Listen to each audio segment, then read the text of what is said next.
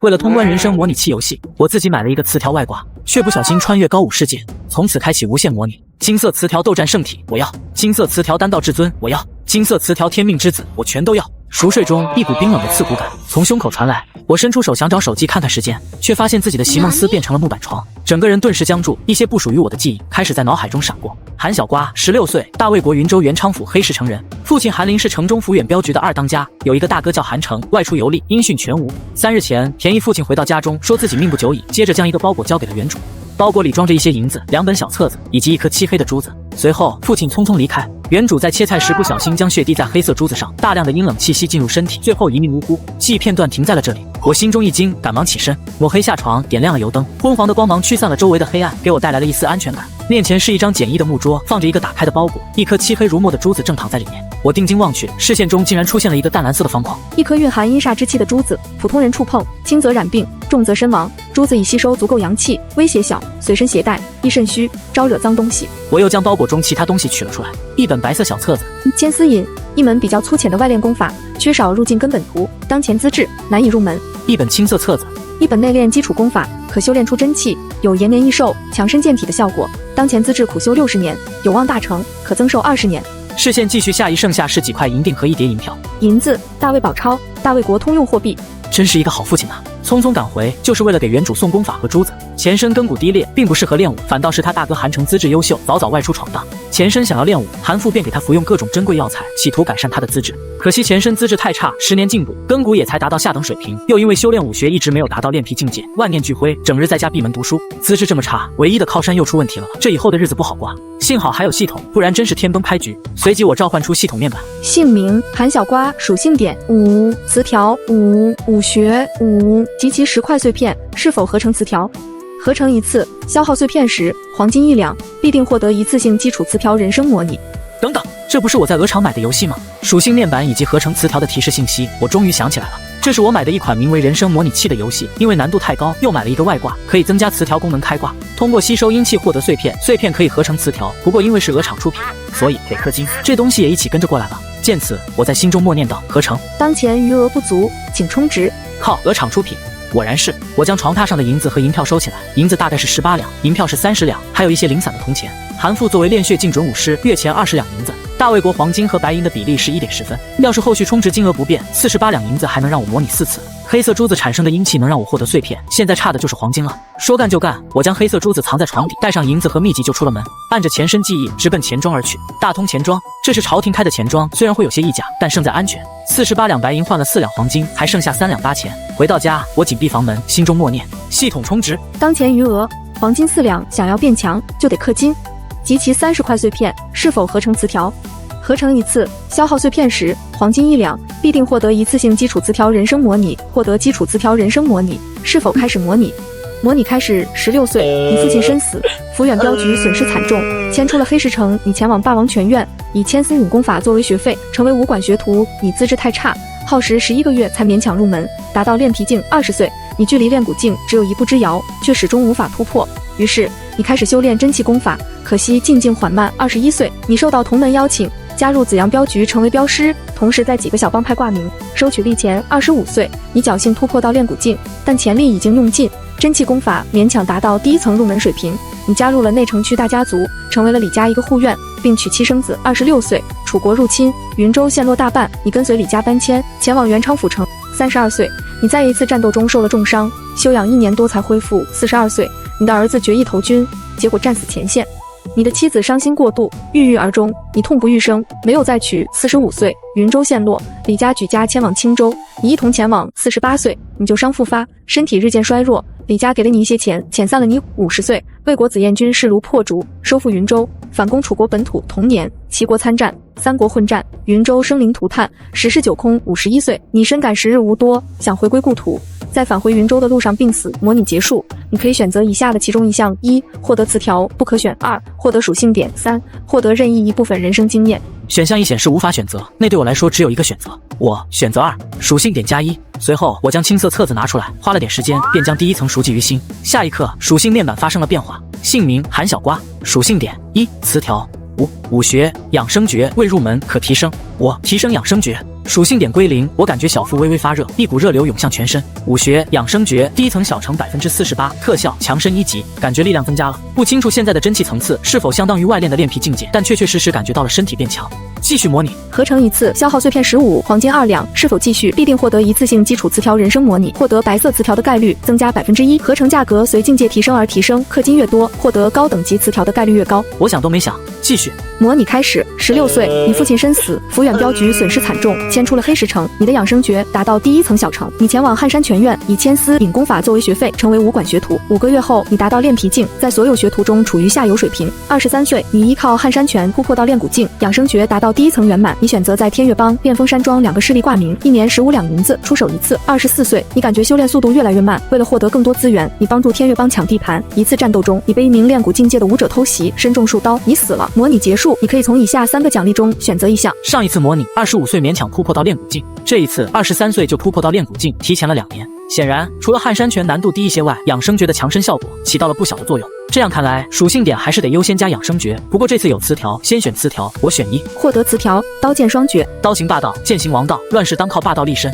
学刀，然后用刀搞钱。黑石城中收到刀法，首推汉山拳院的断月刀履历，口碑很好，中途不学还能退费，至少说明是个讲究人。说干就干，我立刻直奔汉山拳院。我想学刀法。一个1米9的光头汉子上下打量了一下我，进来吧。随后将我领进了院子。院里是40-50学徒，穿着一身黑色的练功服，互相对练。后院中间一个须发花白的老者正躺在一张藤椅上，光头汉子小跑到老者身边嘀咕了阵，随后冲我招手：“快过来见过律师。”学生喊小瓜，见过吕老。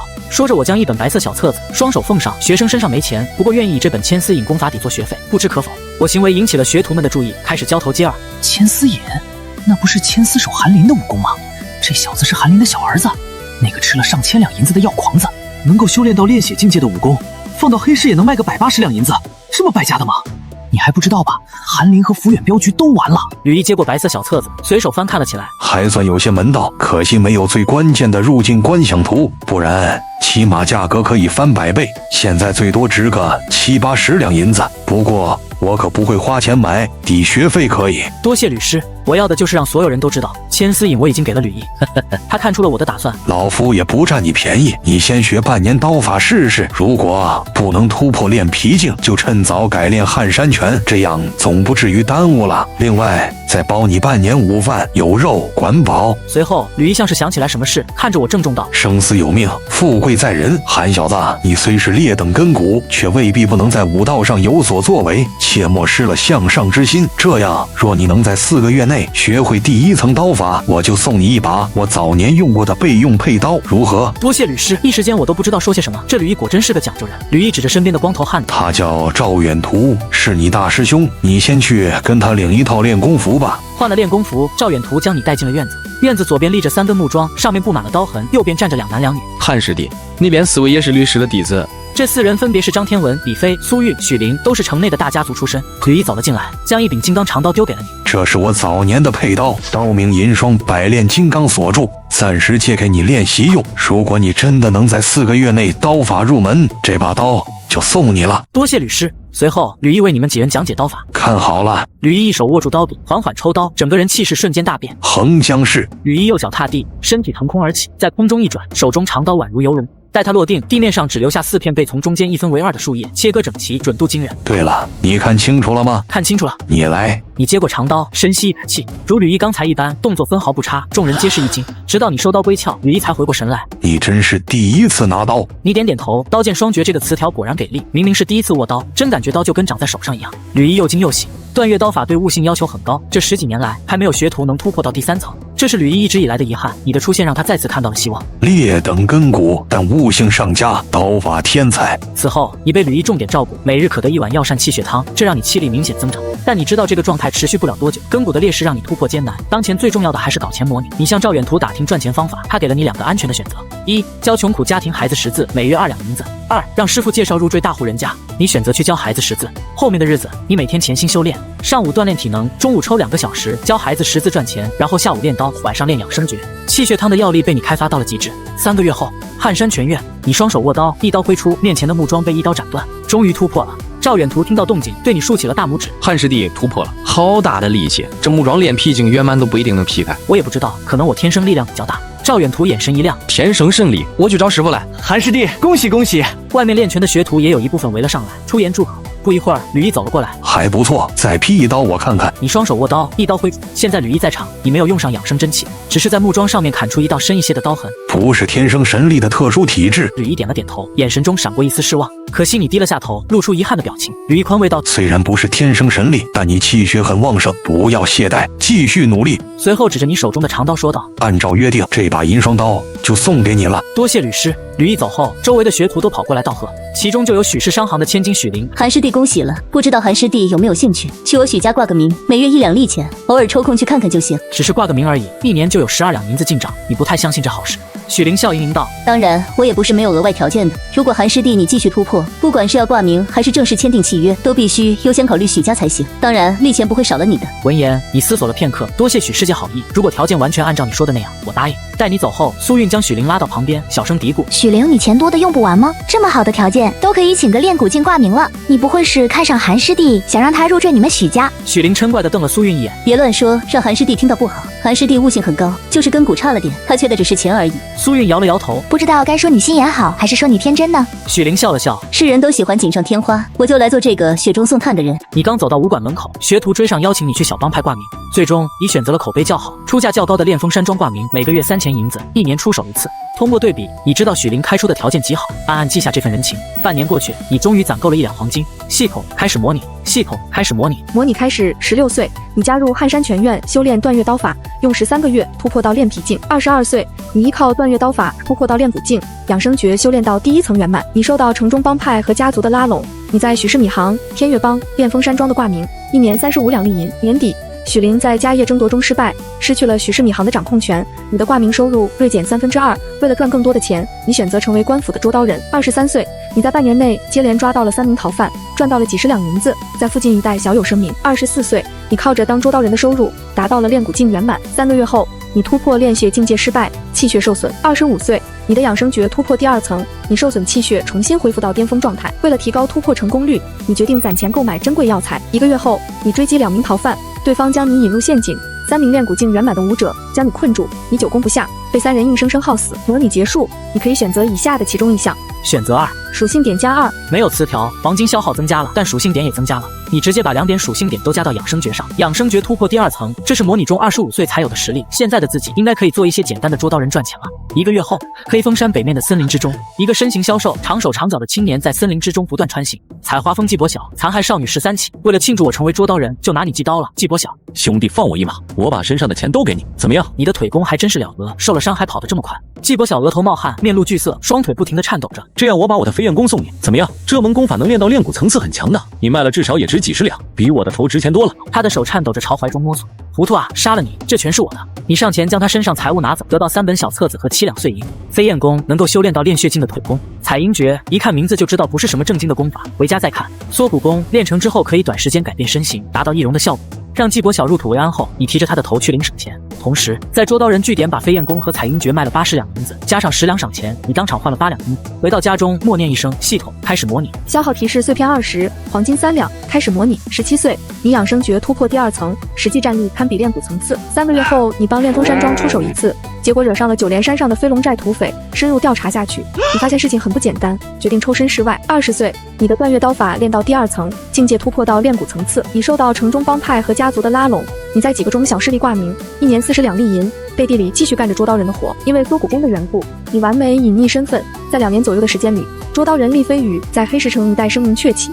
不过附近的通缉犯越来越少，你的收入开始降低。22岁，你将断月刀法第2式修炼圆满，达到炼骨层次巅峰。同年，许灵许以重力，请你在突破到炼血层次后，替他在争夺家业时撑腰，你答应了他。23岁，你在家中突破炼血层次，就在你即将成功时，突然遭遇炼血层次的准武师袭击，突破失败，气血大损。你凭借断月刀法第2层圆满以及第2层的养生诀，在对方手下苦苦支撑，结果另外一名炼血层次的高手出现，将你杀死。果真是人为财死，鸟为食亡。许家的水这么深吗？许家有3名炼血境的供奉，这样看来，其中2人是支持许家2公子许靖的。模拟结束，你可以选择以下的其中一项。没有词条的话，那这就不用想了。选择2，属性点+2。你将视线放到了武学一栏上，模拟消耗主要是跟外功境界相关，先提升养生诀，拉高战力，力量又提升了不少，真气增加了1半。继续模拟。模拟开始。19岁，你的断月刀法练到第2层，突破到炼骨层次，吕毅开始对你进行重点培养。21岁，你的断月刀法第20圆满，达到炼蛊层次巅峰。半年后，养生诀突破到第3层，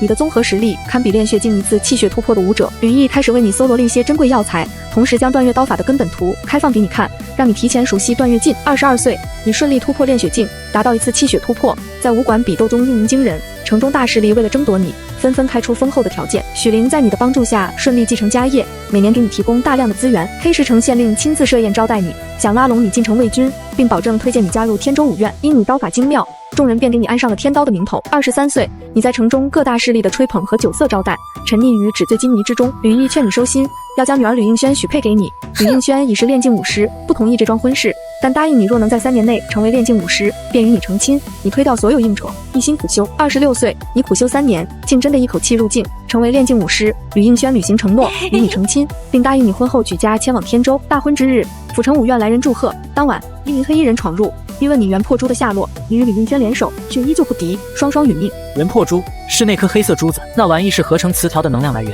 如果没有，再多钱也无法模拟。现在距离你26岁还有9年时间，你心下一沉，要加紧努力了。模拟结束，你可以选择以下的其中一项。选项1显示可选，你直接选中。获得词条基础大师，基础大师白色词条，基础武学修炼速度加倍，突破上限概率大增。你面露喜色，这个白色词条非常有用，因为养生诀正是基础功法。第2天上午，你刚进武馆，就看到一大群人围在前院，你拉住一个学徒，什么情况？大师兄突破到炼血境，成为准武师了。汉师弟今天中午不用在厨房吃了，我们去庆祝。大师兄，恭喜了。侥幸而已。大师兄，这顿饭我请了，我们去永和坊的盛云楼，我刚才提前派人去预定厢房了。这怎么能行？放心吧，大师兄，很快就会有人抢着来宴请你，你不会不给师弟这个面子吧？赵远图挠了挠头，还是感觉不太好，目光不自觉地看向你。大师兄、张师兄如此盛情，你就不要客气了。听见你这么说，赵远图这才勉为其难地答应。一行人进了盛云楼，小二便麻溜递上了一桌子菜，烤羊排、香酥鸭、红烧狮子头、酱虾仁。你发现这桌菜都是少见的药膳，立刻埋头苦吃。赵远图食指大动，只可惜被张天文缠住，只能羡慕地看着你。不一会儿，楼上下来一个衣着华丽的公子哥，正是许灵的二哥许静。见赵远图快吃完了，邀请他去醉月楼再喝一轮。赵远图拒绝。许静身旁的跟班方红运见状，将矛头对准闷头干饭的你。吃饭这么大声音，家里人没教过你吗？你动作一顿，抬头望着他，你在说我？哟呵，我倒是谁呢？原来是你这个药罐子啊！难怪了，你家里好像……方红宇，你别太过分了。我就开个玩笑，别介意。韩兄弟不会开不起玩笑吧？你拦住准备动手的赵远图，不会，大师兄算鸟都不容易。对方见状觉得无趣，嗤笑便离开了。当天夜里，你化身黑衣人，将独自回家的方红运拦住，一拳帮他清除了2排智齿。方红运的眼神顿时清澈了许多。你压着嗓子，嘿，就你喜欢抢女人，跟我拼，你有这个实力吗？方红运已经被打懵了，以后别让我在醉月楼看见你，不然我见你一次打你一次。啪啪啪，你几个大笔都下去，方红运直接晕了过去。你拿走他的钱袋，直接回家，当作无事发生。半年后，你修为突破炼蛊境，这天你照常回家，看到有人在家门口等着，一问之下才知道炼风山庄遇到点小麻烦，需要你明天出面一趟。为了以防万一，你找许灵借了10两银子。这半年里，赵远图成了许家供奉，许灵以为是你帮了他。许氏米行那里给你的利银提升到了2两银子，换好黄金，你再次开启了模拟。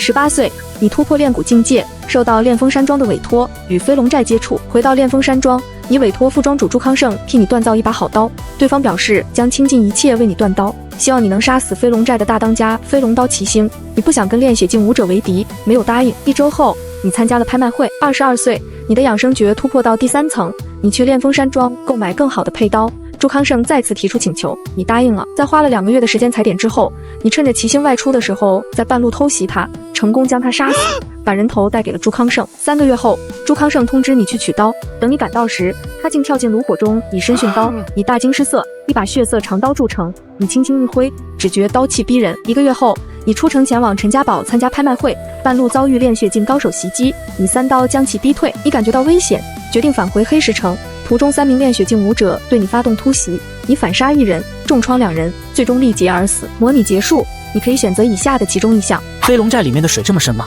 你看着模拟中的信息，陷入了沉思。能够出动3名炼血境武者，必定是内城大势力。你决定暂时不掺和进去，反正这次去炼风山庄并没有危险，其他的等到21岁再说。这次没有词条，你获得了2点属性点，直接加在养生诀上。一阵刺痛感袭遍全身。第2天，你赶到炼风山庄，庄主朱康胜站在山庄门口接待了你。不知道朱庄主遇到了什么麻烦，需要我做什么？这次请韩兄弟来，是想让你陪我上一趟九连山，去交丽银。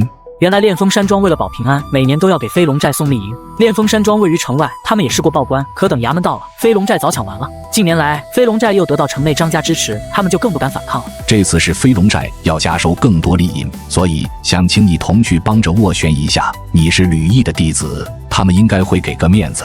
很快，两人来到了九连山的山脚下，三个肩扛大刀的汉子早已等待多时。朱庄主，你可真够磨叽的，让我们兄弟几个好等。三人注意到你的衣着后，嗤笑一声：“你不会以为带个汉山全院的娃娃就能给你撑腰了吧？”没想到一眼就被对方看穿了心思。朱康胜一时不知说些什么，为首汉子也不等他搭话，抄起大刀向你袭来。你看得出来这是想要你命，如此你也不打算留手了。是，长刀出鞘，亮银色的刀光闪过，那汉子的头颅咕噜一下滚落在地。臭小子，你怎么敢的？另外两人猛地一惊，拖着大刀奔向你。刚一交手，对方立刻瞪大了眼睛。你是练血境？随后撒腿便跑，可惜还是跑得太慢，一个闪身，你便将两人斩杀。跪在地上的朱康胜瞪大了眼睛，随后状若疯魔的大笑起来。哈哈哈哈哈哈！死得好，死得好啊！你熟练的摸尸，心想杀了土匪就惹上了飞龙寨，看来得想办法把飞龙寨灭了，张家也不能放过，不然太危险了。朱康胜回过神来，突然跪倒在地。韩兄弟，你一定要帮帮我，求你了，我把所有的财产都交给你，我替你断刀，用我毕生所学给你锻造一把好刀。你心中一动，我要付出什么？帮我杀了飞龙寨大当家齐星，他15年前杀了我全家。3年内我帮你杀了齐星。我相信你，刀劈我先替你锻造好，等你将齐星的人头送到我的面前，我会将我毕生的心血倾注其中，为你重铸一把宝刀。6天后，你戴着狐狸面具来到了九连镇的陈家堡。你计划在陈家堡拍卖行将3个土匪身上的东西处理一下。这3人身上有一本狂风刀法，陈家堡的主管鉴定后定下80两起拍价。你对此并无异议，拿了号牌，在角落里坐下，等待拍卖会开始。没过多久，拍卖开始，很快轮到你的拍品，一本能修炼到炼血境的刀法。场中顿时热闹起来，最终被一个20岁出头的青年以200两价格拿下。你在拍卖会上花费100两买下了一本名为《运剑术》的秘籍。这本秘籍只有一招，出剑之前需用精气神来养剑，养剑的时间越长，拔剑的威力也就越强。拍卖会结束后，你来到柜台取走100两银子。因为元破珠还得积攒一段时间阴气才够模拟，所以你并未兑换成黄金。回到黑石城，你直接前往许氏米行，将借许灵的银子还了回去。正巧碰见张天文带着礼物过来，许灵掏出10两银子想让你做挡箭牌，你摇了摇头，得加钱。最终你拿着15两银子，在张天文充满恨意的目光中牵着许灵离开。回到家，你开始学习运剑术，你发现这招剑招需要一把好剑时时温养，你决定去炼风山庄。朱康胜微微皱眉，你要定做一把剑，你确定？你明白朱康胜担心什么？放心，我答应你的事情只会提前完成，练剑法也是为了增加底牌。朱康胜见此，心头一松。韩兄弟，这样吧，我先替你打造一刀一剑，等你完成我们的交易，我就替你重铸刀剑。只是这样一来，最终重铸时所剩的乌金就不足以替你锻造2把高品质的兵器。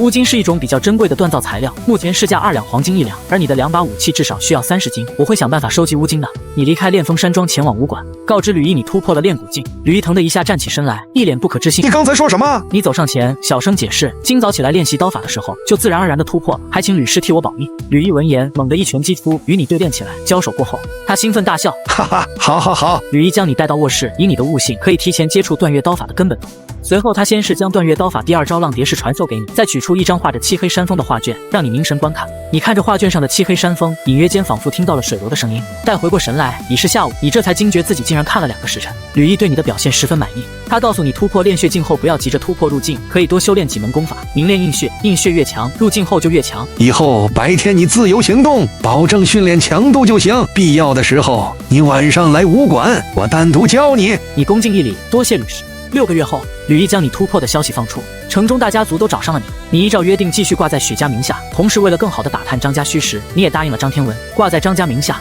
苏运见了，不禁心生感叹，谁能想到你这么快就突破了？现在最有眼光的，竟然是之前被他认为天真的许灵。他本欲招揽你，但见你不卑不亢的样子，心中不悦，也就息了念头。你从许灵那里得知赵远图受了轻伤，便前往内城去探望。你来到赵远图的宅子，跟他聊起伤队遇袭的经过。邪道炼血境武者吸食人血，对方擅长掌法，战斗中很多炼蛊境的武者都莫名其妙的中毒。我和另外一位供奉也中了招，这次要不是用了逼毒的药物，我们也无法取胜。虽然将他重创，但还是给他跑了。不过我们已经通知了县衙，悬赏500两通缉。听到这，你心中微动，和赵远图又聊了几句，你便告辞离开。你赶到黑风山捉刀人据点，从那里获取了邪道炼血高手的详细情报。一个重伤的炼血境高手，你手段奇出的话，胜算不小。你动心了，那可是行走的500两。你准备先模拟看看结果，太冒险的话就算了。回到家，你立刻开启了模拟。18岁，你从赵远图那里得知，一名邪道炼血境高手被他和许家供奉重创，逃到了黑石城附近。你遍寻无果。19岁，你的养生诀修炼到第2层圆满，进入瓶颈。21岁，你的养生诀突破到第3层，断月刀法达到炼骨境圆满。你决定履行承诺，帮助康胜杀死齐星。经过蹲点，你在齐星外出时半路突袭，将他重创。就在你准备杀死齐星时，一名炼血境3次气血的高手突然加入，对方擅长掌法。交战之中，你毫无征兆的中毒，身体开始发麻无力。你一刀斩杀齐星后瘫软在地。3次气血高手表示要将你的全身血液吸干，你趁他放松防备靠近你之际，使用拔剑术将他重创。对方开口求饶，要为你解毒，同时将他的功法血灵册送给你，告知你这门功法可以让你在3年内入境。你并未听信，将对方斩杀，从对方身上找到血灵册，却没有找到解药。你当即运转养生诀解毒。你解毒进行到一半，飞龙寨大批人马杀到，你的体力和真气都已耗尽，被众人围攻而死。模拟结束，你可以选择以下的其中一项。选择2，属性点加3。外功突破之后获得的属性点也增加了。你将注意力放到了武学一栏上，提升养生诀。你的脑海中多了一段新的运功路线。你知道这是基础大师突破了养生诀的功法上限。现在的你单臂力量已经超过了500斤，寻常炼血境武者也没有你这帮力气。随后你想到模拟中那个邪道炼血武者跟飞龙寨搞到了一起，你决定先下手为强。邪道高手现在身负重伤，需要恢复伤势。既然他跟飞龙寨搞到了一起，现在大概率就在飞龙寨。模拟中你也将养生诀练到第3层，但还是被对方无声无息的毒倒。为保万无一失，你决定去找一些强力的避毒药物。你立即出门去找许灵。许宅内，许灵得知你的来意，你想要购买一些对炼血境武者有效的避毒药物？是的。韩师弟，你不会是想购买避毒药物，然后去对付那名邪道炼血武者吧？你可千万不要冲动了。许师姐，你放心吧，我是帮别人求购，只不过那人是谁，我不方便透露。许灵闻言松了一口气，他让你稍等片刻，自己从苏氏商行高价寻购避毒药物。苏韵看着急急忙忙跑来的许灵，得知他的来意后，欲言又止。我觉得韩师弟并非良配，你莫要陷进去。许灵嗔怪一声，你再乱说，我要生气了。说完，拿了装药的小瓷瓶就离开了。回到家，许灵将小瓷瓶交给你，这是清风散，专门用来抵御身体麻痹一类毒药，闻一闻就能解毒。你抱拳一礼，200两银子我会尽快还上，这次麻烦许师姐了。韩师弟，一切小心。许灵什么也没说，目送着你离开。九莲山，你趁着夜色潜入山寨，你抓住了一个正在值夜的土匪，一手捏住对方的脉门，说：“最近飞龙寨是不是来了一个高手，还受了重伤？”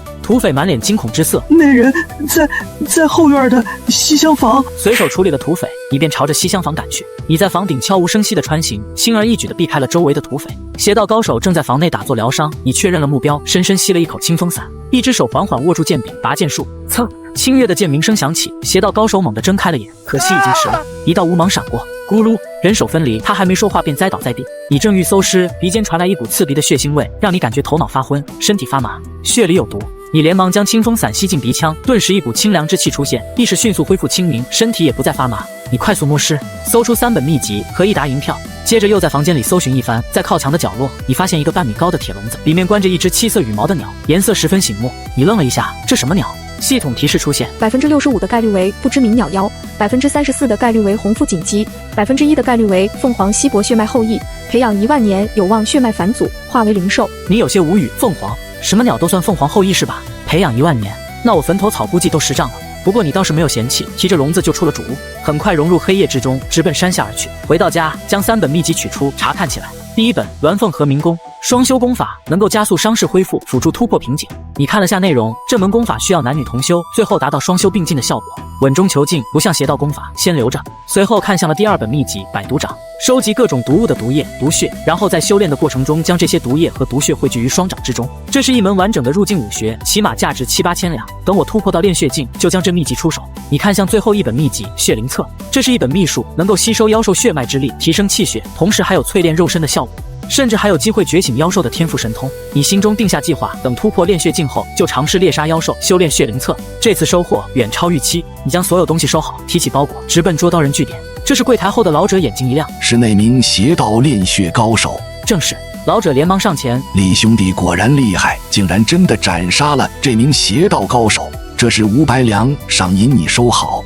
接过银票，你心中一喜，500两银子加上从那名邪道武者身上搜的300两银票，以及一些零散的银子，一共有800多两。你当即换了30两黄金，飞奔回家，趁着现在碎片足够，先模拟一把。开始模拟。18岁，你用厉飞羽的身份击杀炼血武者，声名远播。你将欠许灵的银子还给了他。8个月后，许家、苏家、张家的联合商队将要押送货物前往御风城，3家各派出2名炼血境武者带队。许灵想通过你联系上厉飞羽，一同参与押送任务。你思虑一番，拒绝参与押送任务。半个月后，噩耗传来，3家商队死伤惨重，只剩许家的炼血境武者带着许灵返回黑石城，2人皆是身负重伤。你前去探望，发现许灵和许家炼血武者身上积聚着阴煞之气。等到许灵苏醒，你询问之下才知道，商队夜宿野外的一个小村庄时遭遇了怪物的袭击。你还没来得及询问更多细节，许灵便一命呜呼。涉及阴煞之气的来源，你决定亲自前往探查。半个月后，你找到了许灵描述中的小村子，村子表面上看起来一切正常。你决定进入村子查看。入夜，你发现村子里出现了浓郁的阴煞之气，你遭遇袭击，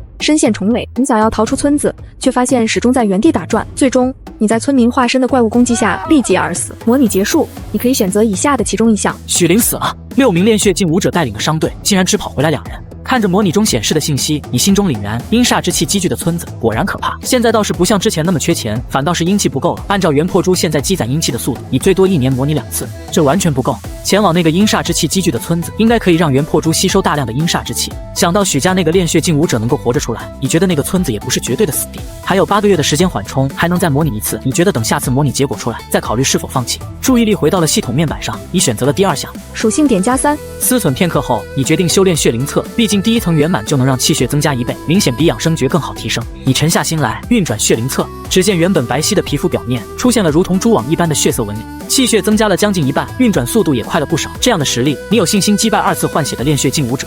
血灵册能够控制野兽，你看着墙角的鸟笼中7色怪鸟，眼神一亮，你用刀刃在它的爪子上轻轻地划拉了一个小口，随即运转了血灵册。片刻之后，你感受到了一股夹杂着抗拒和恐惧的情绪，来源正是7色怪鸟。随后一阵七彩光芒闪过，7色怪鸟突地化作一个身材娇小的少女，蜷缩在木床上，正眼泪汪汪地看着你。你瞪大了眼睛，你是鸡？不，我是说你是刚才那只鸟，你是妖怪。少女将身体完全藏进不清之中。我叫玉娘，我也不知道为什么变成一只鸟。通过血脉的联系，你发现对方没有说谎，而且你注意到系统面板的武学栏下方多了一些数据。姓名：玉娘，冰与鸟半妖，功法无。想了想，你决定先安抚少女情绪，再打听消息。这样吧，你要是害怕，你就变回鸟的样子，可以吗？我试试。玉娘怯生生的，不一会儿又哭丧着脸。不行，我饿了，没有力气变回去。闻言，你继续安抚道：“我去给你买点吃的，顺便给你买2套女孩子的衣服，你在家里等我好吗？”玉娘点点头。你将房门带上，在成衣铺子买了2件女士的布衣，接着又买了2斤猪头肉和5只烧鸡。回到家，你将衣服递给玉娘，等她换好后，你这才询问起来：“现在可以说说你的情况了吧？”玉娘点点头，低垂着脑袋。我记得我家是在楚国的一个小山村里，村子很穷，靠着种地和打猎勉强度日。后来一伙山贼来到了村子，他们抢钱抢粮，大家都逃了。爹娘为了保护我，被杀了。我想不起来了，我为什么会变成一只鸟？我不是妖怪。你走到玉娘身边，轻轻地抚摸着她的头，想不起来就不要想了。我不会白吃白住的，我会做饭，可以做很多事情，娘都教过我的。第2天，你带着银子去找许灵，跟着门房进了后院，你才发现苏韵也在。许灵见你，面色一喜，起身小跑过来。韩师弟，你也凑上去。许师姐。说完，你又冲一旁的苏韵点了点头。苏师姐。苏韵嗯了一声。3人坐下，你的视线瞥向了2女身后的丫鬟，冲许灵使了个眼色。苏韵见此眉头紧蹙，这韩师弟难道又想跟许灵借钱？之前索取青风伞就已经很过分了，现在又来，实在是得寸进尺。他正欲出声，一旁的许灵便已经先开口了：“春桃秋菊，你们先下去。”随后，许灵看向苏韵，见状，苏韵不满地轻哼一声，冲着身后的2名丫鬟摆了摆手。你点点头，从怀中掏出200两银子，这是欠许师姐的银子。许灵面露惊色，难道韩师弟你们真的？你点了点头，是的，厉前辈成功斩杀了那名邪道炼血高手，这次多亏了师姐的帮助，至于欠许师姐的人情，我只能待日后再还了。许灵瞪大了眼睛，一时语塞，苏韵也不禁侧目。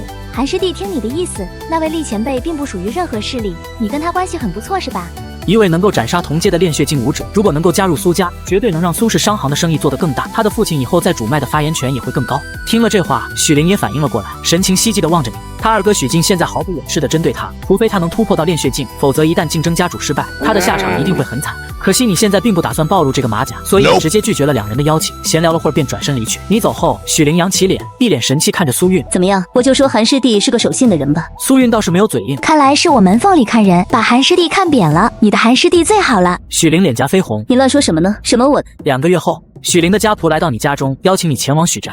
你知道这是要邀请你前往御风城了。想到这，你示意对方先走，自己随后就到。随后开启了模拟。19岁，你接受许灵的委托，跟随商队一同前往御风城。半个月后，商队路过野外一个小村庄时，决定夜宿小村。你感觉村子里透着古怪，因为进入村子之后，元破珠积攒阴气的速度大涨。夜里，你们遭遇怪物袭击，死伤惨重。你想要逃出村子，却发现始终在原地打转。最终，你手段齐出，带着许灵一同逃出了村子。不过你也伤势不轻，虽说任务失败，折损了大量的高手，但你成功救下了许灵。原破珠积攒了大量的阴气，已经化为了纯黑色，比你最初得手时积蓄的阴气还要多。你的身体里也积攒了大量的阴气，你感觉身体有些不适。半路，你遇到一个青山少女，她大叫一声“登徒子”，拔剑便刺，你因此受伤。你返回黑石城后不久，就因为体内积聚阴气过多，病死于榻上。模拟结束，你可以选择以下的其中一项。选择2，属性点+3。你的脑中冒出一个大大的问号，本来一切都已经往好的方向发展，原破珠蓄满了能量，哪里冒出来一个青山少女？你可是童子身练武，怎么就登徒子了？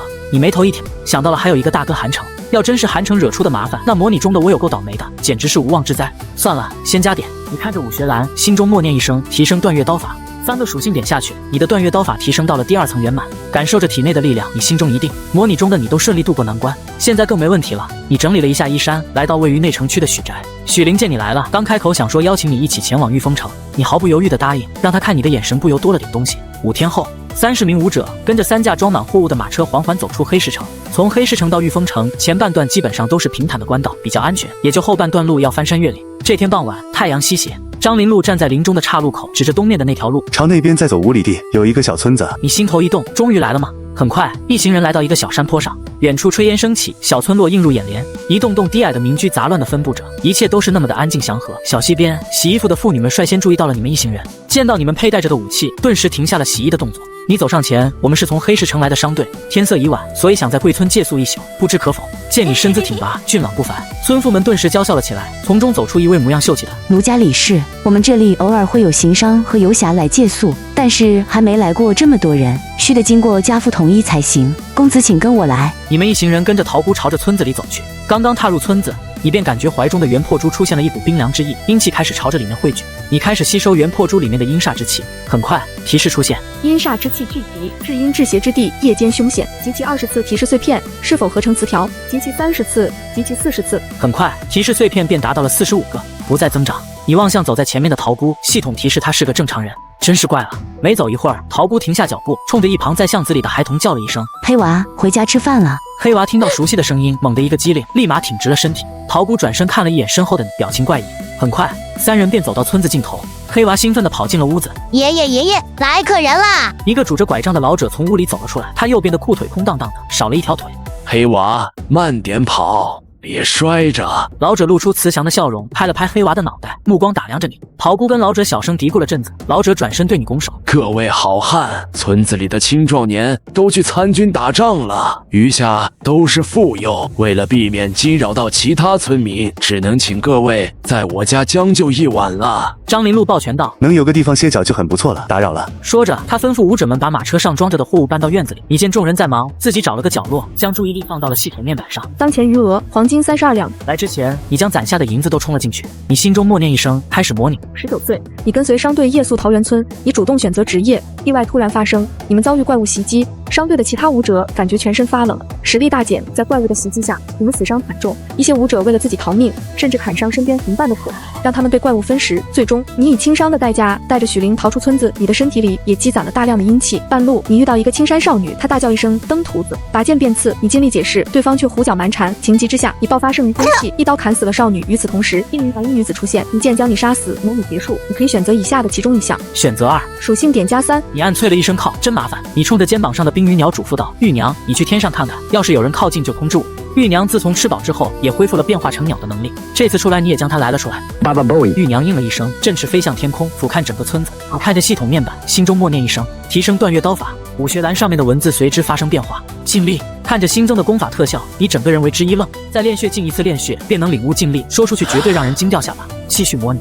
19岁，你跟随商队夜宿桃源村，你依靠断月刀法达到练血进一次气血突破阶段，并初步掌握劲力。经过一番激战，你带着许灵和重伤的冯潇逃出村子。你虽然消耗大量真气，但并没有受伤，只是斩杀怪物让你的体内阴气聚集，身体有些不适。你们逃到山中躲了起来，原地休整。第2天天亮，你让许灵和冯潇先走，自己单独去探查一下桃源村。许灵担心你的安危，将随身携带的剩余疗伤丹药都给了你。你返回桃源村时，遇到了青衣少女，你轻松将她击败。此时，白衣女子出现，对你发动攻击。情急之下，你全力使用拔剑术，一剑将她削手。然而，白衣女子却伸手接住了头，重新放回了脖子上。表示炼脏境以下无法伤他。你一番解释下，青衣少女明白认错人了，向你道歉。白衣女子也没有对你出手。两人离开后，你调息了大半天，服用了许灵给的丹药，恢复了元气。傍晚，当你赶到桃源村时，发现桃姑等人竟然在村口洗衣服，而且一副根本没有见过你的样子。为了一探究竟，入夜后你潜入了村子，再次遭遇怪物袭击。你斩杀怪物之后，元破珠积蓄了更多的阴气，你按照之前的方法逃出了村子，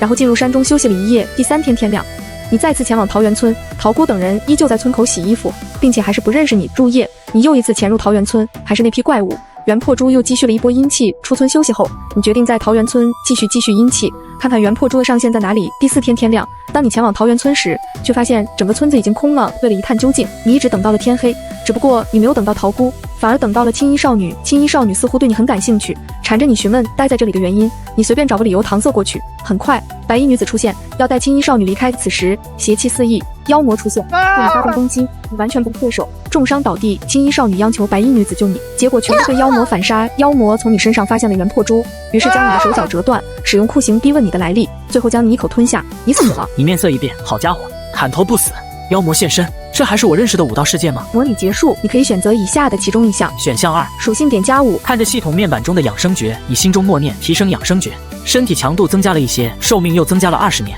算上突破炼血境增加的20年寿命，我的气血巅峰期已经比很多武者的总体寿命还要长了。元破珠恐怕比你想象的还要珍贵得多，否则也不至于让强大的妖魔都垂涎。就在这时，玉娘飞回，示意你有人靠近了。你见状，出了土坯房，朝着村长陈六家走去。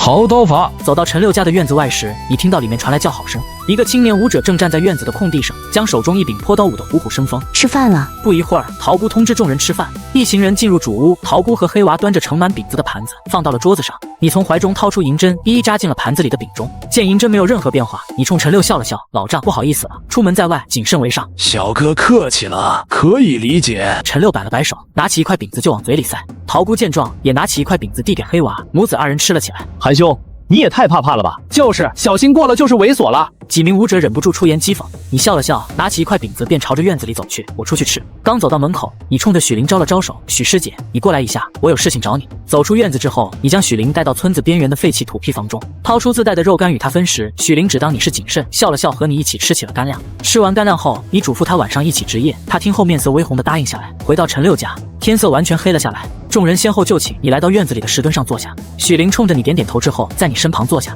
不一会儿，4个屋子里都响起了呼噜声。夜色渐浓，院子里除了风声，一切如常。就在这时，最右边的一个屋子的门打开，王子明穿着礼衣走了出来。看到你和许灵一起值夜，他朝你们点了点头，随后朝着茅房走去。王子明离开后，你继续闭目养神。许灵困得直点头，这些天一直赶路，他也没睡好。不知过了多久，许灵的头靠在你的肩膀上，进入了梦乡。突然，你感觉原本已经停止吸纳阴气的元破珠又有了变化。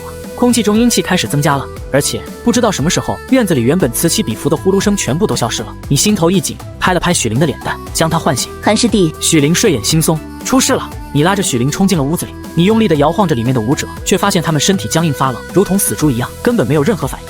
你猛地一巴掌甩在了张林路的脸上，对方脸颊顿时肿胀了起来。哎呦！你压低了声音：“张大人，快起来！”其他人都昏迷了。随后挨个叫醒服务。通过身体接触，你发现这些武者体内竟然都积聚了阴气。众人从昏昏沉沉中醒来。你注意到王子明不知什么时候已经走到了门口。皎白的月光下，王子明整个人就像是芭蕾舞者一样，脚尖点地，身体紧绷。孩童嬉笑的声音突然响起，你心中一寒。王子明的身后探出一个脑袋，正是黑娃。大哥哥来陪。不等他说完，你一把抓起放在床头的坡刀，朝着黑娃的头就扑哧，利器入肉。黑娃戏谑的声音响起：“大哥哥下手真狠呐！”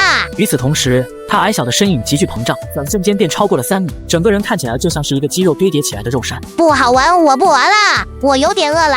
黑娃拍了拍肚子，说罢，他将身前的王子明囫囵吞入。房间内的武者被吓得魂不附体。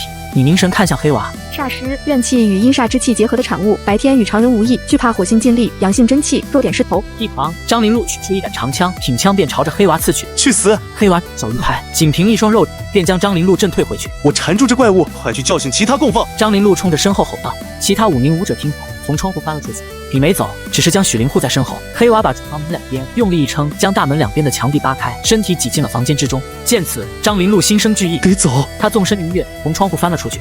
黑娃一头撞烂墙壁也冲了出来，根本不给他喘息的机会。你带着许灵纵身跃出，跟你拼了！现阵势！张林路全身气血翻涌，乌黑的长枪被一层血气红光笼罩，狠狠刺了出去。砰！长枪被黑娃一拳打弯，张林路在剧本影响下直接震飞出去。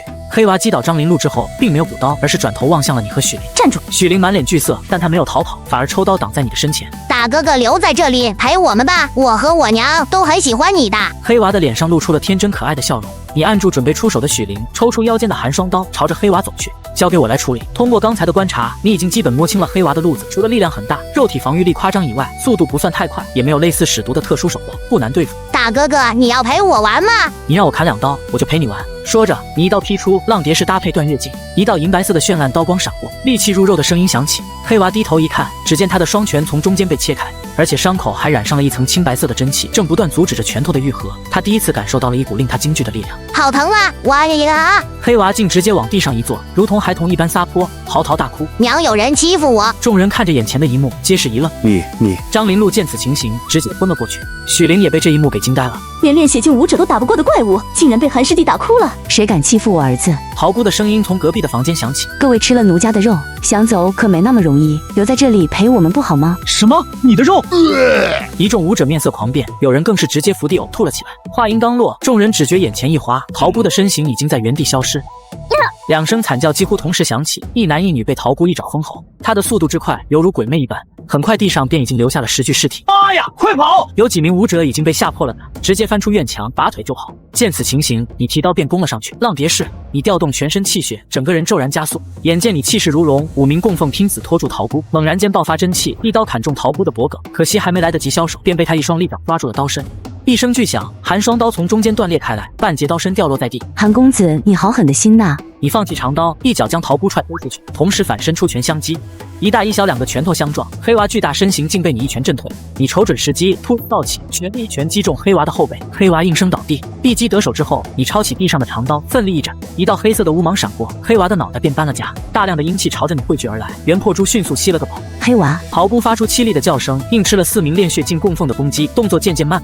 你瞅准机会，又是一刀斩下桃姑的头颅，将他彻底斩杀。又一波阴气汇聚，然后被袁破珠吸收。此时院中的除了2名炼血境的供奉和许灵还能站稳，其他人几乎都瘫坐在地上。许灵捂着右肩走到你身边，韩师弟，我们现在怎么办？直到此刻，他才明白你隐藏的有多深。先离开这里。听了你的话，众人纷纷爬起身，跟着向外走去。救命啊！你们刚走出院子，便听到一阵哭喊声。刚才逃跑的几个武者狼狈地跑了回来，身后追着的正是白天的妇女和孩童。见状，你松开抓着许灵的手，飞身上前，对着最前面的妇女就是一拳。很快，大片怪物围了上来。你气血充足，劲力加深，养生真气似乎对这些怪物有极强的克制作用，使得你拳脚的威力丝毫不逊色于刀剑。你在怪物群中大杀四方，很少有能挡住你2拳的怪物。快离开这里！剩下10几名武者又倒下几人，没用的，出不去。我们不管跑到哪儿，都会回到这里。就在此时，一早放出去的玉娘飞了回来，落到了你的肩膀上。爸爸，boy，韩大哥，你为什么在村子里绕圈子啊？通过血脉联系，你听懂了玉娘的话，忍不住开口道：“你能找到出去的路吗？”爸爸，boy。见状，你大声道：“跟我走！”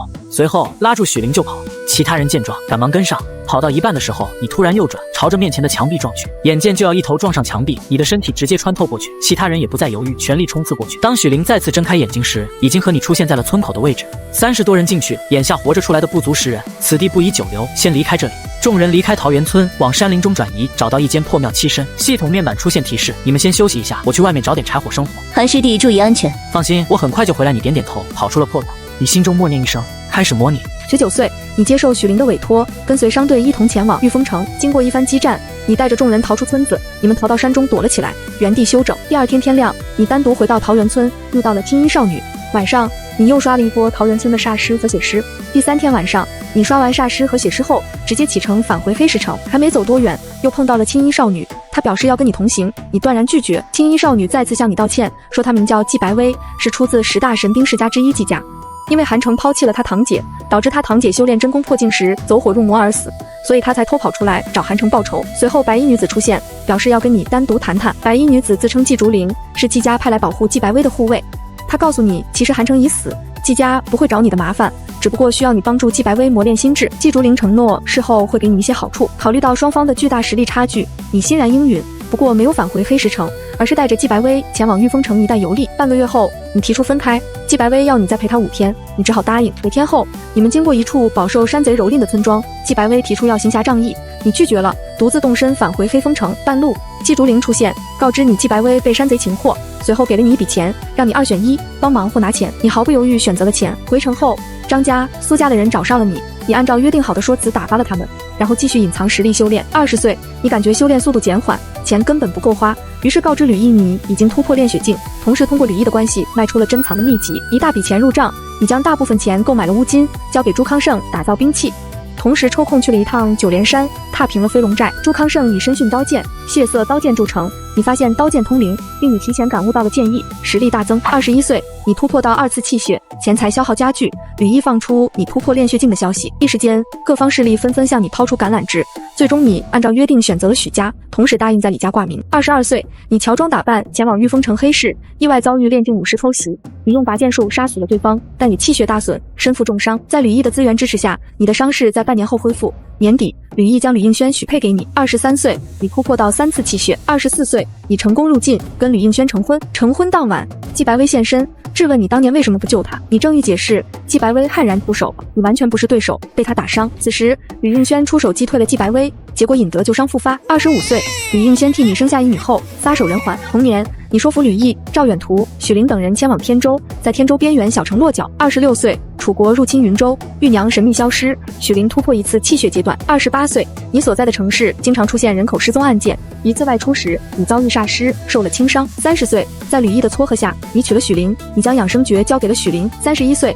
吕毅卧病在床，身体日衰，许灵为你生下一子，你取名韩淼。40岁，你炼境大成，尝试突破炼脏宗师境，失败。42岁，你的女儿韩念轩成功入境，你将养生诀交给了她。45岁，云州陷落。48岁，你的养生诀第3层圆满，你再次尝试突破炼脏境，失败。韩淼达到2次气血突破。50岁，紫燕军收服云州，为其处3国混战，吕毅离世。同年，韩念轩踏入炼脏宗师境，前往天州武院求学。51岁，韩淼成功入境，与赵远图小女儿成亲。同年，你的孙子韩延出生。53岁，许灵入境失败，气血大损。59岁，许灵病逝，你没有再娶。韩延资质太差，你开始用药材替他改善根骨。61岁，韩念轩养生诀第3层圆满，炼脏大成，进入众星阁所列麒麟榜前20，获得参加中州试炼的资格。最终，他在试炼中位列第9，得到一枚能够提升根骨、增加突破凝煞境概率的造化丹。韩念轩要将造化丹送给你，你拒绝了。62岁，韩念轩踏入凝煞武圣之境，你整日教导孙子练武。70岁，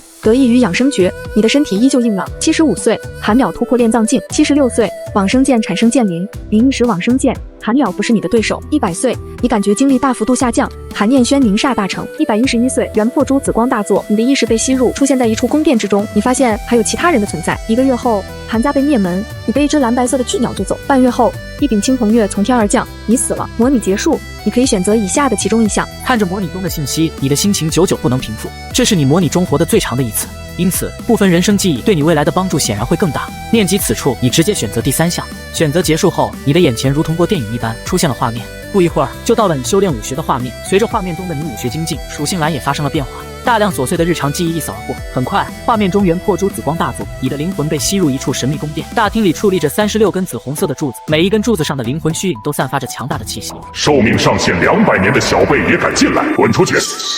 一个冰冷刺骨的声音响起，你的灵魂被踢出了宫殿。最后，你的记忆画面定格在天空中那把巨大青铜钺上。好累，近100年的记忆太过于庞大，让你精神异常疲劳。不过也受益良多，不说白嫖了，阴煞掌、逆灵诀这2门功法，就是大量的对战经验，也让你受益良多。如果我在模拟中练成神功绝学的话，倒是可以通过选项3直接获得记忆，不必为了更上乘的功法而被迫加入某个势力。你在野外捡了一些柴火，随后回到破庙。韩师弟，你回来了。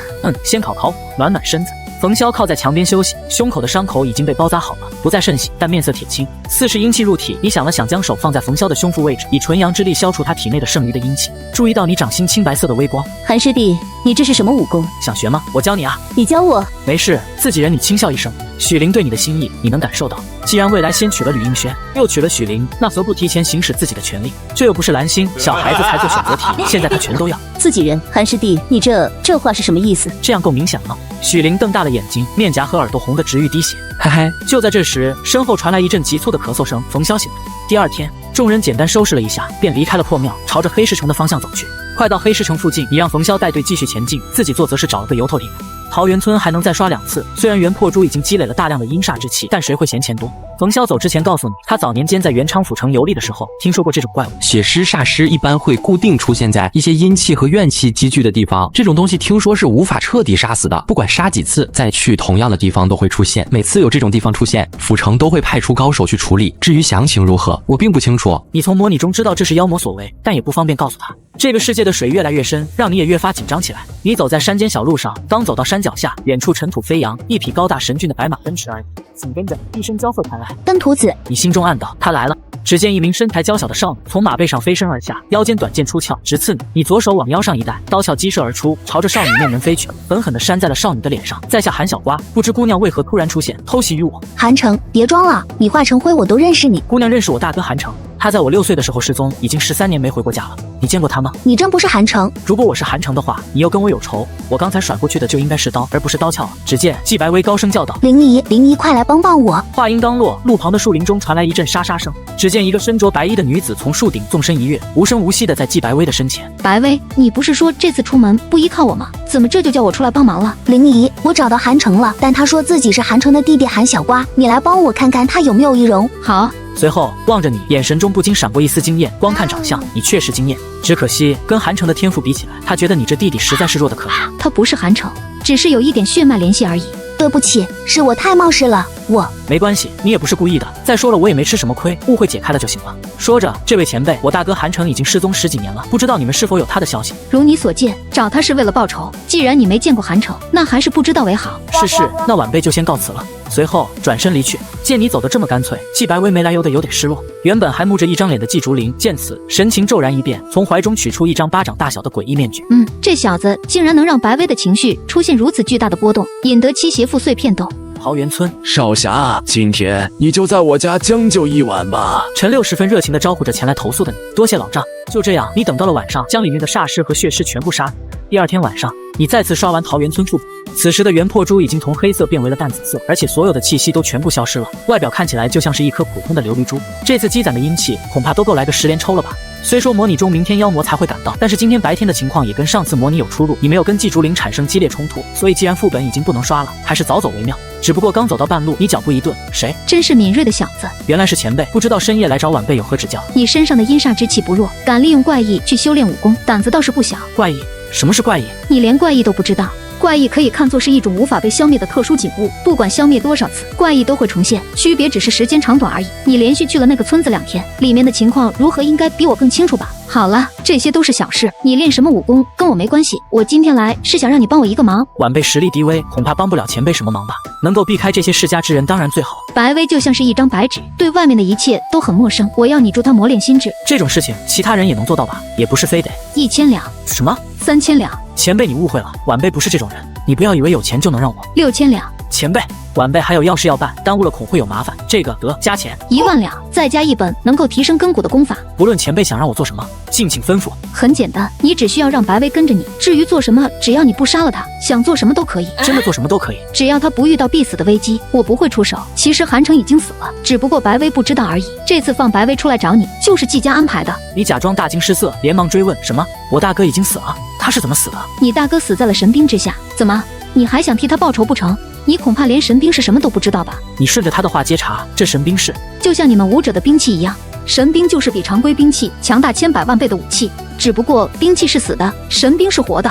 活的，任你多富有、多美丽、多强大，终究敌不过时间。只要得到神兵的青睐，成为掌兵使，就能一步登天，多出数百年寿命。世间还有什么比这更诱人的呢？数百年寿命，这掌兵使是全身心侍奉神兵，将神兵的一切需求奉为第一要务，得到神兵的认可，承受得住神兵的力量，便可以成为掌兵使。按照你们武者的境界划分，掌兵使相当于神通境的武神，是站在云端的人物。神通境武神，宁煞武圣的境界。见你低着头，季竹林以为对你冲击太大，接着道：武者能达到炼脏宗师境，就是在府城中也算高手，一些中小世家也会将其奉为座上宾。至于宁煞武圣之境，已经站在一府之地的最顶端，皆是名传一州之人。中小世家的掌兵使多数也是这个层次的实力。掌兵使也分强弱，差距这么大？当当然，大魏境内只有5大姓和10具氏的掌兵使能够堪比神通境，那些中小世家掌握伪神兵的掌兵使，怎么能跟我们10大神兵世家相比？这么说，神通境是不是更厉害？各有优势罢了。如今已经不是武道鼎盛之时，从大秦帝国被魏齐楚3家瓜分，天圣宗覆灭，已经过去了1000年，武者现在不过是世家的附庸而已。你心中一动，季竹林越贬低武道，越能说明武道的强大。看来大秦帝国和天圣宗都相当的厉害。季竹林话锋一转，好了，说了这么多，我只是想告诉你，白薇现在就有一个成为掌兵使的机会，这是所有世家子弟梦寐以求的。只要你有这个本事，就是入赘季家，成为白薇的夫君，我们也可以接受。拉倒吧，前辈，不知道我能否先预支一些报酬，请别误会。我是想，既然要出去历练，总得花钱。我现在身上钱不多了，总不能露宿野外吧？酸甜苦辣都尝尝，您说是吗？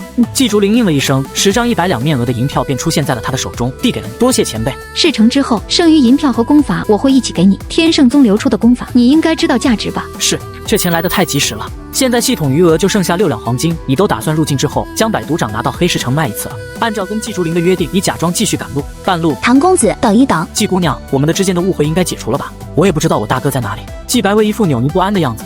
不是的，我是想正式向你道歉，我还想跟你。好，我接受你的道歉。我想跟你一起游历江湖，可以吗？你家长辈能答应吗？季他说要去拜访一个故友，所以让我单独行动。他说你是一个好人，让我跟着你走一段。好吧，只用了大半天的时间，你们赶到了御风城。到地方之后，你第一时间前往大通钱庄分号，换了34两黄金，随后找了一家条件不错的客栈住下。你告诉季白薇，赶了好几天路，想先休整一下。随后各自回了房间，关上房门，你立刻在心中默念一声系统充值，开始模拟。19岁，你带着季白薇前往御风城，在御风城卫士商行，你将百毒掌完整秘籍作为拍卖品拍卖，你大赚了一笔。3天后，你在药铺花费3000两银子买了10斤蛇腰肉干，随后带着季白薇离开御风城。半路上，你们遭遇一伙蒙面人劫道，其中有2名3次气血突破的高手，余下10人皆是练蛊境的好手。你一人独斗2名3次气血的高手，逐渐落入下风。季白薇被10几名练蛊境武者围攻，危急时刻，你使用拔剑术重创其中1名3次气血高手，将他斩杀，但自己也被另外1人所伤。季白薇想替你解围，却被打倒在地。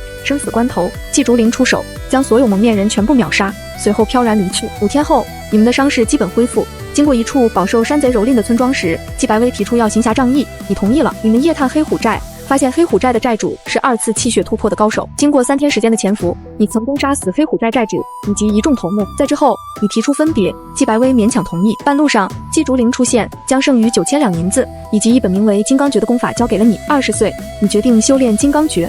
你发现修炼过程极为痛苦，犹如千刀万剐。不过为了练成后提升根骨，你以莫大的毅力坚持。你发现食用妖兽肉修炼金刚诀可以减轻痛苦，便通过许家的关系大量采购妖兽肉。21岁，成功突破2次气血阶段，气血提升的速度开始大幅度减缓。不过因为有着大量钱财作为后盾，你的修炼速度并不比1次气血阶段慢多少。22岁，你将金刚诀第1层修炼圆满，根骨获得了提升。修炼时，你发现气血提升速度超过了1次气血阶段，你大喜过望。年底，你成功突破到3次气血阶段。23岁，考虑到根骨对武学修炼的长远作用，你决定尝试修炼金刚诀第2层。你将剩下的钱全部购买妖兽肉服用。突破过程中，你的眼前出现了幻觉，直接痛得昏死过去。醒来后，你的金刚诀成功突破到第2层，但是因为幻觉和剧痛的折磨，你的精神完全失常。许灵将你接到他的宅子悉心照料，经过半年多的调理，你的状态日渐好转。24岁，你在睡梦中遭遇袭击，你死了。模拟结束，你可以选择以下的其中一项。看见可以选词条，你没有犹豫，我选1。获得词条，徒手5胜。看着词条特性，你心道：这么说，以后我的马甲就不能叫刀剑双绝了，而是刀剑拳掌腿指爪，就是7绝，7绝5胜。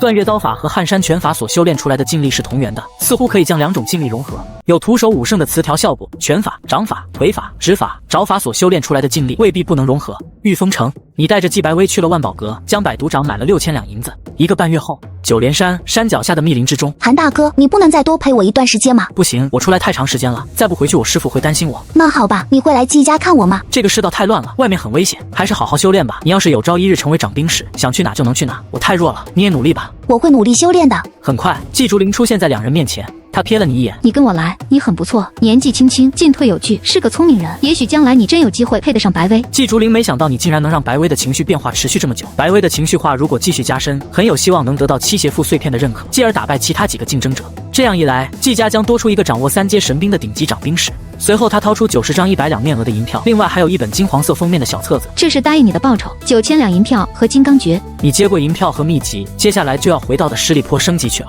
对了，差点忘了告诉你，这金刚诀可以提升根骨，强化肉身，但修炼过程非常痛苦，而且突破瓶颈时容易遭遇心魔侵袭，所以需要准备一种名为活髓丹的丹药辅助突破，这样才能降低走火入魔的几率。如果按照原来的计划让白薇憎恨你的话，那你的死活他就不在意了。毕竟无法发泄的恨意会非常持久，就跟无法倾诉的爱一样。不过现在走另外一条路线，他需要你让季白薇持续产生相思之情。多谢季前辈提醒。季竹林照例开始给你画饼。天圣宗有3清4宫5圣典，共12门正派绝学，其中有3门正派绝学的基础功法都是这金刚诀。如今的大卫能够突破到凝煞境的武者，修炼的功法或多或少都受这12门绝学的影响，而想要成就神通，就必须得修炼这12门功法中的其中一门。这金刚诀的价值如何？不用我说了吧？季家收藏了4宫的其中一部，你要是能将金刚诀修炼到第2层圆满，我可以推荐你加入季家。晚辈一定会努力的。不管季竹林说的是不是真的，这些情报都非常有用。去吧，不用再跟白薇道别了。晚辈告辞。你回到的家中，计算了下手中的银两，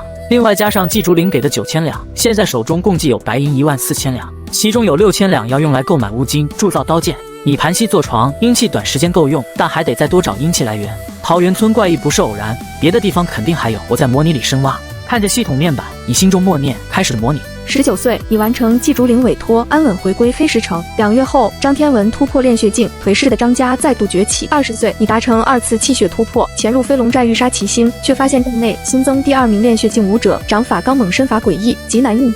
与以1敌2，轻伤斩杀齐星与另一炼血高手。21岁，你足额购入乌金，朱康胜着手重铸刀剑。你开始在黑石城、玉峰城周边搜寻怪异踪迹。22岁，你夜宿玉峰城300里外一座山庄，遭遇怪异。激战中途，一群身法诡异的长生教武者现身，勾结煞师围杀于你，你斩杀大半来敌，最终力竭战死。模拟结束，你可以选择以下的其中一项。张天文突破炼血境，飞龙寨又多出一个炼血境。看着模拟中的信息，你眉头微皱。等突破2血层次，得先找机会干掉其中一个，然后再去对付另一个。除此之外，模拟中还真找到了怪异，这些长生教的炼血境武者应该跟妖魔有关，他们在模拟中的行为似乎是在保护怪异，防止有人进去吸收阴煞之气。先加点，没有词条，你毫不犹豫地选择了属性点。属性点加5。思索片刻后，你决定提升养生诀，毕竟纯阳真气太关键了。你感受了下，气血增加了大概5成，最直观的还是寿命的提升，又增加了20年。第2天，炼峰山庄，你坐在扶手椅上喝着茶。韩兄弟，我们的交易可以提上日程了。说完，你向他展示了你炼血境的实力。朱康胜瞪大了眼睛，一脸的难以置信。我来是因为我的刀砍出了豁口，想让你重铸的结实一点，毕竟杀齐星的时候得用。另外，这段时间我会准备好30斤乌金，希望你提前做好锻造准备。如果还需要其他材料的话，你列个清单给我，我一并采购。朱康胜大喜过望，好，都交给我了。朱康胜便取来纸笔，又在上面列出了一个清单，递给了你。随后他又取出2本小册子放在桌上，一本封面上写着诸事炼气心得6个小字，另一本封面破破烂烂的依稀只能看到神丘灵3个字。你第一时间便联想到了季竹林所说的世家神兵。韩兄弟，这是我朱家6代铸造师留下的炼气心得，如果你学习锻造术，肯定对你有用，就是拿去卖的话也。朱庄主，你放心，如果我不学锻造术的话，这本炼气心得我也会找个有缘人传下去，不会让你们朱家的锻造术断了传承。多谢韩兄弟，这本锻造术据我家曾祖所说，是从我家太祖师获得的，一直传到了我的手中。不过这里面记载的铸造兵器方法都比较邪门，而且缺失严重，所以留给你做个纪念吧。你接过册子，果然如朱康胜所说，缺失非常严重，基本内容都不连贯，只有最后几页一门名为舍身炼的铸造术相对完整。这些我都收下了，慢则半年，快则3个月，请朱庄主等我的好消息。多谢。你将铸造兵器的材料买齐后，还剩下7000两银子，去了趟大通钱庄，将一般兑换成了金子，随后回到了家。系统充值，当前余额黄金320两。开始模拟。19岁，你从玉峰城返回，将锻造材料交给朱康胜，回到黑石城，你发现张天文已经突破炼血境，5天后武馆对拳，张天文表现不俗。1个月后，朱康胜传来消息，告知你齐星每过30到40天就会前往九连镇，距离他下次前往九连镇还有30天左右。又1个月后，朱康胜派人来通知你前往炼峰山庄。等到你赶到炼峰山庄的时候，发现朱康胜遭受酷刑拷问，已经不成人形，但他并没有出卖你。此时，齐星与另外一名炼血境武者出现，对你展开攻击。你轻松压制2人，就在你即将击杀2人之时，蒙家蒙直出现，挡住了你必杀的一刀。你以1敌3，依旧稳占上风。突然，蒙家炼境武士出现，背后偷袭，将你重创。你以1敌4，先杀3人，最后使用拔剑术，跟蒙家武士同归于尽。你死了。模拟结束，你可以选择以下的其中一项。你面色微沉，看来跟朱康胜的频繁接触引起了飞龙寨的警惕。不过怎么把蒙家牵扯进来了？选2，属性点加8。看着武学兰，你心中默念提升断月刀法，剩下3个属性点提升金刚诀。随后一股剧痛传遍全身，等你从疼痛中回神，属性栏已发生了变化。5天后，撼山全月，张天文突破炼血境之后，霸王枪、飞云刀、参差剑3家武馆都派出了炼血境一副气血的弟子前来交流。承认。多谢韩师兄手下留情。吕毅满脸笑意地看着你，这已经是你在这次交流里获胜的第8场了，实在是给他大长脸面。韩师弟果然刀法精湛，让我都有些忌痒，不如我陪你练练。蒙直已进入炼血境多年，这不是欺负人吗？韩师弟不用怕，我只用炼古境的力量跟你对决，不会欺负你的。黑石城的人都知道你练武不过3年，只当你还在练古境。前面比斗的时候，你从头到尾也是小心翼翼，生怕力道大了伤了人。现在蒙直出场，正好给了你一个退场的机会。蒙师兄请赐教。小心了，你们2人一交手，竟是不分上下。韩师兄威武，太厉害了！蒙直感觉脸上挂不住，骤然加速，弩枪朝着你的面门刺去。你见他出枪的声势，便知道时机来了，旋即一刀劈中蒙直的枪头，枪尖擦肩而过，借着这股反震之力倒飞出去。你在空中接力，身体稳稳地落在了许灵的身旁。韩师弟好俊的身法，多谢蒙师兄赐教。蒙直脸色有些难看，他最终还是用上了血气之力，没伤到韩师弟就好。就在此时，一直没有出现的张天文突然走了进来。蒙师弟，让我来会会你吧。张天文从台阶上纵身一跃，抽出腰间长刀便攻蒙直。蒙直拔出长枪迎了上去，两人的身形在场中腾转挪移。张师兄威武，张师兄好样的！眼见张天文对上蒙直，竟已不落下风，场中众人连连叫好。你却是摇头失笑，两人隔着眼双黄呢。伴随着一声金铁交击的巨大声响，场中两人分开。张师兄好刀法，我不如你，还是蒙师弟的枪法更胜一筹，不如就算平局，如何？好，就平局。两人一副英雄向西的模样。张天文来到吕毅面前，抱拳一礼。吕师不错。吕毅面无表情的点点头，明显看出了两人的把戏。吕师，弟子有一事相求。说吧。弟子一直倾心于许师妹，还请吕师帮忙去许家说媒。张天文满面春风，说完他还挑衅的看了你一眼。吕毅一愣，你和许灵的苗头他看得出来，自然不会做这种事情。张天文，你休想！三妹，你这话言过了，你的婚事难道我和爹还不能做主了？许师妹怎么选，难道不是一目了然吗？张师兄少年俊杰，不是一些徒有其表的人能够相比的。你说什么？你阴沉着脸拉住了他。大师兄，算了。说完，你又走到许灵身旁，示意他不要激动。吕毅突然起身，够了，今天只是武馆对拳，这里不是菜市。我只是先提一嘴，大家不要吵了。今天我高兴，咱们喝酒去，我请。随后前呼后拥的出了院子。你怀着浓浓的杀意回了家，决定模拟一下，开始模拟。19岁，你杀死张天文和蒙直，在黑石城内掀起轩然大波。你受到了盘问，但轻松摆脱了嫌疑。接下来3个月，你表面上留在城中安稳修行，但经常易容出城，飞龙寨一片沉寂，连炼风山庄的利银都不派人前去收取。眼见没有机会，你也没有着急，耐心在城中修炼。又过了3个月，朱康胜传递齐星出现在九连镇的消息给你。接下来一段时间，你经常易容前往九连镇踩点。经过10天的蹲守，你终于等到了外出的齐星。就在你对齐星发动突袭之际，另外一名炼血境武者带着多名炼古境武者出现。你以一当十，全歼敌人。你将齐星人头带给朱康胜，他开始替你同铸刀剑。3个月后，朱康胜通知你前往炼风山庄，他使用舍身炼跳入炉火之中，刀剑铸成之时，同时产生灵性。你离开炼风山庄，返回途中遭遇炼境武士袭击，你刀剑齐出，将其逼退。1年后，你前往御风城300里外，找到一个名为神剑山庄的庄子，遭遇怪异，战斗中一名身鱼的炼境武师带领一众武者出现，他们自称是长生教中人，与煞师一起对你发动围攻，你刀剑齐出，将他们全部斩杀。你离开怪异时，遭遇妖魔袭击，你奋力反抗，只斩断妖魔一只臂膀，妖魔将你生擒，对你产生了兴趣，强行将魔血进入你的体内，你的血灵册当场突破，气血大涨。然而之后的日子里，你的精神渐渐失常，经常会有嗜血杀人的冲动。1年后，你死在了世家子弟手中。模拟结束，你可以选择以下的其中一项。你直接默念1，获得词条，大器晚成。看着模拟中的内容，你放心下来，换上一身夜行装，直接出了门。夜里醉月楼，呵，都给我尽情的喝。今天竖着进来的，必须给我横着出去，不然就是不给我面子。我不行了，我得去方便一下。方红玉，你这就不行了。蒙直鄙夷的摆了摆手，快把他抬进厢房，留个人照应着，别尿裤子了。张天文放下酒杯，我也去方便一下，谁都不准走啊，等我回来接着喝。蒙直跟着起身，一起吧。张兄、蒙兄，你们2个可别一起掉进茅房了。就是。两人一起走到醉月楼后门，钻进空无一人的窄巷子里。就在这时，一个蒙面黑衣人从天而降，朝着张天文杀去。蒙直大声示警：张天文，小心！张天文大惊之下，运转全身的力一拳导出，拳掌刚一接触，只听得咔嚓一声，张天文整个人直接跪倒在地，发出了震天的惨叫声。啊！你化身黑衣人直接一掌将张天文胸腔打得凹了进去，张天文的尸体扑倒在地，死得不能再死了。蒙直感觉头皮发麻，朝着巷子外面狂奔。杀人了！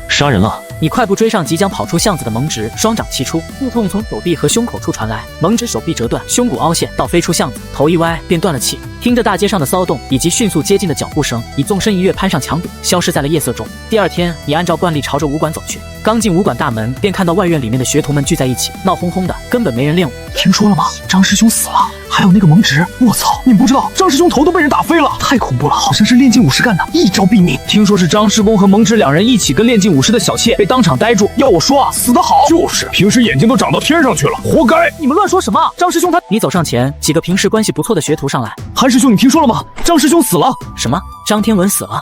还没等你再说什么，几个衙役来到武馆，高声道：“韩小瓜、祝康、司警、苟成礼，跟我们去一趟县衙。”吕毅这时也走了出来。不用紧张，进去实话实说就行。因为你暴露在外的实力只有练武境，衙役只是例行询问了你几句，就让你走了。离开县衙，你直接回家。3个月后，你即将满20周岁。大器晚成的词条效果第一次生效是20岁。念及此处，你决定再模拟一次，提升下功力和金刚诀的修炼进度。到时候资质翻倍的话，你在现实中的垃圾根起码也能提升到中上水平。你看着属性栏，直接开启了模拟。19岁，你杀死张天文和蒙直，随后在城中蛰伏修行3个月。20岁，朱康胜传递奇星出现在9连镇的消息，给你1年后，你在家园城外的天南山中找到一处怪异，你闯入其中，想要通过吸收阴煞之气，刺激阴煞掌突破到第3层。你离开怪异时，遭遇妖魔被擒，妖魔对你产生了兴趣，强行将魔血注入你的体内，你的血灵册当场突破，气血大涨。半年后，你被妖魔送往元昌府，落到了大妖魔天煞王的手中。他用你的身体进行各种魔血、妖血融合实验。天煞王告诉你，只要你能通过实验，他就会还你自由，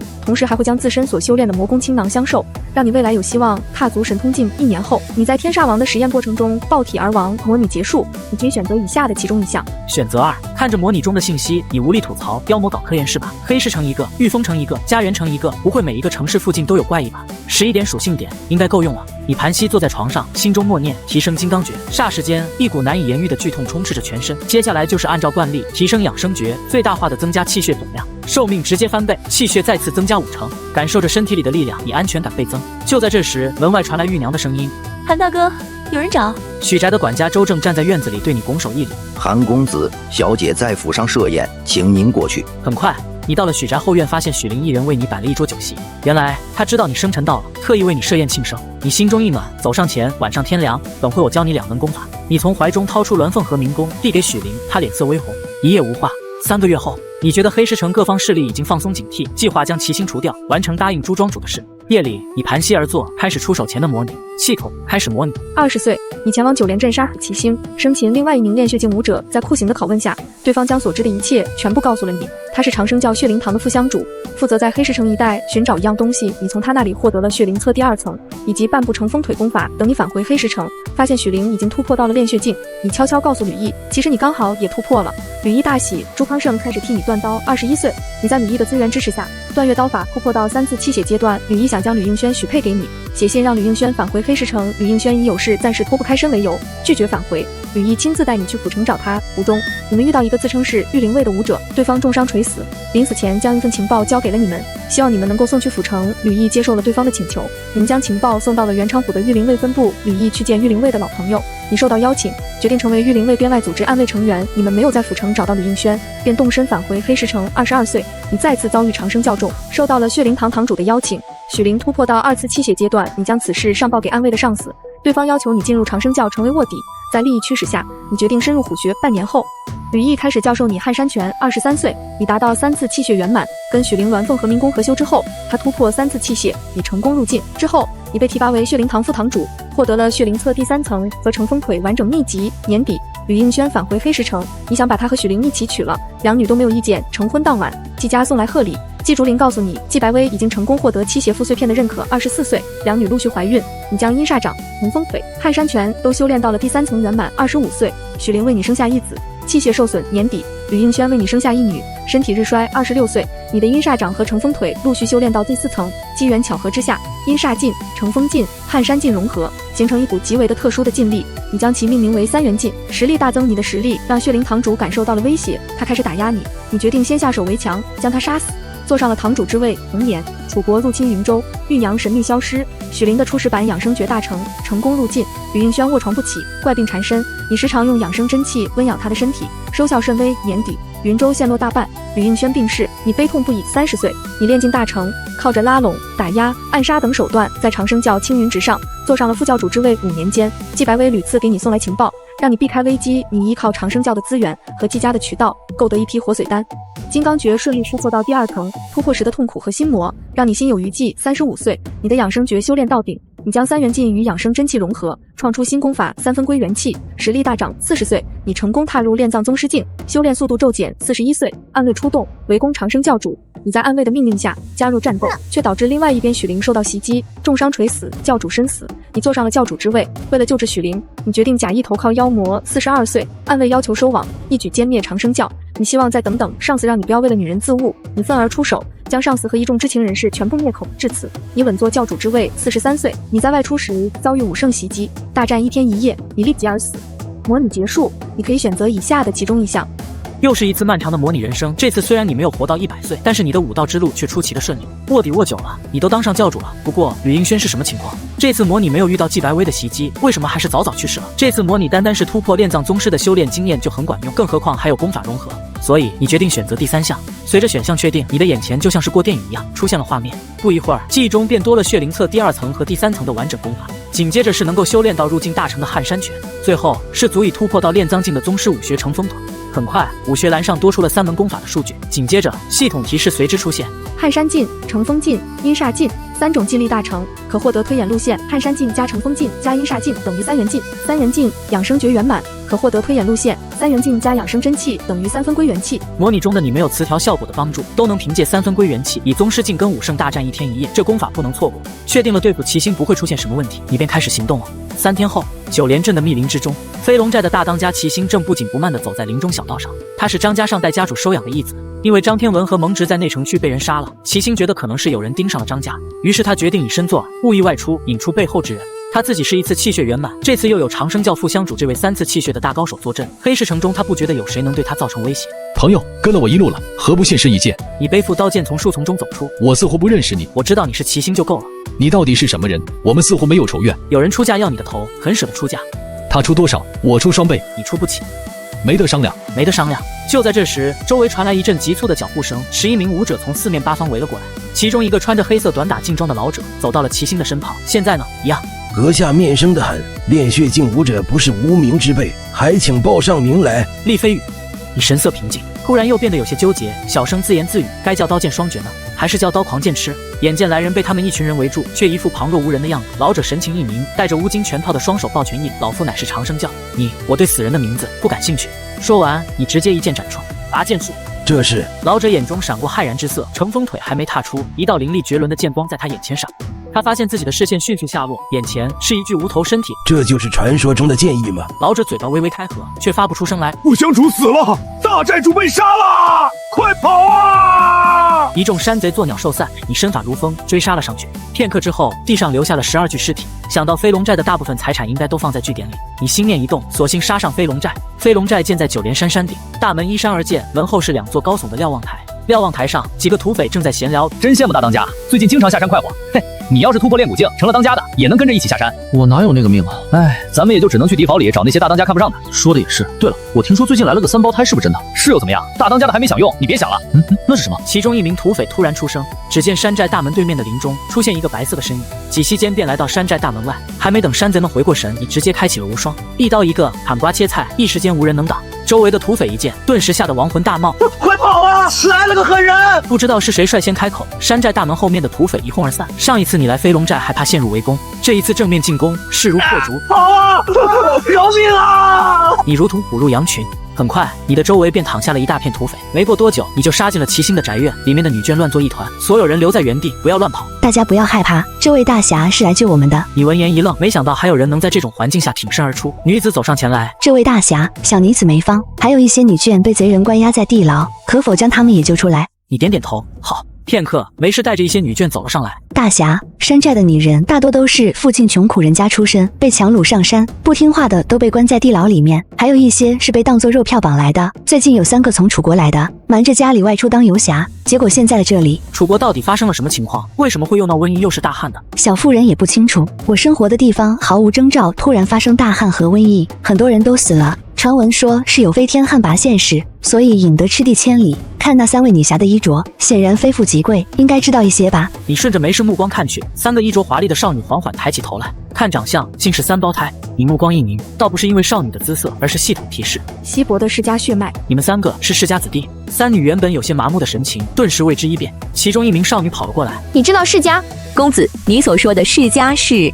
我说的当然是神兵世家。少女面露喜色，你果然知道世家。对了，我叫厉飞羽，还不知道你们的名字。我叫连城雪，这是我大姐连城羽，没说话的是我3妹连城冰。你将众人带到前院，各位飞龙寨的土匪，包括齐星在内，已经全部被我斩杀，现在你们可以回家了。另外，杀了我爹，我跟你拼了！莹儿，不要！你话音未落，一个约莫12、13岁的少女手握匕首朝着你刺去，你毫不犹豫抽刀补出，一道寒芒闪过，少女扑倒在地，已无声息。场中女子发出惊呼，紫衣夫人冲了上来，伏在少女的尸首上大哭，对着你嚷道：你怎么下得了手啊？他还是个孩子啊！他对我挥刀的时候就不是孩子了，不想让他死的话，你应该报警他才对。紫衣夫人歇斯底里：你不是大侠吗？你怎么能滥杀无辜？你眉头一皱，在妇人惊讶的目光中，一刀将其斩杀。可恶的山贼，竟然假扮成妇人！你将山寨上下搜索了一番，找到3500两银票和一本炼血镜刀法，随后让众人各自离开，唯独留下了连家3姐妹。3位不用紧张，我听梅氏说你们来自楚国，所以有些问题想让3位替我解惑，我对你们没有恶意。还没等你提问，连城雪先抛出一连串的问题。厉大哥，我在你身上没有感受到黑魔的力量，你是纯粹的武者吗？还是说没有觉醒血脉，或者先天血脉太弱，根本就没？程雪，大姐连城羽喝止了他。对于世家子弟来说，说别人先天血脉太弱，简直就是打脸。我就是纯粹的武者，不过我跟季家的子弟有过一些交集。大魏季家，你们知道吗？季家当然知道，魏国的5大姓氏巨氏，天底下就没有世家子弟不知道的。厉大哥，你真厉害，竟然认识季家的人。不是，只是偶遇，不熟。我听梅氏说，楚国发生了瘟疫和大旱，是不是世家干的？是的，是楚国的百灵宗和白虎世家联合，跟我们益州的本土世家交战，最后我们战败了，很多世家都被百灵宗和白虎世家灭门了。我们这些战败的世家子弟只能四散奔逃。我跟大姐3妹就是带我。连城雪话说到一半，连城羽死死地捂住了他的嘴巴。你看得出来他们应该有秘密，不过你不想探究这些，继续问到这百灵宗和白虎世家这么强吗？是的，就跟魏国的5大姓一样，都是灵兽豪门，传承的是上古灵兽的血脉。灵兽世家子弟可以跟1000年以前武道鼎盛时期的同层次顶尖武者争锋。觉醒灵兽血脉的世家子弟，既可以修炼武道，也可以专心激发血脉之力，而且因为其体内的浓郁生命力，更容易得到神兵的承认。所以同等级的世家，灵兽家族比神兵家族厉害一些。百灵宗和白虎世家都是最顶级的灵兽世家，白虎世家继承的是白虎血脉，百灵宗继承的是各种禽类灵兽血脉。如今的大魏皇族曹家就是拥有9离战兽血脉的灵兽世家。原来如此，接下来你又问了一些关于神兵世家和灵兽豪门的情报。连城羽倒是也没有隐瞒，神兵世家将阴煞之气形成的黑魔以及那一股充斥着全身的力量称之为居力，每提升1层居力就会多1道黑魔纹路，最多可拥有7道纹路。居力1纹对应武者炼境层次，2纹对应炼境大成，3纹到7纹对应着炼藏境仪器宗师到武器的层次，在之后便是蛇级与武者的宁煞武圣对应。至于灵兽世家，则是按照血脉觉醒程度来划分境界，1次觉醒对应炼境武师，2次觉醒对应炼藏宗师，3次觉醒对应宁煞武圣，4次到6次觉醒对标神通境武神。问完情报，你便和3人分别赶去炼风山庄。你见到了朱康胜，亲手将齐星的人头交给他。朱康胜当场跪地痛哭，带着人头去了山庄后山祭拜亡妻和儿子。最后了却心愿的朱康胜取走往生剑和萃取刀，让你3个月后来炼风山庄。看着朱康胜满脸笑容的抱着刀剑离去，你有些怅然，爱着世道，唯有成为强者。回到武馆，听到里面传来的欢呼声，太好了，许师姐也突破了，咱们武馆又多了一个炼血境的大高手。武馆的学徒们都聚在外院，将许灵簇拥在了中间。韩师弟，许灵看到站在门口的你，顿时跑了过来将你抱住，恭喜了。学徒们欢呼起哄。为什么没有富家千金看上我啊？不公平！你长得那么丑，还是好好努力练功吧，别做梦了。一些跟你平时关系不错的学徒们怪叫了起来。许久未出现的苏韵也来到武馆。许灵，恭喜你啊！许灵走上前，挽住苏韵的手臂，笑盈盈地道：苏韵，你再不来，我就要去找你了。我最近实在是抽不开身，你也知道我的情况，你现在是武馆里最年轻的炼血境了，真羡慕你。别急，你也会突破的，慢慢来。安业坊吴家到，永和坊王家到。门外突然传来弟子唱诺的声音：王家、吴家，不会是来邀请许姐的吧？许许师姐有这么大的面子啊！学徒们议论纷纷。吕武师好久不见。吴碧和王谢走入武馆，冲着吕毅抱拳一礼。我们两个不请自来，叨扰了。我们是听说贵武馆又有人突破炼血境，所以特来恭贺一番。许师妹巾帼不让须眉，在下久仰。我们已经在醉月楼顶层定下了雅间，不知道许师妹是否愿意赏脸一句。说到这里，王谢话锋一转，冲着许灵身旁的你笑道：“这位想必就是许师妹的心上人韩师弟了吧？果然是气宇轩昂，俊秀不凡。”吴碧笑容满面，韩师弟应该不会拒绝我们的一番好意吧？两人对你超乎寻常的热情，让众人有些摸不着头脑。你笑了笑，两位盛情，在下就却之不恭了。你猜测应该是无限令透露了一些你跟季家的联系，而这两位公子也不想当场挑明，所以才会借着许灵突破的契机，间接来跟你打好关系。吴碧抱拳道：“既然如此，我们就先行一步。韩师弟、许师妹，马车就在外面等候，你随时动身都可以。”你点点头，好。苏韵定睛望着眼前这位韩师弟，他发现自己似乎小瞧你了。入夜，醉月楼。酒过三巡后，你告罪一声，便独自朝武馆赶去。许灵见状，也跟苏韵起身离开。苏韵看着许灵，欲言又止。许灵，韩师弟他其实很简单，韩师弟最近突破到了炼血境。苏韵身体一震，猛然间瞪大了眼睛。20岁的炼血境，放在府城也是天才般的人物，难怪了。许灵，论眼光我不如你。3个月后，你收到朱康胜的传讯，前往炼风山庄。一进山庄，便被请进了后堂锻造室。锻造室内已经被清空，只有朱康胜一人站在正中间的铸剑池面前。铸剑池中一左一右斜插着一刀一剑。韩兄弟，你终于来了，这最后一步非得由你亲自前来方可大功告成。韩兄弟那本铸造书残本你应该看了，里面唯一还算完整的内容便是舍身炼。稍待片刻，我会在炉火最旺盛之时跳入铸剑池中，等到刀剑饱饮我这铸造者的鲜血之后，你须得以你自身之血为饮，这样才有希望使得刀剑通灵，真正成为跟你心意相通的神兵利刃。你欲言又止，朱庄主。韩兄弟不用为我难过，妻儿死后我早已生无可恋，日日酗酒，早已病入膏肓。如今大仇得报，又能以毕生的心血来锻造传世之作，实在是平生一大快事。能为你这样的豪杰锻造兵器，此生无憾了。朱康胜来到一旁的石台上，拿起上面的酒壶，仰头狠狠地灌了一大口，随后递向了你。你接过酒壶，烈酒入喉，腹中犹如燃起一团熊熊烈火。朱康胜哈哈大笑，看着铸剑池中翻卷的火舌，蓦地眼神一亮，时辰到了。说完，他拿起酒壶，抬脚便朝着铸剑池的台阶上走去。朱老哥，给新刀取个名字吧。朱康胜将壶中酒一饮而尽，大笑一声，双手张开，迎面跳入铸剑池中。杀生为护生，斩业非斩人，刀剑许豪杰，心保知己，快在。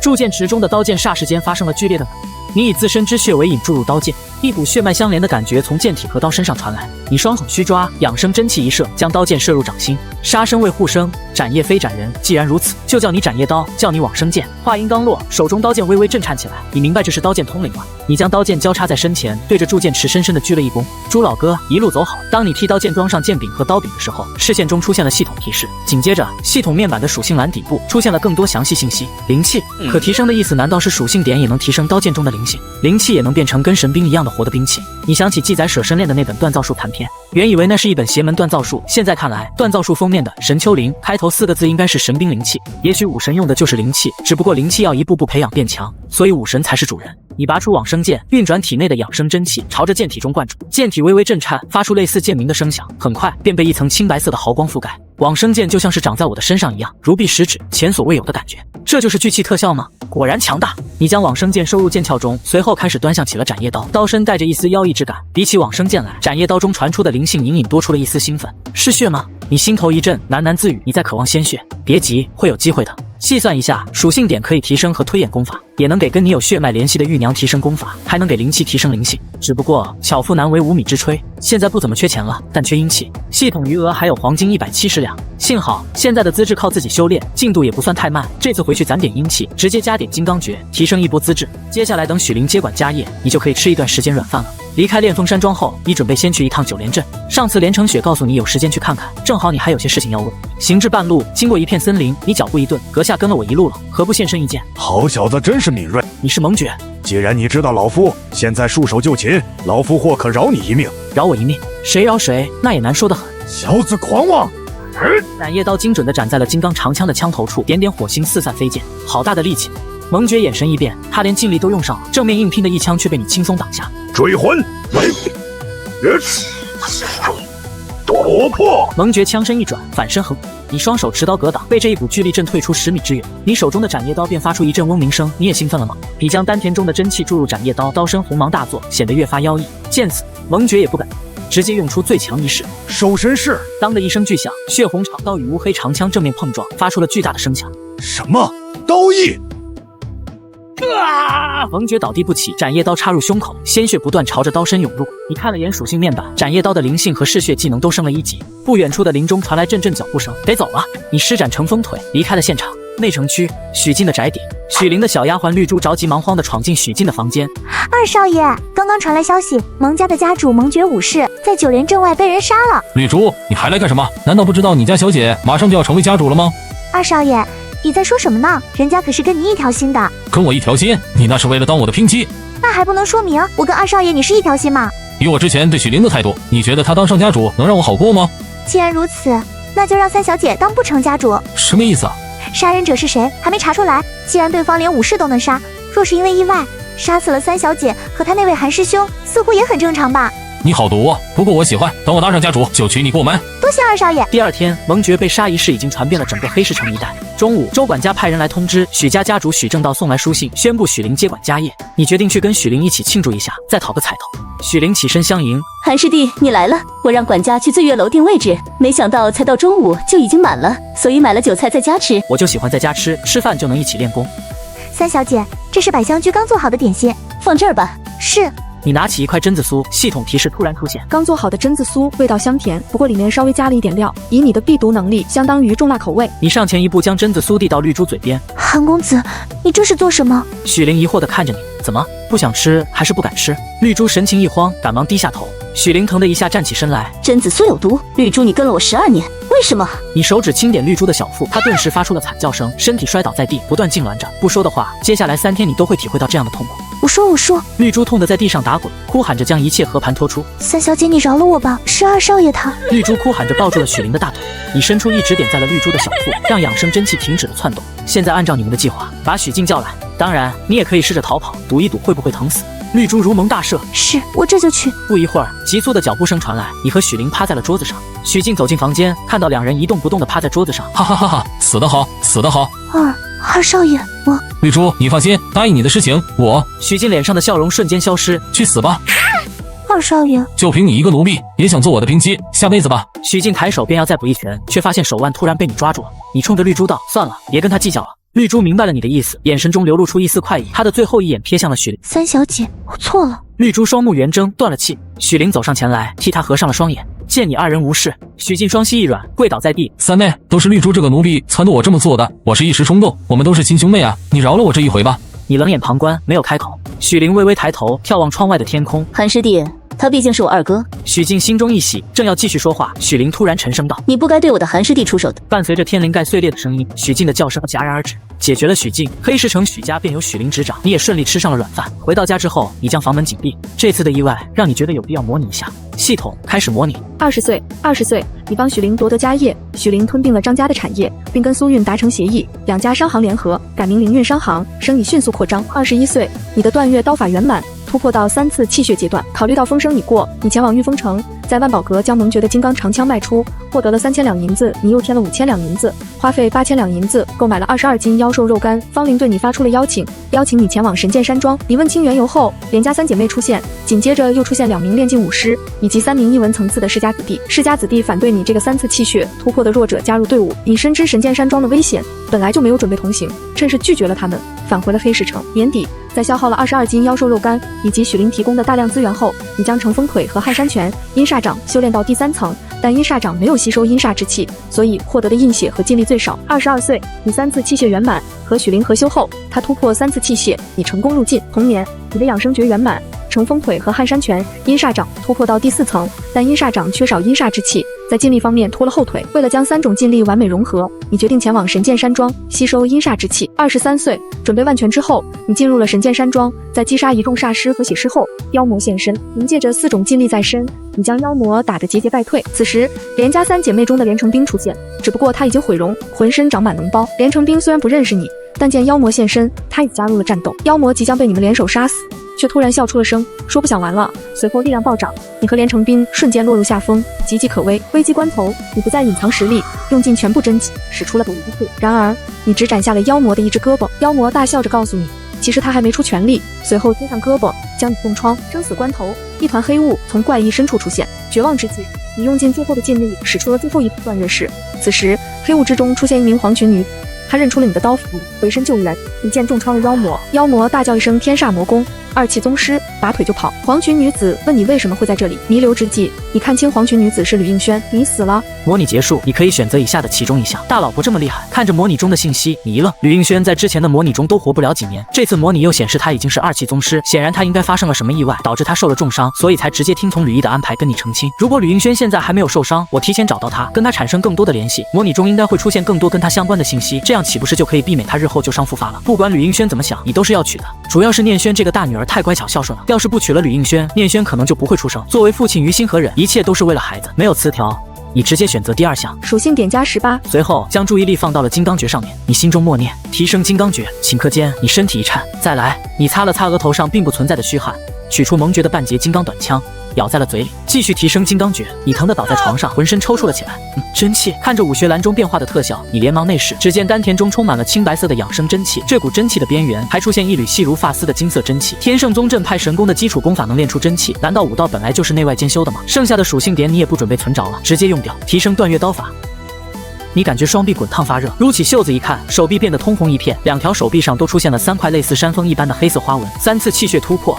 又增加了2倍气血，你现在的气血总量已经是正常练皮境武者的9.5倍。4个多月的时间悄然过去，这天你正在院子里练刀，许宅的管家周正急匆匆地推门而入。韩公子，不好了！怎么了？伤行的车队在从家园城返程的时候遭劫了，几位供奉都受了伤。少东家，请您赶紧过去商议对策。你面色一变，商队被劫，金主赚不到钱，那不就是砸他的饭碗吗？走，去许家。许宅书房，你赶到的时候，许灵正面色凝重地坐在扶手椅上。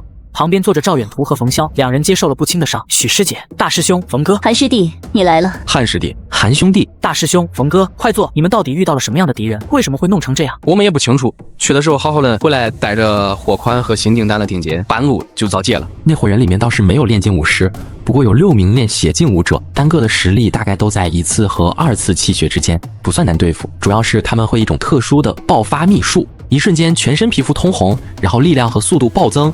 我和冯哥各杀死了1人，不过也被对方的临死反扑给打伤了。爆发秘术，皮肤变红，听着像血灵册，不过你没有声张。这次的损失不小，而且不能完成交易的话，得赔付双倍的定金。最关键的是，以后家园城这条商道，我们得放弃了。这伙人不是1、2个3次气血的高手能够对付的。至于请炼境武师出马，就算我们出得起钱，也找不到人。这个好办，我在玉峰城认识一个朋友，请他帮忙的话，应该可以解决这次的麻烦。你打算用你厉飞羽的马甲？押送货物的时间还剩20天。最晚可以10天后出发，还有时间，我们等你回信。你起身回家，好，我现在就回去准备。回到家，你将房门紧闭，默念一声系统模拟。20岁，你的断月刀法、撼山拳、阴煞掌、乘风腿陆续突破第3层，实力大增。许氏和苏氏的联合商队遭劫，你决定开着新马甲，用雄霸这个名字跟随队伍前往家园城。途中，你们遭遇长生教徒袭击，你用乘风腿在人群中横转挪移，仅凭阴煞掌和养生真气的组合，便杀得对方人仰马翻，长生教徒溃败。你为了弄清他们的老巢，孤身追击。此时世家子弟出现，对方手持一杆方天画戟，交战之时，你发现对方技法精妙，但实战经验太弱，漏洞百出。只是这方天画戟威力惊人，你不敢用乌金全套硬汉，最终取出斩叶刀对敌，兵器对碰。方天画戟上的黑红色的宝石不断释放阴煞之气，透过斩叶刀进入你的身体，让你的手脚逐渐麻痹，你渐落下风，决定冒险一试，在战斗的过程中使用阴煞掌吸收炼化体内的阴煞之气。很快，你的阴煞劲转化为至阴至邪的阴寒劲力。对方发现不对，但为时已晚，你已经占据上风。经过一番持久战，你使用全部的真气催动拔剑术，将对方斩杀。在收缴战利品的时候，你的身体接触到方天画戟上的黑红色宝石，一股特殊的力量伴随着阴煞之气进入你的身体。21岁，你的阴煞掌率先入境，紧接着断月刀法、撼山拳、乘风腿陆续入境。在一次跟长生教的战斗中，你遇到了暗卫中人，对方追杀在元昌府境内血迹的楚国世家子弟，对方很舍得出钱，你受邀加入暗卫。半年后，你在一次战斗中遭遇世家子弟，大战到一半，又有世家子弟出现，你死了。模拟结束，你可以选择以下的其中一项。楚国世家子弟，难道就是连家3姐妹所说的那件事情？看着模拟中的信息，你神情微变，这方天画戟怎么看都像是季竹林所说的神兵，只不过跟他描述的威力天差地别。随后你开始加点，属性点加18，接着你默念一声，系统按照撼山镜、阴煞镜、乘风镜能够完美融合的方式加点，需额外消耗黄金30两。撼山镜、阴煞镜、乘风镜近乎完美比例，融合成功率为98%。当前阴煞镜缺少阴煞之气，不具备阴寒特性，吸收阴煞之气时需注意，阴煞长进度不可超过撼山拳进度，否则会导致三元镜崩溃。撼山镜、阴煞镜、乘风镜圆满时，三元镜不会受此比例影响。随着属性点的分配，你感觉3种劲力最终在掌心汇合，成为一股劲力，感受着这股隐而不发的强大劲力，你面露笑容。既然还没大成，就叫小三元镜吧。接下来轮到熊帮主出场。10天后，黑石城永和坊，一队人带着马车和牛车一起沿着主干道向着北大门行进，车队挂的灵运旗帜正是近期刚刚成立不久的灵运商行。嚯，看着车队货物堆积如山，许家和苏家还真是大手笔啊！可不是吗？两家联合把张家给逼得迁出了黑石城，产业被吞并得一干二净。这都是老黄历了，你还不知道吧？这灵运商行的第一个大单就遭了劫。谁这么大胆子，敢劫许家和苏家的商队？不清楚，只听说商队从家园城返回黑石城的途中遭遇了一伙人，许家3次气血的大高手冯潇都受了伤。我还听说吕武士的大弟子赵远图断了手，卧床不起，估计快不行了。你们就扯吧，没看到走在最前头的就是冯潇吗？那赵远图怎么不在队伍里？你没看许家的少东家都亲自带队了吗？哎，我不给你辩，不行我们打赌。不赌，我与赌毒不共戴天。没劲。路人议论的声音不大，但商队随行的都是武者，倒是能听清楚路人说的话。别说路人了，他们自己心里都没底。冯潇骑在马上，心中暗叹，希望韩兄弟找的人真如他所说的那样厉害吧。冯供奉不用担心，韩师弟答应的事情就一定会做到，我相信他。少东家万一遇到强敌，你离我近点，咱们相互策应。就这样，整个队伍笼罩在沉闷的气氛下，他们穿过主干道，来到北大门集合。过了一会儿，一个看起来40-50岁的中年男子从远处走来。男子一身金色长袍，一头乌黑的长发梳理得一丝不苟，披散在身后，浓密的剑眉英挺上翘，面目威严十足。正是易容过后的你，你神态傲然，老夫雄霸，受托付你们一程。你一拂衣袖，一个信封便径直朝着许灵飞去。天下回帮主，韩师弟既然如此推崇熊帮主，那这一趟就拜托了。三身上马。夜幕下，灵运商行的车队排成一条长龙，朝着家园城的方向赶路。这里丛林密布，山路崎岖难行。你骑着高头大马，走在队伍的最前方。林子里突然传来轻微的响动，停！熊帮主，发生什么事情了？有人靠过来了，注意戒备，有情况。马车两旁的武者们纷纷点燃火把，将车队朝着中间聚集。周围一片区域被火光照亮。山林暗处，一对蒙面黑衣人站在阴影中，看着不远处被火光照亮的车队。这些人怎么突然点燃火把了？不是发现我们了吧？发现了又能怎么样？上次小看了他们，才没全部拿下。这次有香主大人带领我们，还怕个暖？韦香主，听说新来的杨副堂主马上也会赶到，要不要等他一起？不用了，等他来，战斗早就结束了。韦香主说的对，怎么能让一个外来人抢了咱们的风头？废话少说，一起上，速战速决。是。一声令下，数十个黑衣人从管道旁边的林中飞了下来，落到了商队马车几十米开外的位置。商队的武者大惊，好多人，尤其是领头的8人都是练血境的准武士。商行的武者看得头皮发麻。就在这骚乱之际，你走到众人身前，淡淡开口道：“这些人交给老夫，你等不要上前添乱。”说着，你凌空升起，霎时间便在空中飘出10米之远，迎面便冲进了人群。熊帮主，8名练血境联手，如果配合得当，就是练境武士一不小心都有可能翻船，更何况旁边还有几十名武者侧翼。少东家，咱们怎么办？难道真就干看着？万一熊霸托大被反杀，咱们也要完蛋。冯公公，这位熊帮主要逞英雄，就让他去好了，说不定他有真本事呢。冯供奉，我相信韩师弟不会看错人，咱们不要上去添乱。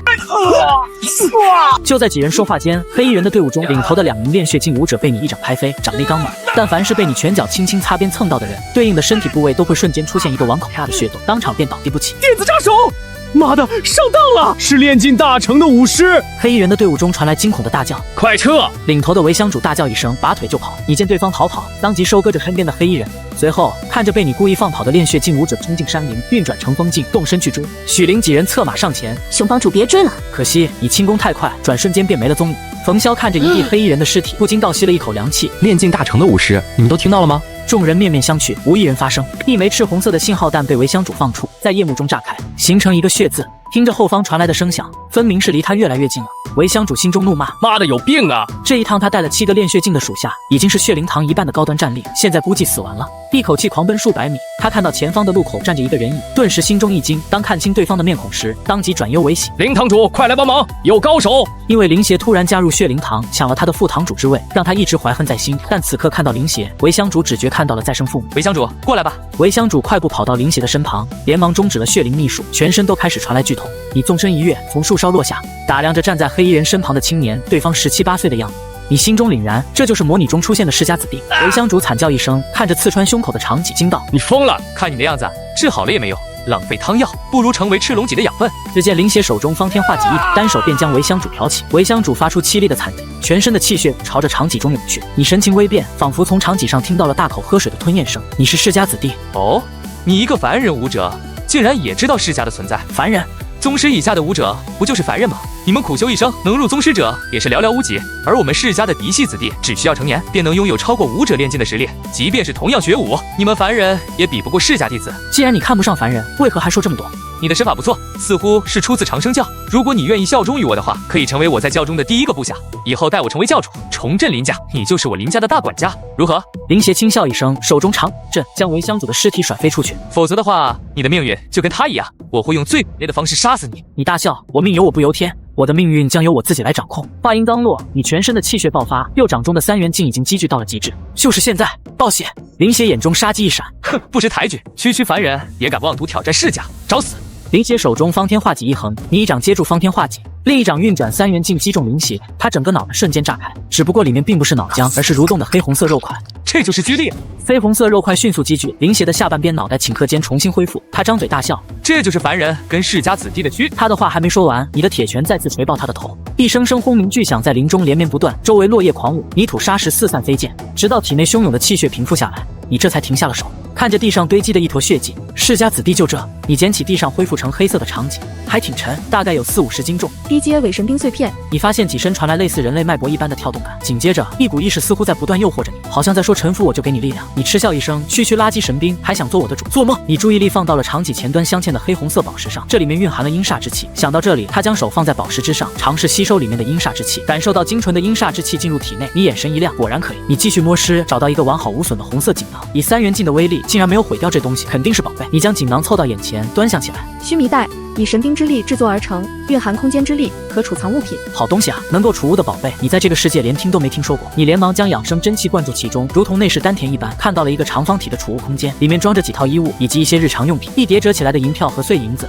约莫5200两，还有2本书册《赤龙真功》和《神兵法记》。你打开《神兵法记》的书册，首页写着的16个字：神兵魔刃，这要天下；根源法力，千钧辟易。神兵根源，乃法之力，与武神之大神通有异曲同工之妙。法纪与血迹皆是维持神兵强大。所谓法纪，就是定期将人或者强大的生物作为祭品献给神兵吞噬，一般是20年一次。不过也有神兵比较贪婪，需要频繁的祭祀。至于血迹，就是扩大化的法纪，动辄需要数千乃至数万人作为祭品，上不封顶。这样不仅能够维持神兵的威力，还能让神兵进阶成更高阶。顶级的神兵拥有制造怪异的能力。1000年以前，大秦帝国与天圣宗联合，禁止神兵世家对普通人进行法纪和血祭，率领24位武神与东胜州所有神兵世家开战。妖魔参战，灵兽世家临阵倒戈，大秦帝国倾覆，天圣宗远遁外海，3大姓9巨氏灭亡。诸国明令禁止血祭，否则视为叛国宣战。你将书册合上，打开了另外一本《赤龙真功》，里面是一套赤龙戟法和名为赤龙真境的武学，似乎是武者的功法，被世家拿去修改了。我现在练了刀、剑、拳、掌、腿5门武学，想要升级徒手武圣词条，还得再练指法和爪法。现在又多了一门精妙的戟法，这赤龙真境一看就很厉害，不练浪费，要再加2门，岂不就是10强5道了？查看完须弥带中的东西后，你将须弥带用绳子系好，挂在脖子上，用衣服遮住，随后朝着商队所在的方向赶去。来了！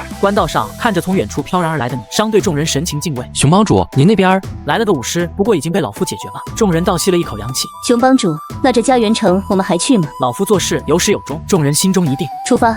出发！比起来时小心翼翼地乘着夜色赶路，此时众人高举火把，浩浩荡荡地行走在官道上，朝着家园城赶去。半个月后，黑石城北城门，灵运商行的队伍顺利返回。自从你将敌人斩杀后，一行人畅通无阻地赶到了家园城，顺利地完成了交易，大赚了一笔。返程途中，他们连匪盗都没有遇到一个。来到北城门外，许灵翻身下马，冯潇和另外2名供奉也是连忙下马。熊帮主，这一趟真是多谢了。无需多礼，老夫只是履行承诺而已，告辞。说完，已运转成风，飘然离去。众人看着你潇洒离去的背影，内心久久不能平复。离开众人之后，你看了下系统面板，多了赤龙戟碎片的阴气来源，估计再过2个月就能模拟一次了。不过要让赤龙戟稳定提供阴气，就得去找一些通缉犯血祭神兵。你心中暗忖，黑石城一带实力较强的通缉犯已经被我杀光了，看来只能去御风城了。想了想，你在信中告诉了许灵出门办事，短时间不会返回，随后朝着御风城的方向赶去。九连镇镇中心江月酒楼，3名少女围坐在桌子前。我们到底什么时候出发？第1轮血脉衰退期已经过去了，要是再不给3旗剑补出阴煞之气，延迟第2轮血脉衰退期的到来，别说成为掌兵时，恐怕保命都困难。你急什么？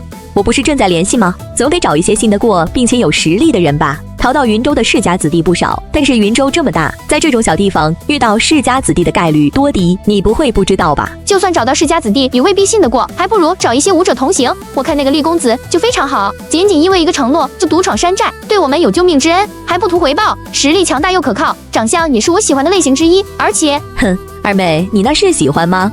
大姐，话可不是这么说的，你当时没看人家吗？你比我看人家的时间还长，你怎么好意思说我呢？你胡说，我没有，我只是想通过观察他的表情来判断他说的话是真是假而已。那你脸红什么？好呀你，还说你没？要死了你！你再乱说，我把你的嘴给撕烂！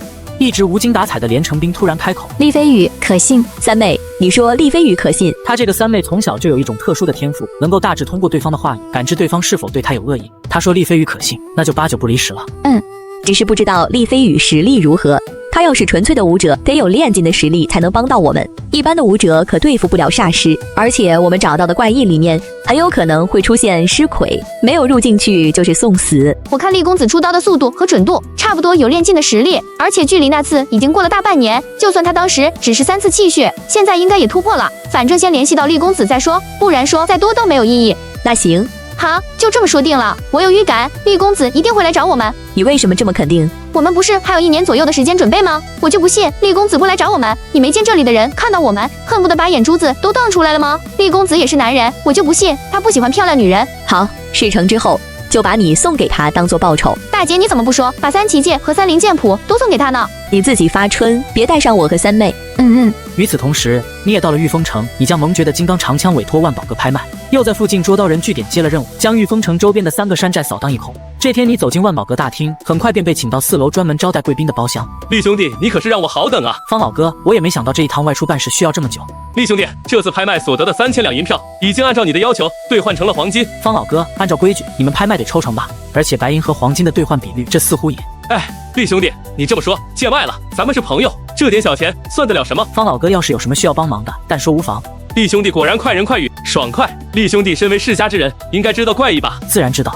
其实是有3名世家子弟委托我们替他们寻找一些好手，一同进入怪异，似乎是要找什么东西。你看你能不能？方老哥的忙我肯定帮，不过报酬方面，这是自然，我当然不会让兄弟吃亏。既然如此，那我就先告辞了。方林一路将你送出了门，回到住所，你先将黄金全部充了进去。这1个月做任务让你赚了几百两银子。3个山寨入账了小8000两，加上之前从林邪那里获得的5200两，现在身上有14000多两银子。你心中默念，开始模拟。 20岁，你的断月刀法圆满，突破到3次气血阶段。你答应方林的请求，决定以厉飞羽的马甲前往神剑山庄。年底，许灵突破到2次气血，ถึง3次气血圆满。撼山拳和阴煞掌修炼到第3层圆满。你借助元破珠和神兵之中的阴气，让阴煞劲获得了增强。21岁，你的乘风腿修炼到第3层圆满。通过跟许灵合修，你成功入境。接着，在许灵的资源支持下，你用了半年的时间，陆续将撼山拳、阴煞掌、乘风腿修炼到第4层。3元进小城，3元流转生生不息。之后，你以厉飞羽的身份前往御风城，见到了方林。10天后，连家3姐妹出现，很快又出现2名炼境武师以及3名异文层次的世家子弟。你们一同夜探神剑山中，遭遇了煞尸，接着又遇到实力堪比炼境武师的尸魁，最后妖魔出现，2名炼境武师以及3名异文层次的世家子弟被杀。你凭借着小城的3元镜与妖魔周旋，连家3姊妹催动神兵在一旁助攻。一番大战后，你的劲力流转不息，但体力渐渐不支。连城雨和连城雪2姐妹以生命作为代价泄气神兵，2枚剑矢脱体而出，将你和连城兵送出怪异。你们逃出怪异不远，便被妖魔追上，连城兵被神兵反噬，重伤昏迷。你跟妖魔一直从深夜打到日出，最后一剑重创妖魔，但也真气枯竭，耗尽体力而死。模拟结束，你可以选择以下的其中一项。选项2，属性点加18。看着模拟中的信息，里面露沉银之色。上次模拟吕应轩是2气宗师，那次妖魔被吕应轩惊退。模拟中我以3元镜跟他缠斗许久，如今看来这妖魔怕是有1气宗师的实力，以我的体力能撑到天亮，估计还是因为养生真气的缘故，否则就算3元镜能够生生不息，一直高强度的战斗，身体也早就垮了。看来得试试3元镜和养生真气融合了，还有提升资质的金刚诀。随后你看向系统面板，系统提升金刚诀，属性点减4。一瞬间，你感觉到全身上下的骨骼都受到了恐怖的力量挤压。5秒之后，你长吁一口气，刚才真感觉自己要死了。下一次一定得提前备好一些妖兽肉干，最好能获得活水丹。再次内视，你发现金刚真气已经变得跟婴儿手臂差不多粗了。原本金刚真气跟养生真气泾渭分明，不起冲突，但也不接触。现在这股金刚真气竟然隐隐有跟养生真气相融的迹象。你注意到功法的变化，纯阳金刚真气，养生诀和金刚诀都能修炼出纯阳真气吗？系统提示随机响起，养生诀推演至第4层，金刚诀突破到第3层，可获得推演路线：纯阳养生真气加纯阳金刚真气等于先天至阳真气。看着简介，先天至阳真气，妥妥的神兵克星。可惜，想要将养生诀推演到第4层，需要的属性点可不少。更何况金刚诀的后续功法还在季家手中。看着剩下的4点属性点，你将注意力放到了撼山拳、阴煞掌、乘风腿这3门功法上。系统按照1、1、2的点数提升撼山拳、阴煞掌、乘风腿。另外一边，许灵找到苏韵。这段时间，我想把商行全权交给你管理。为什么？我快要突破2次气血了，所以需要专心修行。什么？你都快要突……你小声点儿。你不是才突破炼血境不到1年吗？怎么就……其实是因为韩师弟经常指导我修行，所以我才……韩师弟不会已经突破2次气血了吧？回答他的是长久的沉默。苏韵瞪大眼睛，一脸的难以置信。半晌，苏韵才回过神来。恭喜你了，喜灵。商行的事情你放心，我会打理好的。这段时间就辛苦你了。苏韵走到门口，看着许灵离去的背影，神情有些苦涩。韩师弟，如果当初我现在快要突破的人，会不会？8个月的时间巧。这段时间以来，我多次前往附近的城池伸张正义，以至于黑石城、玉峰城、嘉元城一带土匪和通缉犯都被你杀绝了。立飞羽之名威震3城，血祭了大量恶人给赤龙脊，他也为你提供了不少兵器。内城区韩宅后院厢房之中，你盘膝而坐，准备模拟突破入境。系统开始模拟。20岁，你答应方林的请求。21岁，通过跟许灵合修，你成功入境。你没有按照约定前往神剑山庄，而是在附近寻找长生教和世家子弟。半年后，你遇到了暗卫中人，受邀加入暗卫。3个月后，你在一次战斗中遭遇世家子弟，战至一半，又有世家子弟出现，你拼尽全力将3人全部击杀，得到赤龙脊神兵的另一块碎片。之后，你返回黑石城，借助元破珠和神兵里的阴煞之气修炼阴煞掌。22岁，一次外出时，你遭遇了鬼怪的袭击，你用纯阳真气将其击杀。对方临死前声称九幽府不会放过你。通过暗卫的情报了解到自己招惹了大麻烦。与此同时，吕毅得到吕应轩的书信，想去府城查看情况。为了避开祸端，你准备给自己寻一个靠山。通过县令无敌的推荐，你前往元昌府城武院。你告知吕毅，想代替他前往府城探望吕应轩，他欣然同意。你进入武院，见到了吕应轩，他对你这位师弟的到来感到很开心。当你将吕毅的书信交给他之后，他的态度突然变得冷淡，你不明所以，留在了武院低调修炼。23岁，你将金刚诀修炼到了第2层圆满。经过了1年的相处，你跟吕应轩的关系大为缓和。一次吃饭的过程中，他突然面色煞白，口吐鲜血，当场昏迷。你将他送回房间，用养生真气替他疗伤，却发现他的5脏6腑已经严重受损。经过了1夜的照顾，他终于苏醒。在你的追问下，他告知了你实情。原来他找到了当年害死他母亲的势力，对方家族的最强者乃是武器大宗师，有望踏入武圣境顶尖高手。吕应轩同时拥有龙吟之体、凤鸣之体2大超等根骨体质，但龙吟之体乃是最适合男子的体质，于他而言，双重超等根骨反而是阻碍。因为龙吟之体导致他体内阴阳2气失衡，境界越高越容易走火入魔，突破炼脏宗师境的概率极低。他冒险修炼在武院找到的禁忌功法天煞魔功，暂时平衡了体内失衡的阳气。短短几年时间，他从炼骨境一路畅通无阻地修炼到了1气宗师境，并将仇家杀了10之8九，只剩下最后的武器大宗师没有把握对付。就在他准备突破2气宗师时，却发现阴阳2气再次失衡，并且因为强练魔族功法，他染上了一种怪病，命不久矣。吕应轩想要靠着最后的3、5年时间成功报仇，请你替他保密，他愿意在报仇成功后成为你的妻子。你沉默良久，询问是否有办法帮他。吕应轩告诉你，天煞魔功之中记载着一种名为夺灵大法的秘术，能够吸取和转移的阴阳2气，甚至还能夺取别人的根骨。不过此秘术有失天和，修炼者会在炼成第1层时直接损失2/3以上的寿命。你思虑片刻后，表示愿意修炼夺灵大法。这超等根骨他不缺你缺。吕应轩对你愿意消耗寿命救他的决心大为感动，但他遗憾地告诉你，修炼天煞魔功需要超等根骨，光是修炼夺灵大法第1层，最低就需要上等根骨。你决定前往季家，获取金刚诀后续功法，将根骨提升到上等。跟吕应轩告别后，你前往天州大梁，找上了季家。得知你认识季白薇，并且将金刚诀修炼到第2层圆满，季家诚邀你加入。你在季白薇的帮助下，获得了金刚诀第3层功法以及大量的修炼资源。24岁，季白薇得到3阶神兵7邪副碎片的认可，一跃成为堪比武圣的绝顶高手，获得了季家老祖的青睐，被任命为下一任家主。随着季白薇在季家地位大涨，你可以自由翻阅季家珍藏的武学秘籍。你在藏经阁中找到了天圣宗的正派绝学，直指神通大道的金刚不坏神功。然而你的境界太低，无法破除禁制翻阅内容。不过你又找到一门能够修炼到武圣境的顶尖功法天和赋予剑诀。25岁，你突破到炼境大成，主修3元劲，以及天河赋予剑诀，在季白薇提供的大量妖兽肉和活髓丹的支持下，你忍受着非人的痛苦，将金刚诀修炼到了第3层大成，勉勉强强将根骨提升到上等。此举惊动了季家老祖，他同意你入赘季家，成为季白薇的夫婿，你只能答应。3个月后，你借故回到云州，找到吕应轩，将养生诀传授给了他，从他那里获得了夺灵大法修炼法门。26岁，你成功学会夺灵大法第1层，你跟吕应轩以口度气，季白薇突然出现，大受刺激，回到了季家。年底，你吸收了吕应轩体内大量的阳气，他成功突破到3期宗师。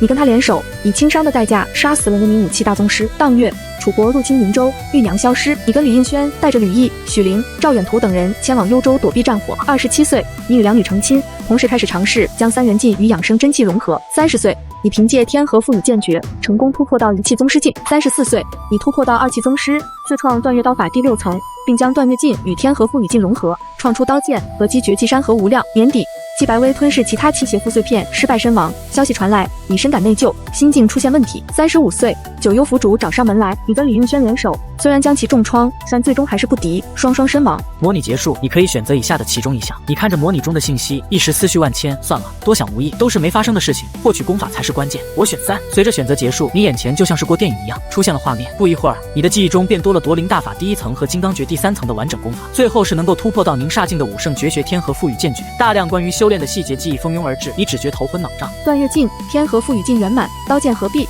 可获得最佳推演路线。断月镜加天河赋予镜等于山河无量镜。天河赋予镜竟然可以克制3分归元气。良久，他回过神来，不再多想。现在首要目标是尽快入境，然后加点提升3元镜，增强战力。傍晚，你收拾好东西，准备去给许灵庆生。走出房间，你冲着树顶的小鸟叫道：“玉娘，我出去了，晚上不回来。”树顶的玉娘没有反应，始终眺望着天空，不知道是在看晚霞，还是在看其他的什么东西。你离开院子后，终于恢复了一点力量，太好了！现在离开是一个不错的选择。你舍不得？不是的，你不会喜欢那小子吧？没有，那我去杀了他。不行，韩大哥救过我，而且还逗你的。我玉玄机岂是恩将仇报之人？要不是那小子教授给你的真气功法，我还不知道要沉睡多少年。对不起，你就是我。道什么歉？我只是把他当成家人，韩大哥是个好人。行了，你就多在他身边待几年吧。不过6年之内必须离开，否则等我的力量逐渐恢复，玉生那个女人和白虎世家肯定会找上门来，到时候百秦月一出，赤地千里。不走的话，那小子也会倒霉。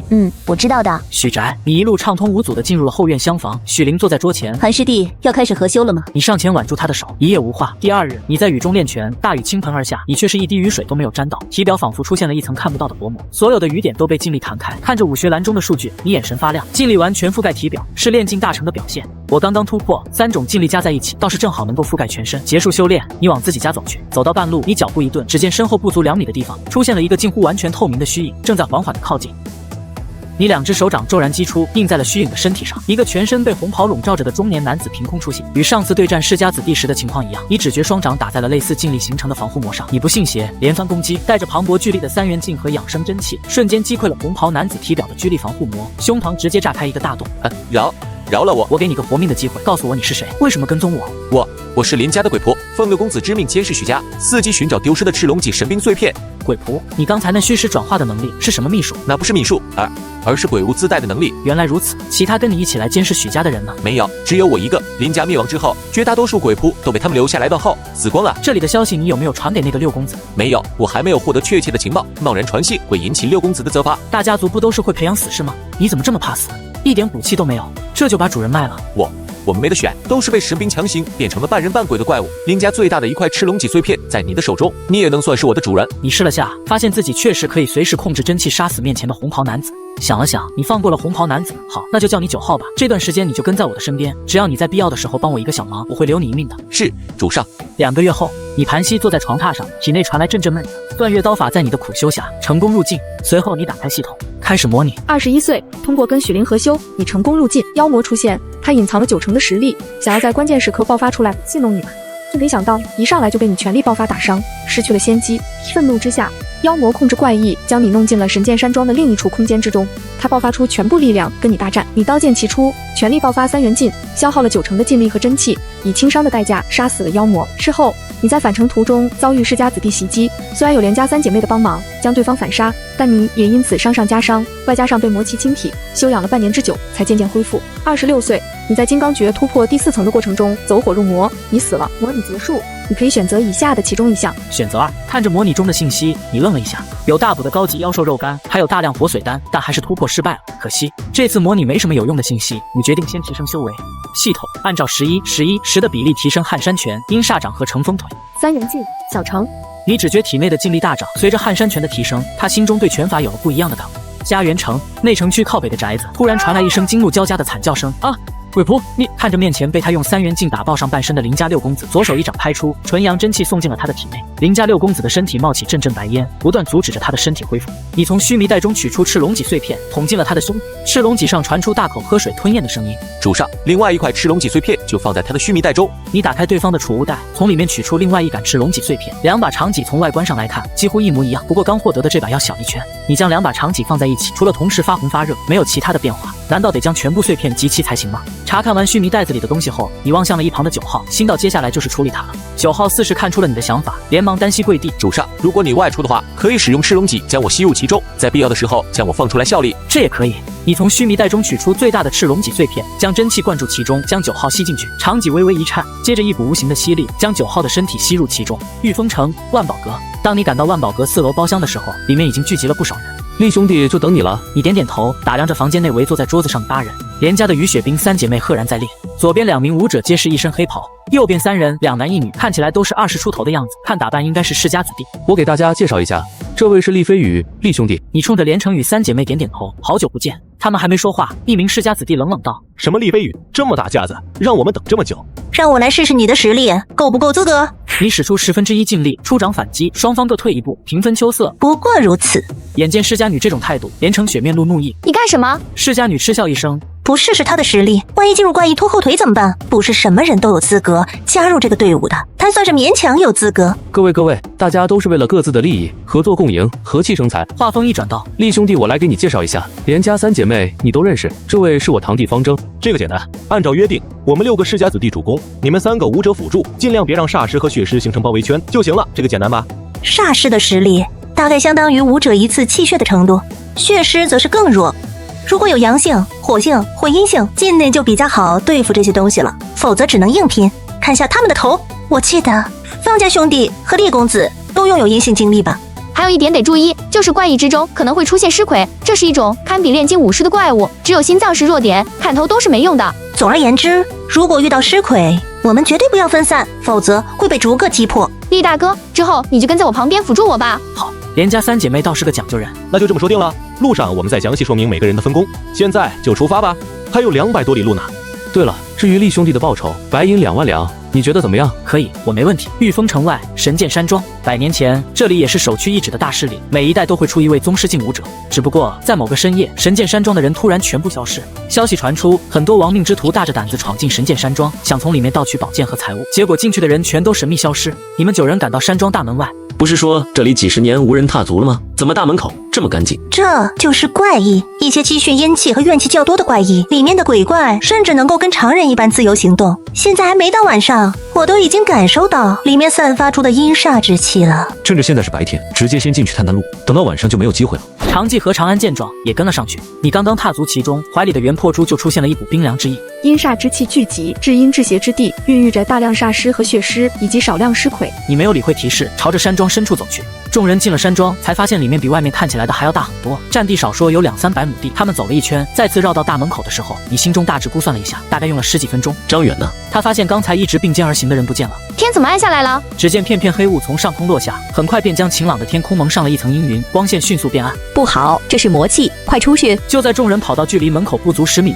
2扇大门猛然闭合起来，你发现元破珠吸收阴气的速度大涨。你悄悄运转阴煞掌，吸收着空间中的魔气。很快，系统面板中便出现阴煞掌升级的提示。这个地方怎么会出现魔气？难道有妖魔？密集的脚步声响起，只见原本空无一人的山庄中走出一个又一个身形扭曲、动作僵硬的血尸、煞尸、尸魁。系统疯狂提示：各位既然来到我们山庄，那就在这里多住几天吧，否则庄主会很不高兴的。完全保持了生前的智慧。5个都是尸魁吗？糟了！必须得在天黑之前找出隐藏在山庄中的妖魔，只要将妖魔击杀，就能散去魔气，逃出这里。你们要找的是我吗？我可没有躲藏，就在你们面前。众人闻声望去，只见一个长着尖角的人形生物靠在山庄大门上。西甲魔，我还以为是什么大妖魔呢，竟然只是一个幼年期的西甲魔，不过是异文层次的下等妖魔，搞得这么大声势。就在众人神情放松之际，你突然动了，身体化作一道残影，双掌齐出，伴随着一阵惊天动地的巨响，你的双掌印在了妖魔的胸口，直接在大门上轰出了一个人形的动作，身体一起飞出了大门。大门上的空洞迅速恢复，离得最近的长弓见状，在大门边窜了进去。其他人赶到大门处，已然来不及了。方征面色发白，怎么办？怕什么？有长军在，很快就能干掉妖魔，我们只需要撑住就行了。你眼前一花，出现在一个类似地下洞穴一般的地方。魔气领域，不杀死控制者无法离开。与此同时，原本只有1米多高的西甲魔已经变成了3米多高的小巨人。你这个人族小子竟然看穿我的伪装！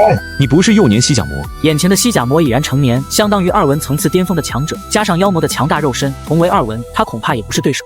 妖魔骤然出手，根本没有理会长军，直接对你发动了攻击。一魔一人近身战斗，竟然打得难分难舍。这小子竟然是炼境大成的武者，尽力的。成年西甲魔太强了，我要催动神兵，你帮我多争取点时间。片刻之后，他手中的断刀积蓄着紫光，刀刃横在胸前，将一魔一人都覆盖了进去。他一开始就打算一起干掉一个炼境大成武者的血液，对于伪神兵碎片来说是大补之物。你听到动静，却是突然跟妖魔对拼一掌，一触即分。妖魔调转枪头，朝着长军攻去。你这个蠢货，想死吗？你自己！长军的头颅冲天而起，被妖魔长满利爪的手掌紧握住。你不是西甲魔，而是金甲。妖魔哪里会理他，直接将他整个人吞入腹中。你似乎并不惊讶，为什么不救他呢？他如果催动神兵的话，未必不能跟我战。你没有回答，从腰间抽出了斩月刀和往生剑。妖魔大叫一声：狂妄！你这个虚张声势的小子！一魔一人同时动了。人族小子，没有及时打断我疗伤，就让你到我的肚子里去后悔吧！手臂末端弹出刀锋一般的补刀，身体如同龙卷风高速旋转而去，刀剑劈砍在妖魔的骨刺之上，火星四溅。小子，你很强，在你这个年纪拥有这么强的劲力和真气，实在难得。我现在给你一个机会，臣服于我可以饶你一命，否则我要出全力了。虚张声势。随后刀剑齐出，恐怖巨力将妖魔一刀劈飞出去，身体撞进墙壁，掀起阵阵烟雾。你找死！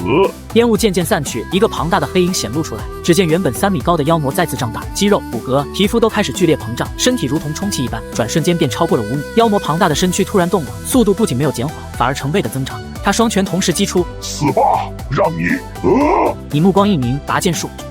妖魔左右双拳被一剑劈开，最后又是一刀在他的脖颈处交错而过。5米多高的肉山轰然倒下。你阴我，竟然还隐藏！你嗤笑一声，斩叶刀插进妖魔的眉心，迅速吸收他体内的魔血。玩阴的人族才是行家。杀神王大人会为我报仇的，你等。放心，那个杀生王我迟早也会把他骨灰扬了，让他来陪你。随着斩叶刀将妖魔身体里的气血吸收殆尽，你感受到了刀身中传来的喜悦情绪，灵性和刀意同时提升了3%，嗜血特效也提升了1级。感受着空间中游离的魔气，你运转阴煞掌，阴煞境8级进化至魔煞境8级。你将空间中的魔气吸收了10至8九，阴煞境没有提升，但却转化为了魔煞境。你感觉3元境隐隐有失衡的迹象，连忙停止吸收剩余的魔气。你将地上的断刀神兵收进了须弥袋子里，随后抬手，空间的上方的魔气就是一掌。3元镜喷薄而出，如同平地一声惊雷，劲风大作，灰蒙蒙的魔气迅速消散下去。周围灰蒙蒙的魔气已经完全消散，而他身处的地方也从地下坑洞变成了神剑山庄中心的铸剑堂。此处阴煞之气倒是不少，原破珠开始吸收阴气。你将铸剑堂中的阴气吸收殆尽，这才朝着大门的位置赶去。一路上边走边杀，等到你赶到大门口附近的时候，只见连家3姐妹背靠背组成了铁三角。3人手持青、金、蓝3色长弓，不断释放出带着劲风、惊雷、冰凌的剑势，将附近围上来的煞尸和血尸全部斩杀。旁边的地上躺着方征残缺不全的尸体，长纪和长安2人不在场中。二妹，小心！连城雪一屁股坐在了地上，表情说不出来的难受。突然缺了一脚，连城宇和连城兵压力骤然增加，一时间煞尸和血尸纷纷围了上去。你见此情形，顿时面色一变，2万两银子还没给呢。你立刻催动功法，将纯阳养生真气和纯阳金刚真气全部灌入到往生剑中，剑体迅速震颤了起来。你将长剑猛然掷出，与此同时，脚下劲力爆发，像逃白白踩柱子一样踩在长剑上面。剑气破空，如御剑飞行，你全身3元劲流转，硬生生将周围的煞尸和血尸全部被震飞出去。是厉公子。你点了点头，一剑扫过，将3女身后围过来的煞尸砍倒一大片。连城宇见你击杀煞尸如同砍瓜切菜一般，不禁愣住。不一会儿，你将上百名煞尸和血尸全部斩杀殆尽。厉公子，请你为我们姐妹3人护法。我们要用三旗剑轰开大门，离开这里。好，雨雪冰姐妹三人并排而战，只见连城雪做出拈弓搭箭的动作，三人手中的弓箭聚合在了一起，一根同时包含着风、冰、雷3种力量的箭矢随之凝结，对准了大门。伴随着一阵惊天动地的巨响，光球散去，大门完全消失，周围大片的土地直接被这一剑打得液化。这才是神兵的真正威力吗？厉公子，趁着阵法暂时被破除，我们快走！三女浑身无力地瘫倒在地，皆是面色煞白。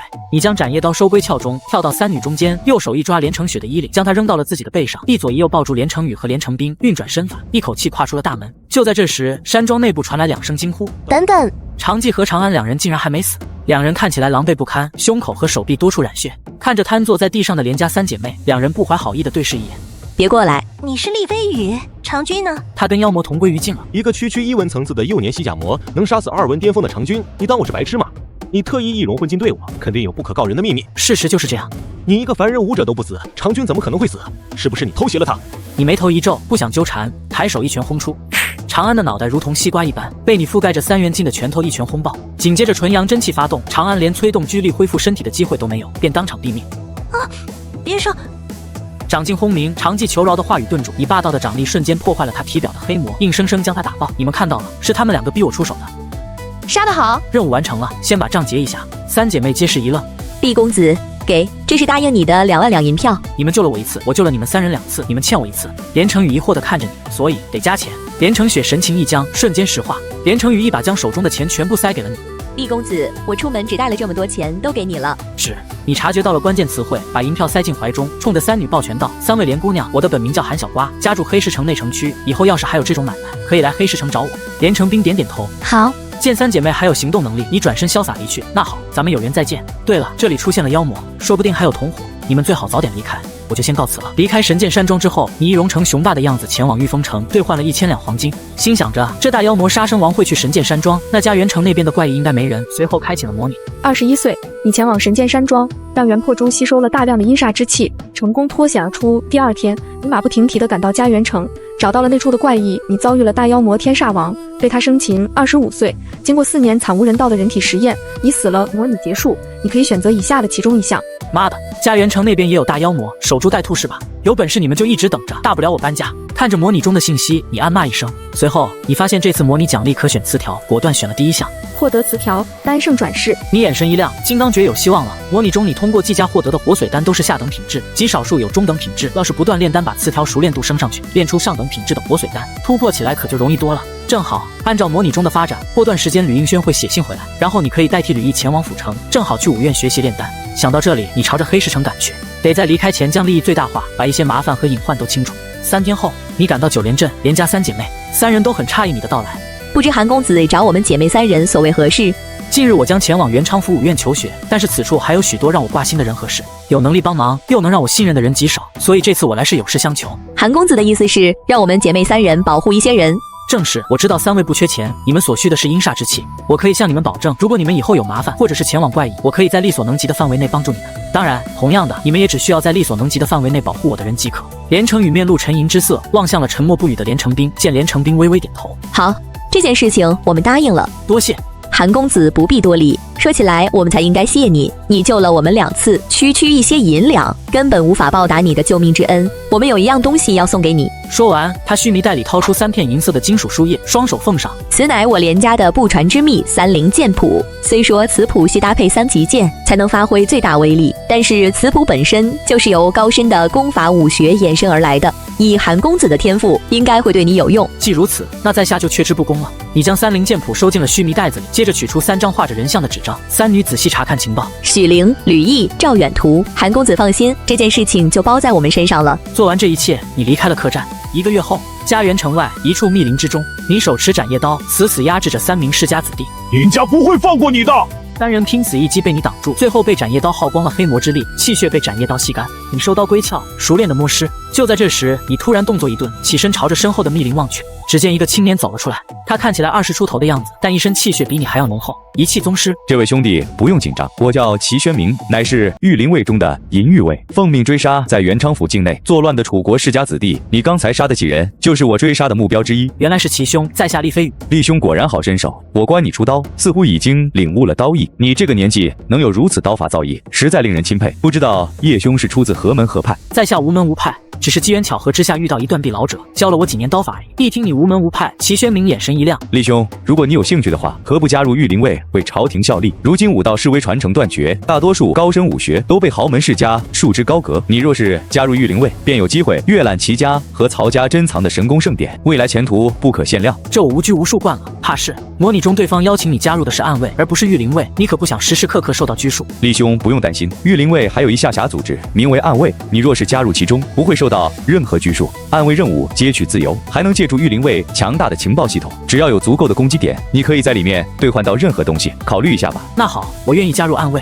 我就知道叶兄是个聪明人。你接住令牌。厉兄，这便是暗卫的令牌，你在无字的那一面用真气或尽力写下你的名字即可。随后，齐宣明又向你说明了一些暗卫和御林卫中的规矩。多谢齐兄解惑，咱们有缘再见，我先告辞了。后会有期。等到你的气息彻底消失，齐宣明一拍腰间的须弥带，从里面取出一面1尺方圆的铜镜，约莫10息左右，一个面目威严的男子在铜镜中显露出来。大师兄，宣明，发生了何事，让你不惜动用千里投影通知我？大师兄，我在府城下面追击楚国流窜到云州作乱的世家子弟，结果遇到一个叫厉飞羽的青年，他看起来只有20岁左右，但是已经领悟到了刀艺。刀艺倒是有些难得，关键他是纯粹的武者。据他所说，他的刀法是跟一个断臂老者学的。此话不知真假，但我可以断定，此人并不属于任何世家势力，而且此人与大师兄一样，我的望气术看不透。你意如何？东胜州斗剑，我天圣宗武者一脉落于下风，若是此人能够崛起，也许会成为破局的一大助力。他有修炼天刀陆神经的潜质，试试看吧，万一他成了呢？天刀陆神经与我们修炼的玄天斩灵剑典联合，刀剑合璧，可抵挡兵士，也许能在乾天宫突破世家的围剿，取得一线生机。好，随后主动断开了联系。你在外绕了一圈之后，才回到黑石城。随后，在刚才几名世家子弟的须弥袋子中找到了第3块赤龙脊碎片，你将3把赤龙脊取出，结果3块伪神兵碎片融合到了一起，成为了中阶伪神兵碎片，里面的阴气又上涨了一大截。如果将全部的碎片集齐，不会是高阶伪神兵吧？你将赤龙脊收进须弥袋，是时候离开。吕毅从武馆大门走出来，正好看到你。你小子，我正要去找你，你倒来找我了。看来我们师徒想到一块儿去了。看你的样子，似乎又突破了。你要走？弟子准备去府城的武院求学，所以想征得师父的同意。原来就是这种小事，我还以为你要说什么呢。要走就走吧，老夫还能拦住不让你去吗？说着，吕毅突然将2封书信塞给了你。这一封是给应轩的信，你要去武院，正好帮我带给他，省得老夫跑一趟。另一封帮我带给我在武院的几个老朋友，你只要进了武院，表明身份，就会有人来找你的。你的悟性绝佳，但是根骨有点差。府城那里资源多，机会也多，但强者更多，也不缺天才，想出头不是一件容易的事情。这分明就是一封推荐信，甚至可以说是求人帮忙的信。你心头一热，师父。行了，走都走了，别一副舍不得的样子矫情，记得跟远途说一声。还有许灵那边你也得处理好，你要是真有本事让应轩也喜欢你，就2个一起娶了。当然无论最后如何，你谁都不能辜负，否则我饶不了你。是师父。你躬身一礼，退了几步之后转身离去。2天后，你带着玉娘踏上了长陵江上的商船，在江上度过了7天。你站在甲板上，看着一望无际的江面，不禁心生感叹，与天地相比，人力当真是渺小。就在这时，甲板上站着的船东突然冲着船舱里大叫一声：“快停船！所有人都出来！”你眉头一挑，瞥向了从侧后方快速驶来的小船，船帆上印有类似蛟龙的图案。怎么了？发生什么事了？有江道吗？船舱里的人陆续来到了甲板上，数十人小声地议论了起来。都给我闭嘴，别乱说话，那是怒蛟帮的人，只要交钱就没事了。众人一听是怒蛟帮，便纷纷噤声。怒蛟帮是长陵江两岸戍府之地的第一大帮，凡是长陵江上的商船都得交过路费。快船靠近商船的时候，帮众将带铁钩的绳子挂上了船沿，熟练地攀上了大船。一行20几人全是武者，个个都身着统一的灰色劲装，中间站着一名青年，众人隐隐以他为首。各位怒蛟帮的大人，见过林堂主。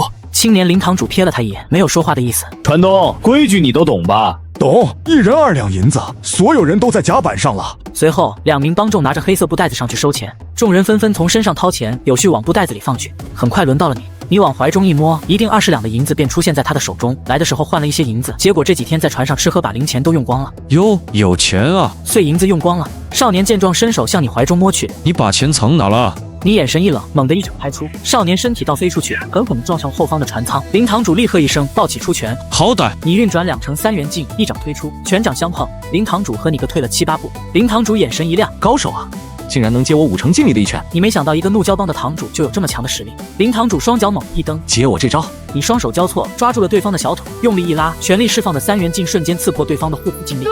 你将对方的身体重重砸在甲板上，随后反复10几次。直接在甲板上砸出一个人形的大洞。林堂主口吐鲜血，你赢我，若不是我大意了，我绝不会。话没说完，林堂主头一歪便没了气息。你熟练的摸尸，发现一块浅绿色玉牌，正面写着295，背面竟是这位林堂主的人头像，清晰无比，像前世素描一样。就在此时，玉牌突然绿光大作，林堂主的头像消失不见，取而代之的是你易容后的头像。你当场愣住，什么情况？与此同时，几百里外的元昌府城，一处耸立着2块巨大石碑的广场上，左侧的巨大石碑上突然泛出淡淡绿光，快看！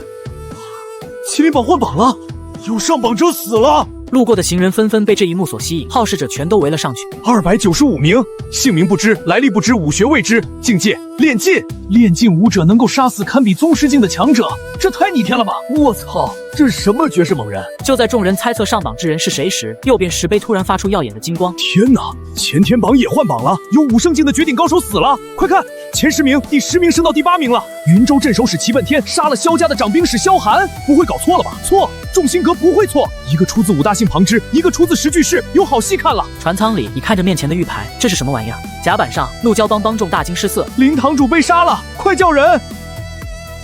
一支穿云箭直冲天际，爆裂开来。摸尸结束，你发现林堂主身上就带着一块玉牌和一个钱袋子。你心中暗骂，又是一个没有须弥带，还没有养成随身带秘籍习惯的穷鬼。你纵身一跃，跳上甲板。怒蛟帮的帮众见状，毫不犹豫地跳入海中，朝着下方的快船游去。甲板上的船客们眼神惊恐地看着你，船东哭丧着脸大叫：获释了，获释了！怒蛟帮的穿云箭一出，附近马上就会有高手出现了。你瞥了船东一眼，脚踏船沿，身如大鹏，纵身一跃，飘入了波涛汹涌的长陵江中。保险起见，你决定模拟一次。21岁，你启程前往武院求学，在开往元昌府城的大船上，遭遇了怒蛟帮帮众，你杀死了自不量力的林堂主。为了不连累其他人，你决定跳船离开。就在你快要靠近岸边的时候，怒蛟帮的2名副帮主追至，2人皆是一气宗师境的强者，你以1敌2，不落下风。但对方2人却擅长合计之术，一时间你被2人死死缠住。眼看越来越多的怒蛟帮帮众赶到，你全力爆发，以伤换伤，将2人重创，但自己也受伤不轻。你迅速逃离现场，稳妥起见，你没有前往府城，而是跟随一个商队返回了黑石城。半个月后，你回到黑石城，悄悄见到许灵，留在徐府养伤。你从许灵手中要到一个须弥带，将玉牌放入其中，随后埋进坟地。为了早日恢复伤势，你听从许灵的建议，与他的丫鬟春桃合修，通过鸾凤和明宫加快疗伤。接着是夏荷、秋菊和冬锦。1个月后，你的伤势完全恢复。许灵在你多次的辛勤调教下，3次气血圆满，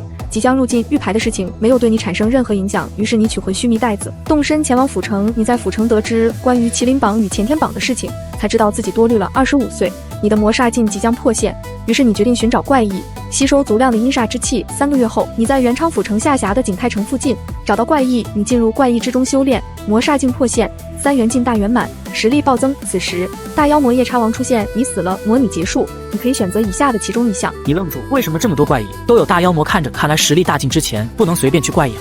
看到能选词条，你没有犹豫，直接选了1。获得词条，1人千变。金色传说。你当即开始查看今天能变化的2个选项，犹豫1秒钟之后，你选择了变化1。下一秒，正在大江上狂奔的你动作一顿，身体骤然缩小，变成一条长约4米的鲟鱼。你有些兴奋，好神奇的感觉。在江面游了一会儿之后，你沉入水下，看着周围的小鱼小虾，你继续往更深处游。谭大哥被鱼吃了。笨蛋，他是变成鱼了，不是被吃了。你不是能通过血脉联系感应到他吗？好像是的。这小子怎么回事？难道他有灵兽血脉？不对，就算是灵兽血脉，也不会这种层次就能使用返祖神通。而且好奇怪，为什么我看到这条怪鱼的时候，总有一种莫名其妙的感觉，好像要有好事发生。不一会儿，一艘长约50米、宽度超过10米的巨大战船出现在了江面之上，并高速朝着你刚刚游离的江域驶来。战船的甲板上站着数十名怒蛟帮的好手，当先2人都是宗师境强者。奇怪，应该就是这里。就算是宗师级的武者，仅凭尽力在浪涛汹涌的江面奔跑，也不至于比我们的战船还要快才对。难道是那人身依水性，潜入了水中，拼水性？还有人能比得过我们怒蛟帮的武者？老大，看谁先找到对方。好，2人同时跃入江中。谁？就在两人潜入水中寻找凶手之时，你已经在江边四下无人的地方上岸。1个小时后，你用本来的面貌来到了元昌府浅川坊。此处广场上矗立着2块巨大的石碑。你在麒麟榜接近底部的位置上找到了自己易容后的模样。295姓名未知，来历未知，武学未知，境界炼境。你瞳孔紧缩，这个玉牌只是对着你一照，便知晓了你的境界，实在是可怕。一个长相秀气的青年满脸笑意地看着你。兄弟新来的吧？你怎么知道的？我每次路过浅川坊，都会来看麒麟榜和前天榜，期待有一天自己也能上榜。附近经常来看榜的人，我都熟悉了。以老兄你的长相，只要见过一次，我是不可能没有印象的。我确实是刚来府城，准备去武院找人。如果可以的话，我想留在武院。那赶巧了，我也在武院学武。对了，忘了自我介绍了，我叫严百川，是城中严家的子弟。武院里的人都叫我府城白小生，只有我不敢说，没有我不知道的事情。在下韩小瓜，见过严兄。好说好说，韩老弟，你说要找谁？武院几千人，只要你一句话，半个时辰内我帮你找到。我来找我的师姐，她叫吕映轩。谁？吕师姐可是咱们武院里有数的天才，24岁突破炼境，并且距离突破炼境大成也不远了。我在吕师姐的父亲手下学过刀法和拳法，所以来武院求学，顺便投靠师姐。你暂时不准备把吕毅的信交给吕映轩，两人实力差距太大，这完全是在给自己找不自在。至于吕毅求人找关系的信，你也不会送出去。你岔开话题，指着面前的2座巨大石碑。对了，严兄，这麒麟榜和前天榜到底是怎么回事？麒麟榜和前天榜嘛，乃是众星阁所列的榜单，记录了为齐楚3国最优秀的青年强者，只要年纪符合上榜条件，并得到众星阁发放的玉牌，便能上榜。玉牌持有者如果实力相差不大的话，在一定范围内便能通过玉牌感知到对方的大致位置。其中麒麟榜记录的是30岁以下的炼金到宗师境的武者，还有世家子弟。当然，能上榜的最弱都是炼金大成，拥有匹敌宗师境的顶尖武者。登上麒麟榜上的人都能参加10年一度的中州鬼域试炼，排名前10的人都能得到1枚造化丹。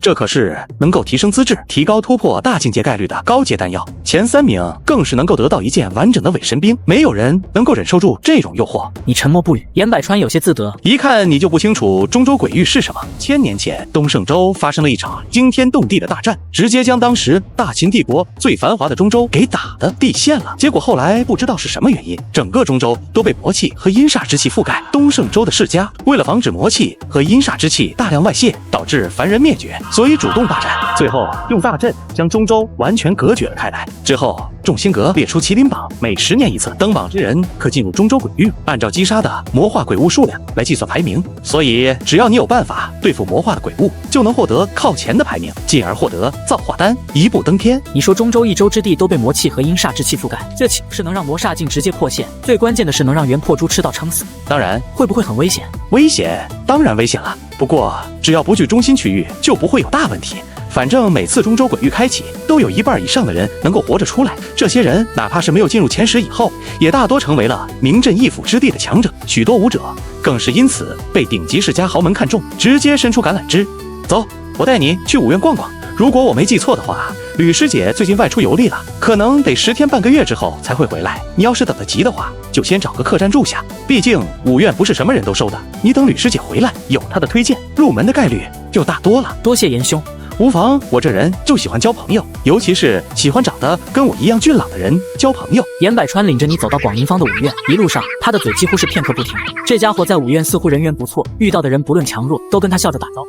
你找了间客栈住下，严百川约好明天再来找你。关上房门，既然有中州鬼域可去，倒是不用再去找怪异冒险了。模拟开始。21岁，你赶到元昌府城，遇到严百川，从他口中得知麒麟榜和前天榜的情报。22岁，你取得了吕映轩信任，随后加入了季家。在季白薇的资源支持下，你尝试学习炼丹术，你发现自己在炼丹方面天赋不错，只用了不到1年的时间，便成为了低阶炼丹师。23岁，你获得了季家高层的重视，获得大量资源炼丹。你一边修炼金刚诀，一边修习炼丹术，但是始终无法达到中阶炼丹师的水平。24岁，你将金刚诀修炼到第3层大成，同时开始修炼夺灵大法。半年后，你练成夺灵大法第1层，回到元昌府城，帮助吕映轩解决阴阳2气失衡的问题，并且没有被季白薇发现。25岁，你与吕映轩一同参加中州试炼，你在试炼中将魔煞境提升到了顶点。试炼结束后，你31名，吕映轩第9名，获得了1枚造化丹，他将造化丹送给了你。26岁，你顺便将一直不受重视的血灵册修炼到第2层圆满，结果获得血灵化身的能力，可以消耗自身气血，制造一个永久存在的分身。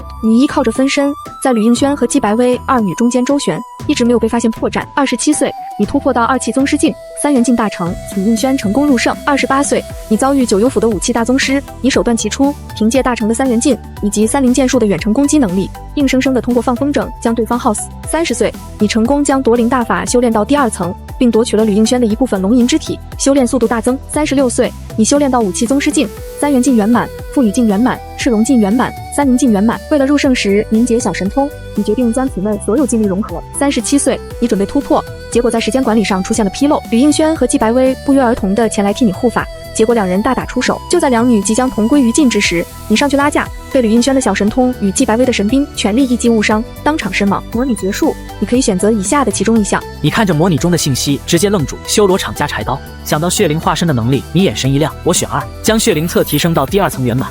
血灵化身消耗自身1成的气血，可制造一个拥有本体8成实力的分身，需要肉身承载。你在客栈一住就是20天，这期间你买了丹炉和基本炼丹入门书籍，自己在家琢磨。因为丹圣转世的存在，你很容易就学会了2种基础丹药：军粮丹和止血丹。20天的苦修，2种基础丹药你已经能够炼制出中品了。这天，你正准备再炼一炉。韩兄弟，韩兄姐，吕师姐回来了。严百川边跑还边喊。你听着急促的脚步声，将丹炉和桌上的药材收进了须弥袋子里。韩老弟，吕师姐回来了。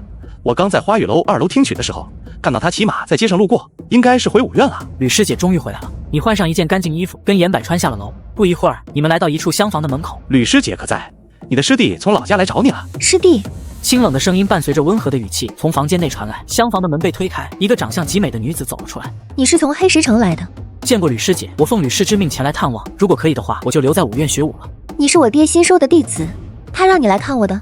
正是。严师弟，多谢了。吕师姐，严重了，不打扰你跟韩师弟叙旧了。韩师弟，请进吧。吕应轩将你带进了屋，随后朝你伸出了手。我爹让你带的信呢？什么信？哪有信？他最近半年1个月写信催一次，估计就是为了你这个得意弟子吧。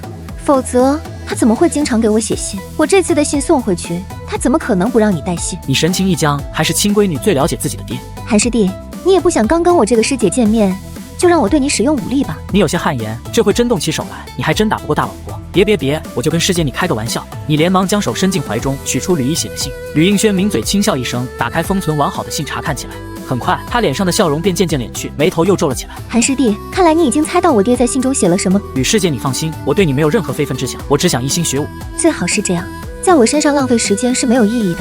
你陷入了沉默。如果一般人听到这话，会觉得他这是在直接的拒绝，但其实他怕是在说阴阳2气即将失衡，自己命不久矣的事情。走吧，我带你去找个地方落脚。虽说你肯定可以入门，但按照规矩，明天还得先测试一下根骨和境界，然后才能根据实际情况分配。不过我明天会找师傅，让他收你入监语院的。多谢吕师姐。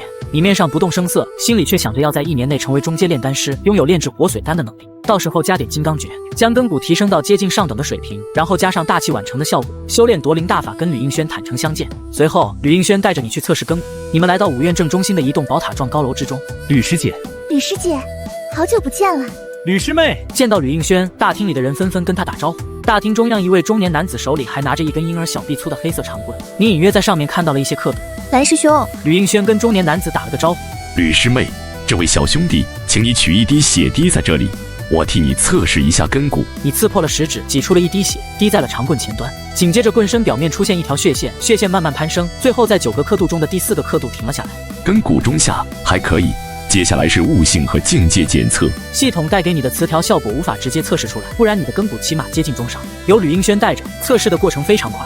最后你的测试结果是根骨中下，悟性中上，心性中上，境界上，3次气血，修炼2种功法，初步练出了境力，炼境可期，总体评价为中上。这个结果瞬间引起一片哗然。这个黑石城在哪儿？这么厉害！先出了一个吕师姐，接着又来了一个韩师弟，还真是天才辈出啊！你这就不懂了吧？这位吕师姐的父亲早年间可是咱们武院的风云人物。围观者小声议论，还有人提起了吕毅。快别说了，陆院主来了。就在中年男子给你准备入门物品的时候，场中纷纷让开一条道，一位黑袍老者走了进来。听说今天有故人的弟子入院求学，哪一位是韩小瓜？这是霸刀院院首陆环修，他跟爹因为娘的事情有旧怨，我刚来的时候也刁难过我。原来是吕师侄啊！看到你外出平安归来，我也就放心了。这位想必就是吕师兄最新调教出来的高徒了吧？果然跟吕师兄年轻时一样气宇轩昂。蓝毅，给我看看他的评价。是，综合评价中上嘛，跟吕师兄一样，也是同修了断月刀法和撼山拳。这让我想起了当年吕师兄还教过我怎么将两种劲力融合呢。要是没有他，我也不会在此基础上闯出宗师武学的霸刀了。你眉头紧皱，这个陆还修阴阳怪气，让你不舒服。既然你跟吕师兄一样优秀，何不入我霸刀院呢？韩师弟准备跟我一样转修剑法，师傅已经准他入剑羽院了。那真是太可惜了。想当年，吕师兄为了能让你入我霸刀院，可是千里迢迢赶到武院来求我，让我将你收入门墙。只可惜你最后入了剑羽院，又要让你的师弟也转修剑法嘛。我的霸刀可是比吕师兄的刀法强多了。你难道不想学霸刀吗？以吕师兄的性格，应该会给我写信求我帮忙吧？你把信拿出来，我就收你入院，亲自教你霸刀，如何？陆还修一脸得意。吕应轩闻言望向回禀陆院首，师傅来的时候就让我好好听吕师姐的话，没有让我带信来的。真的吗？你只觉一股凌厉霸道的刀意扑面而来，强大的压力将你锁定。陆师叔，对一个刚入门的弟子使用刀意，未免有失院首的身份吧？我只是想试试吕师兄精心调教的弟子是什么水平。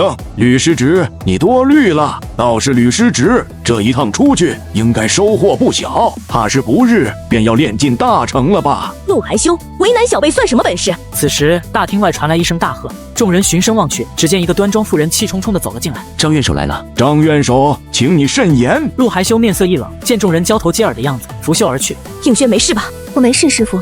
没事就好。我没想到这个陆海修心眼比针尖还小，竟然还为了当年的事情耿耿于怀。你就是吕师兄的弟子吧？确实是一表人才。你放心，我虽然是主修的剑法，但是对刀法也是有所涉猎。你留在剑羽院不会比去霸刀院差。见过张院首。应轩，你先带着他四处看看，我去找首座告状，不能就这么算了。说完，张慕蝶便火急火燎地离开。随后再无什么风波，你领了内院弟子的身份牌和服饰。第二天一早，你早早的起床，准备去藏经阁找点修炼法用。刚走进一楼大厅，就听到里面闹哄哄的。卧槽，听说了吗？什么事儿一惊一乍的？你不知道吗？昨天晚上霸道院陆院首在去往城外的宅邸时，被一个白发魔女偷袭，你猜怎么着？别他妈卖关子行不行？你是没看到，陆院首被当场打断了双腿，现在还在昏迷中呢。你确定？不信我们打赌，这件事情马上就会传遍全城，到时候咱们武院的脸就丢大发了。不用了，我不沾赌。你听着几人的小声议论，面色古怪。白发魔女，不会是吕师姐吧？你来到藏经阁，还没来得及开口，门口登记的老者便不耐烦地朝着里面挥了挥手。3楼的功法都是免费的，所有入门功法的前2层都在这里，喜欢哪一本就拿到旁边抄录，记得不外传就行了。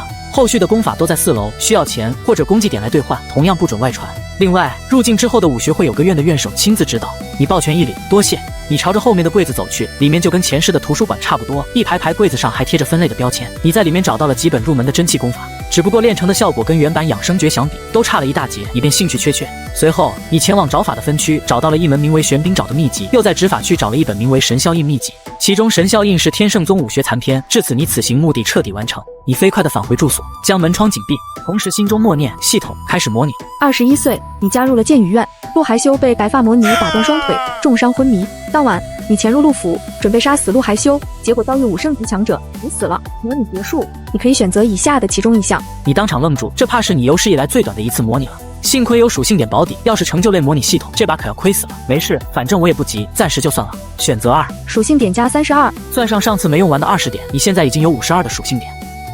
9号出来吧！一道红光一闪而过，9号单膝跪地，见过主上。我欲解开赤龙脊对你的控制，放你神魂往生。主上，我查阅古籍，以佛门真气催动往生咒，能化解你神魂中的阴煞之气。你也不必谢我，我助你只是为了给我的血灵化身找一个合适的肉身。本来你直接催动秘法也能夺了9号的身子，但9号这些时日也帮了你不少，有些事你还是做不出来。9号沉吟了片刻，冲着你抱拳：主上大恩，我只能来世再报了。你准备好了吗？请问主上有纸笔吗？有，怎么了？我想将这虚实转化的能力详细记录下来，以便主上的化身尽早适应身体的能力。你从须弥袋中取出纸笔，片刻，9号将密密麻麻写满字迹的纸张还给了你。上面除了虚实转化的能力，还有维持这种能力的注意事项：要定期吸收神兵之中阴煞之气，同时还得吸收大量气血之力，才能让肉身保持半人半鬼能力的同时，也能像正常武者那样修炼各种武学功法。做完这一切，9号盘膝而坐，原本充满怨气狰狞脸庞，此刻也似乎安详了许多。你运转纯阳金刚真气，双手合十，南无阿弥陀佛耶。等到你将往生咒念到第9遍的时候，已经感觉不到9号身上的怨气了。9号神情祥和，嘴角微微上翘，一道透明虚影从他身上飘出，对着你躬身一礼，随后消失不见。你抱拳，等着一切结束。你盘膝坐在床上，催动了血灵册，紧接着一团血液汇聚于掌心，随后没入9号的眉心。下一刻，9号突然睁开了眼睛。你发现不仅能够通过9号的视角共享视野，还能直接通过气血控制9号的行动。同时，血灵化身的属性也出现在了属性面板上。你眼神一亮，果然属性点可以直接给化身加点。系统提升天河赋予剑诀到第2层。你面色一变，这种高级剑诀竟然只用了10点属性点就升到了第2层，可见9号这具阴煞之躯有多么适合这门剑法。全部提升天河赋予剑诀，你控制着血灵化身催动赋予镜，这单一劲力竟然只比你的3元镜差一点点。你从须弥袋中取出往生剑，挂在了9号的腰间，又给化身换上了一身白衣，随后控制着9号的面部肌肉，将其变成了一个面貌粗犷豪雄的青年模样。从今天开始，你就是赋予剑浪翻云了，这个名字终将会响彻整个元昌府。浪翻云点了点头，好。第2天上午，元昌府城正中心广场上，矗立在左边的巨大石碑突然泛出淡淡的微光。快看，麒麟榜又换榜了！最近换榜怎么这么频繁？295，上次杀死怒蛟帮林飞的那个不知名高手也被杀了。新上榜的人叫浪翻云，这是从哪里冒出来的高手？年龄21岁，我的龟龟，出身未知，功法赋予剑诀，境界炼尽，又是一个炼尽层次堪比一气宗师的变态。最近到底是怎么回事？哪里冒出这么多天才高手？确实挺离谱。半年的时间悄然过去，这半年你一边炼丹，一边让浪翻云苦修天河赋予剑诀。这一日，你看着丹炉中那颗圆润饱满的蓝色丹丸，眼中流露出一丝惊喜。这就是上品丹药吗？技能：基础炼丹术圆满90%，丹圣转世词条熟练度提升。炼丹资质从9倍提升到了10倍，低阶和中阶丹药炼制成功率分别提升了1成，炼出上品丹的成功率从1%提升到了5%。目前你已经能够将中阶丹药水源丹炼制出上品品质，接下来的问题是怎么把手里的丹药库存卖出去。毕竟活水丹是中阶丹药里最难炼的，你目前的家底还不够造的，只能让浪翻云出场了。你出了剑雨院，来到了广陵坊，突然发现有人在跟踪自己，并且前后100米距离外都有人，已经形成了合围之势。见此情形，你朝着右手边的小巷子不动声色地走了过去，随后悄悄放出了浪翻云。就在此时，巷子口突然走出2个身形高大的男子，两人皆是穿着黑色短打劲装，肌肉棱角分明。你见状，转身朝着后面走去，却发现身后出现了一名面容阴鸷、腰佩长刀的老者。你们什么意思？我想请韩兄弟去我家中做客。我身上似乎没有什么值得你们重视的东西。不，韩兄弟不必妄自菲薄，你的炼丹天赋就是宝贝。是谁告诉你的？严百川应该不会出卖你，而且你只在他那里卖军粮丹，绝对不至于。是5院的弟子听严百川醉酒吹牛听到的，随后通知了我们。这个大嘴巴！韩兄弟，以你一个人的身家，能有多少资源支持你炼丹？如果你加入我们怒蛟帮，我们帮中有2名中阶炼丹师，可以轮流指导你学习炼丹术。所谓识时务者为俊杰。你们是怒蛟帮的人，现在你的决定呢？有你们这么邀请别人的吗？不管你是否同意，你都得加入我们怒蛟帮，你没有选择。我看不见得吧？让他吃点苦头，但是不要伤了他的手。是，韩老弟，你最好识相一点，不然我们把你这俊美的脸蛋弄破相了，你可别怪我们。你轻笑一声，无视2人，自顾自地朝前走去。2人面色一怒，同时出拳朝着你打去。一声剑笑声响起，2人出拳的那只手齐望而动。浪翻云挥动着往生剑，不知什么时候已经出现在你身前。2名壮汉疼得冷汗直冒，根本不敢再出手。巷子后面的老者坐视你离开，他的目光死死地盯着浪翻云的脸。你是赋予剑浪翻云？正是。你笑什么？我在笑有人给我试剑了。刚刚归鞘的往生剑骤然拔出。今天的事情是一个误会，我们邀请韩兄弟的诚意是十足的。一只手，你不怕得罪我怒蛟帮吗？不怕我将你跟韩小瓜的关系传扬出去吗？那又如何？你能一辈子不出怒蛟岛吗？老者猛地一咬牙，抽刀将自己的左手斩掉，断一只手，他还能下得了决心，但是拔刀跟你交战，他没有这个勇气。你有些无语，看着老者和另外2名壮汉捡起手掌离开。你没有按照原定计划前往苏记药行，而是直接转到去了万宝阁。原本准备隐藏炼丹进度，没想到给严百川给揭了老底，现在就没有必要易容再分批购买药材了，直接去万宝阁买还便宜些。返回5院，你决定直接和吕应轩摊牌。现在的你缺一个强大可信的靠山，目前只有大老婆满足条件，有安稳的环境，你有信心半年之内学会活水丹，1-2年左右解决吕应轩体内阴阳2气失衡的问题。就在你畅想之际，迎面走来3名青年。韩兄，久仰久仰。阁下是？我是董家的老三，我叫董千晴。韩兄不认识我不要紧，我可是经常听百川兄提起你。我听百川兄说，韩兄仅用了半年的时间，便学会了2种基础丹药的炼制，果然是丹道天才。你连连摆手，严师兄夸大了，我只是初步完成了军粮丹的炼制，而且成功率才1成不到。至于止血丹，我到现在更是只成功了1次。韩兄不必妄自菲薄，以你的出身，向来无法获得大量的药材进行高频率的练习，能有这种成功率已经很难得了。如果韩兄愿意的话，可以跟我们董家签订契约，我们保证将你培养成低阶炼丹师，丹方和药材都由我们董家来提供。你在学习炼丹时消耗的资源，以后只需用成品丹来还即可。韩兄，你看如何？韩兄弟如果愿意，现在就可以跟我们签订契约，契约书我都已经带过来了。说着，他从怀中掏出一张契约，递给了你。董师兄，你确定契约上面没有写错？要为董家服务20年时间？当然没错。万一韩兄你消耗大量资源后没有成为初阶炼丹师，那我们总得从你身上回本，不是吗？20年的时间不长，如果你最后成为了初阶炼丹师，契约里的条件还可以再改。董师兄的好意我心领了，我志在武道，炼丹只是一次尝试而已。如果韩兄志在武道的话，更应该跟我们董家签约了。在府城想要过得好，就得有钱有势有实力，跟我们大家族签约是最有发展前景的。这可不是黑石城那种乡下小地方，一个炼境武士就能称王称霸，更何况你只是一个3次气血的武者，在这里没有背景，可是寸步难行的。董千行的话说到最后，已经有了威胁的意思，我拒绝。闻言，董千行身后的2名跟班上前拦住了你的去路。董千行，你干什么？他一把拨开了拦住你去路的2人，怒视董千行。百川兄，你怎么来了？韩老弟，都怪我这张贱嘴，喝酒误事乱说话，这事儿都怪我一定处理好这件事情。百川兄，这可是我先来的，我给你脸才叫你一声百川兄，你不会真以为我怕你吧？你要是再敢找韩老弟的麻烦，我跟你没完。眼见越来越多的人围上来看热闹，董千行眉头紧皱。韩师弟，记住我说的话，哪怕是在府城里，也不是绝对安全的，以后走夜路要小心点。韩老弟，我实在是对不起你，我以后戒酒再也不乱说话了。行了，你请我喝一杯，商量一下怎么帮我把其他麻烦挡在门外吧。好，仅限今天，明天开始戒酒。走吧。你们一同离开了武院，不过你们都没有注意到，刚刚发生的一切都被吕应轩看在眼中。晚上，你悄悄来到吕应轩的独立小院，敲了一会儿门都没有反应，你眉头一挑，他不会是去找董千行了吧？正想着，一个身着夜行衣的女子从院墙飞落，正是吕应轩。此刻他气息紊乱，状态不太好。吕师姐，韩师弟。吕师姐，你体内的阴阳2气即将失衡，可不是躺一躺就能好的。闻言，吕应轩脸色骤变，双眼紫芒一闪，一头乌黑长发以肉眼可见的速度变成了银白色。他右手一伸，便握住了你的脖颈。别激动，我会帮你的。吕应轩面容扭曲，手一松，忽然口吐黑血。你扶他躺好，纯阳养生真气温养他的身体。没用的，我的身体我自己清楚，休息一会儿就好了。你没有搭话，全力运转纯阳养生真气为他疗伤。终于在你真气耗尽之前，看到他面色恢复红润。吕师姐，你好了吗？没事的话，你回去吧。你嘴角一抽，这个女人还真是无情。吕师姐，其实我为了学习炼丹，对医道方面也有所涉猎。你体内的阴阳2气如果不能平衡，你最多就只有3-5年的时间了。那也跟你无关。你帮了我，我也想帮你。你师弟我可是马上就能成为中阶炼丹师了。除非你拥有上等根骨，或者成为高阶炼丹师，炼出阴阳轮转丹，否则帮不了我。3-5年内成为高阶炼丹师，说实话有点难。不过上等根骨我有办法达到。你测试的时候我也在场，有金刚诀的话就可以。你有金刚诀？正是，这就是修炼金刚诀炼出的纯阳真气。你伸出手，将金色的金刚真气汇聚于掌心。果然是纯阳真气。我听说修炼金刚诀的过程犹如千刀万剐，而且想要提升到上等根骨，起码要练到第3层。突破瓶颈时，很有可能遭遇心魔反噬。你都还不知道我要干什么，就要帮我吗？是的，来之前师父让我好好照顾你。君子一言，驷马难追。你先回去吧，让我好好考虑一下。好。等等，怎么了？别让人看见你从我的院子里走出去。不，知道了。还有什么？谢谢你。自己人别说这种话。自己人。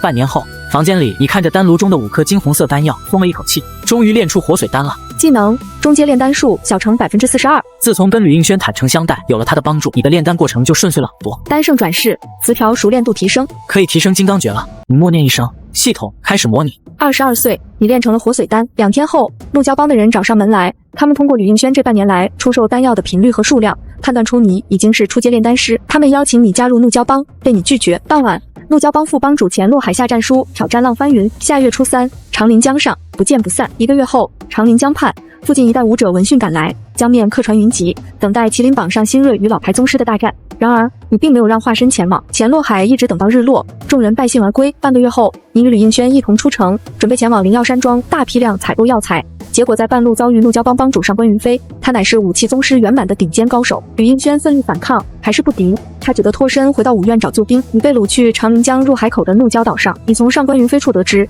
原来他和父亲上官烈联手，成功夺得一部分蛟龙血，但两人皆已负伤，尤其是上官烈，半边身体已经被蛟龙血脉吞噬，现在需要一名炼丹技艺高超的中阶炼丹师炼制龙血丹，帮助上官烈彻底炼化体内的蛟龙血。让他恢复伤势，甚至更进一步。怒蛟帮的2名中阶炼丹师年事已高，没有机会再进一步，无法炼制出难度较高的龙血丹，所以他们选中了你。之所以约战浪翻云，是他们怀疑浪翻云出自世家豪门，想试一试他的底气。结果浪翻云没有如约出现，证明他没有底气，便选择对你下手。第二天，吕应轩凭借张慕蝶的关系，请来5院首座。上官烈通过威逼利诱，外加强行出手，将5院首座击退。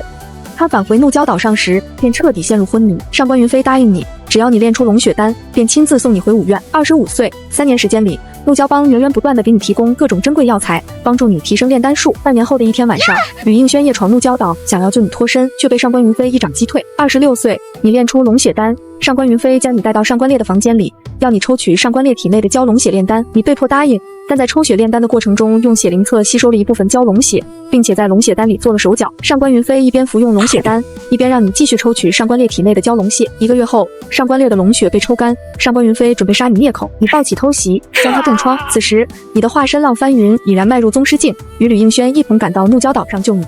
被怒蛟帮6位宗师拖住，上官云飞在生死关头炼化了一部分蛟龙血，回光返照之下，实力大增。他在临死前将你和化身以及吕应轩一同杀死。模拟结束，你可以选择以下的其中一项。这个该死的怒蛟帮！你看着模拟中的信息，眉头紧皱。既然怒蛟帮这么忌惮我的化身有背景，那我就创造一个他们招惹不起的背景。如今怒蛟帮老帮主重伤，最强者便是现任帮主武器大宗师的上官云飞。你现在当然不是对手，但只要解决吕应轩体内阴阳2气失衡的问题，然后等你突破1气宗师境，2打1，就不信这个上官云飞不死。我选2。你从丹炉中取出了5颗金红色的活水丹，塞进了口中，细口提升金刚诀。这次疼得你险些昏迷，不知道过了多久，你感觉身体恢复了一些力量。就在你准备查看金刚诀的变化，系统面板上多出了一行提示：基础大师熟练度提升，金刚诀突破上限。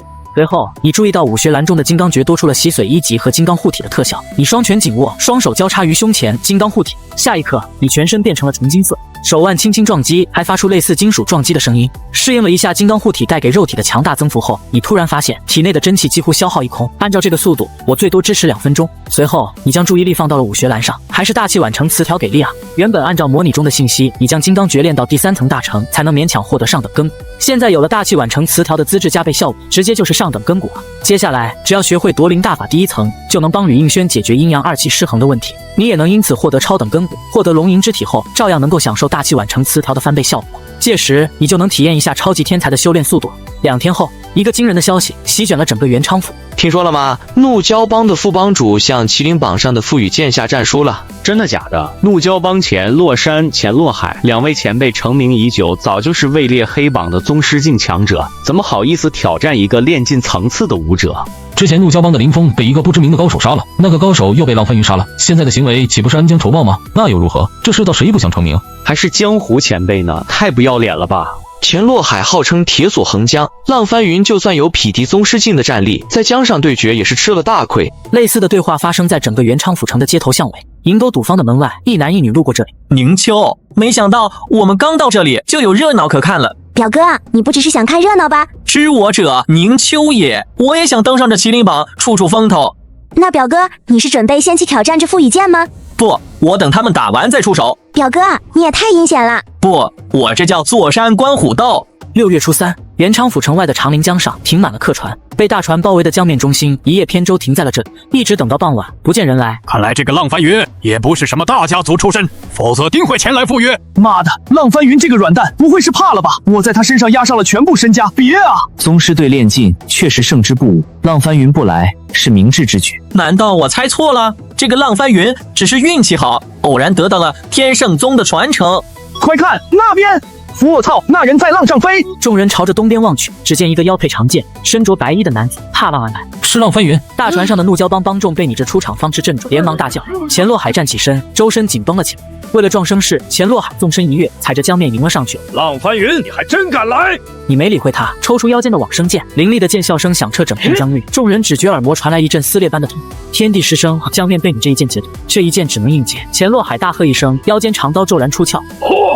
这一刀卷起满天水，向你杀去，剑气与水幕交锋，一时难解难分。没意思，我还以为这个浪翻云有什么绝招呢。表哥，怎么了？浪翻云的劲力连绵不绝，看他出招显然身怀真气，完全不落下风的样子。两人只是看似旗鼓相当，这浪翻云修炼的是天河覆雨剑诀，身怀真气，又在水中作战，似乎占据优势，但实则不然。钱洛海虽然功法不如浪翻云，但毕竟有境界优势，并且他优先在五脏之中融入了水气，在水上作战可以坚持更久，除非这浪翻云拥有一击制胜的绝招，否则战败是迟早的事情。听你的口气，仿佛已经看穿了两人的底细。难道你比宗师还强？我也是听说浪翻云在此，想试试他的剑法，却没想到被怒蛟帮的人抢先一步，只能稍待片刻了。阁下等会儿也要去挑战覆雨剑，你不是说他会输给钱洛海吗？不论谁赢，我上去只出一剑，也不算胜之不武。妈的，真无耻！水幕之中，一剑时机成熟，厉喝一声，覆雨翻云，周身水幕剑气轰然炸开，形成一股极强的气劲，细密的雨点一般激射而出。不好！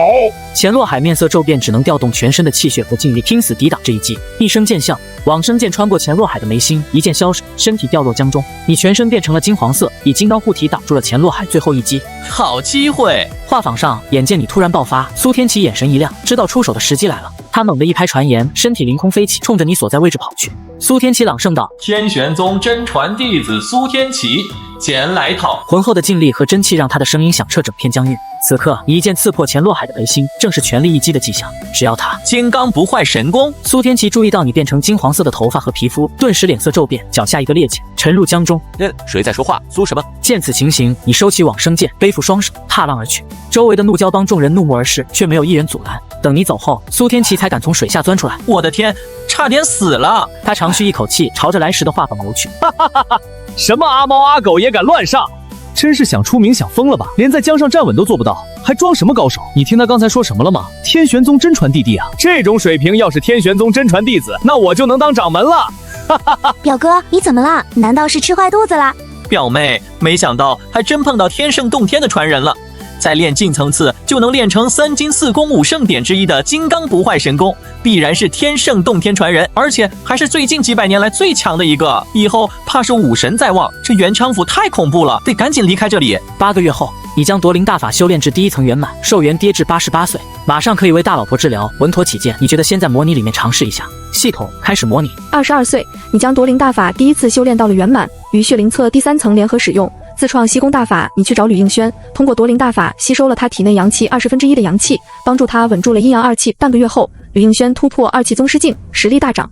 你炼化了体内1半的阳气，修为更进一步。就在你准备一鼓作气修炼到炼尽大成的时候，收到了许灵从黑石城写来的信件。最近黑石城一带怪事频发，商队在前往百劫城时，全军覆没。你日夜兼程返回黑石城5天后，你回到黑石城，发现许灵和吕毅都受了伤，疑似是长生教徒出手所为。你替两人治好伤之后，跟随商队出发前往百劫城。半路，你遭遇了长生教的护教法王2气宗师境的强者，一番激斗之下，对手使用爆发密室，实力激增。你渐落下风，此时齐宣明突然出现，将对方击退。考虑到情况不对，你决定原路返回。返程途中，怒蛟帮帮主上官云飞出现，他已经知晓浪翻云是你的化身，并以此为威胁，邀请你加入怒蛟帮，成为怒蛟帮的专属炼丹师。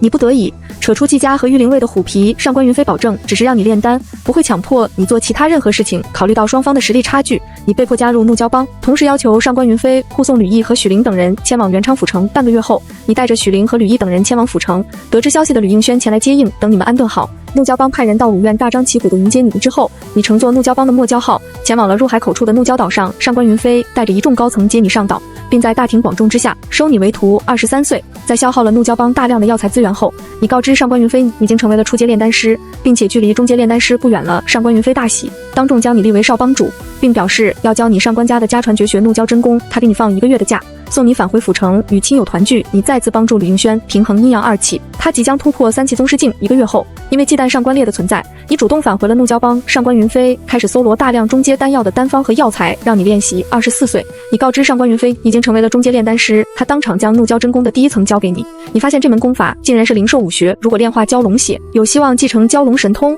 甚至返祖成为蛟龙。25岁，你成功炼制出龙血丹，但并没有暴露出来，而是开始偷偷修炼怒蛟真功。此时，你发现自己的精力竟然日渐不足，鬓角生出白发。修炼夺灵大法，寿命锐减的隐患出现了。26岁，上官云飞已经等不及了，告知了你真相，他的伤势已经不可逆转，如果再不服用龙血丹吸收上官烈的龙血，便命不久矣。届时你也会被怒娇帮的另外一派杀死。年底你偶然炼出了龙血丹，上官云飞大喜，同时跟你分享上官烈体内的蛟龙血怒蛟真功乃是水属性神功。然而上官烈体内的蛟龙血乃是最为霸道的雷龙血脉，属性相克，如果你不加紧炼制龙血丹，会因为血脉和功法冲突而死。至此你开始拼命炼制龙血丹，不过还是在丹药中留了后手。27岁，你的怒蛟真功突破到了第2层，气血大涨，精力有所恢复，成功突破到宗师境。上官云飞伤势恢复，图穷匕现，他竟然也会血灵侧神功，准备吞噬你体内的所有精血。你早有准备，已经成为武器大宗师的吕应轩前来助阵。一番大战之后，你使用吸功大法将上官云飞吸干，功力暴涨，突破到了2期宗师境。然而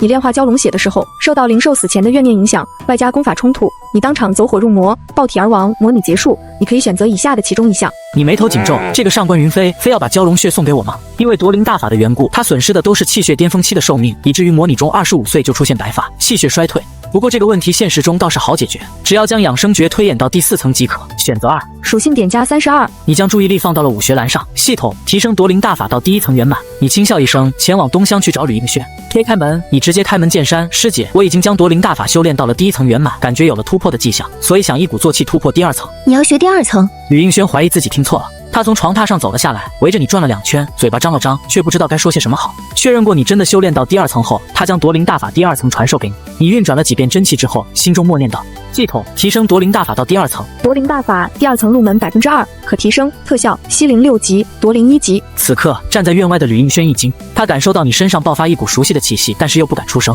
片刻之后，你朝他伸出右手，吕应轩感觉一股强大的吸力从你身上释放出来。你成功了。是的，师姐，我第2层已经入门，咱们开始吧。吕应轩平复了一下心情，你这天才人设算是立住。随后你运转夺灵大法，与吕应轩双掌相对。片刻之后，一股金色纯阳之气从吕应轩的体内涌出。获得纯阳之气，可用于强化金刚真气或推演养生诀。你眼前一亮，立刻运转养生诀，炼化这纯阳之气。3个时辰后，师弟停一下，我感觉突破的契机就是现在。师弟，麻烦你替我护法。好，你点点头，将房门紧闭，走到了院子。看着武学栏上的养生诀数据，你心中默念：系统提升养生诀。你感觉全身肌肉被一股力量撕扯，不断迸裂，然后重新生长，变得更加强壮。等等，这是什么情况？你看着自己的寿命属性，愣住了。388%。随着养生诀的突破，修炼夺灵大法损失的寿命竟然全部恢复了。就在此时，房间里吕应轩气势暴涨，突破2期宗师。感应着房间里的恐怖阴气，你嘴角一抽，到底谁才是挂逼？房间里传来吕应轩的声音：师弟，我好了，你进来吧。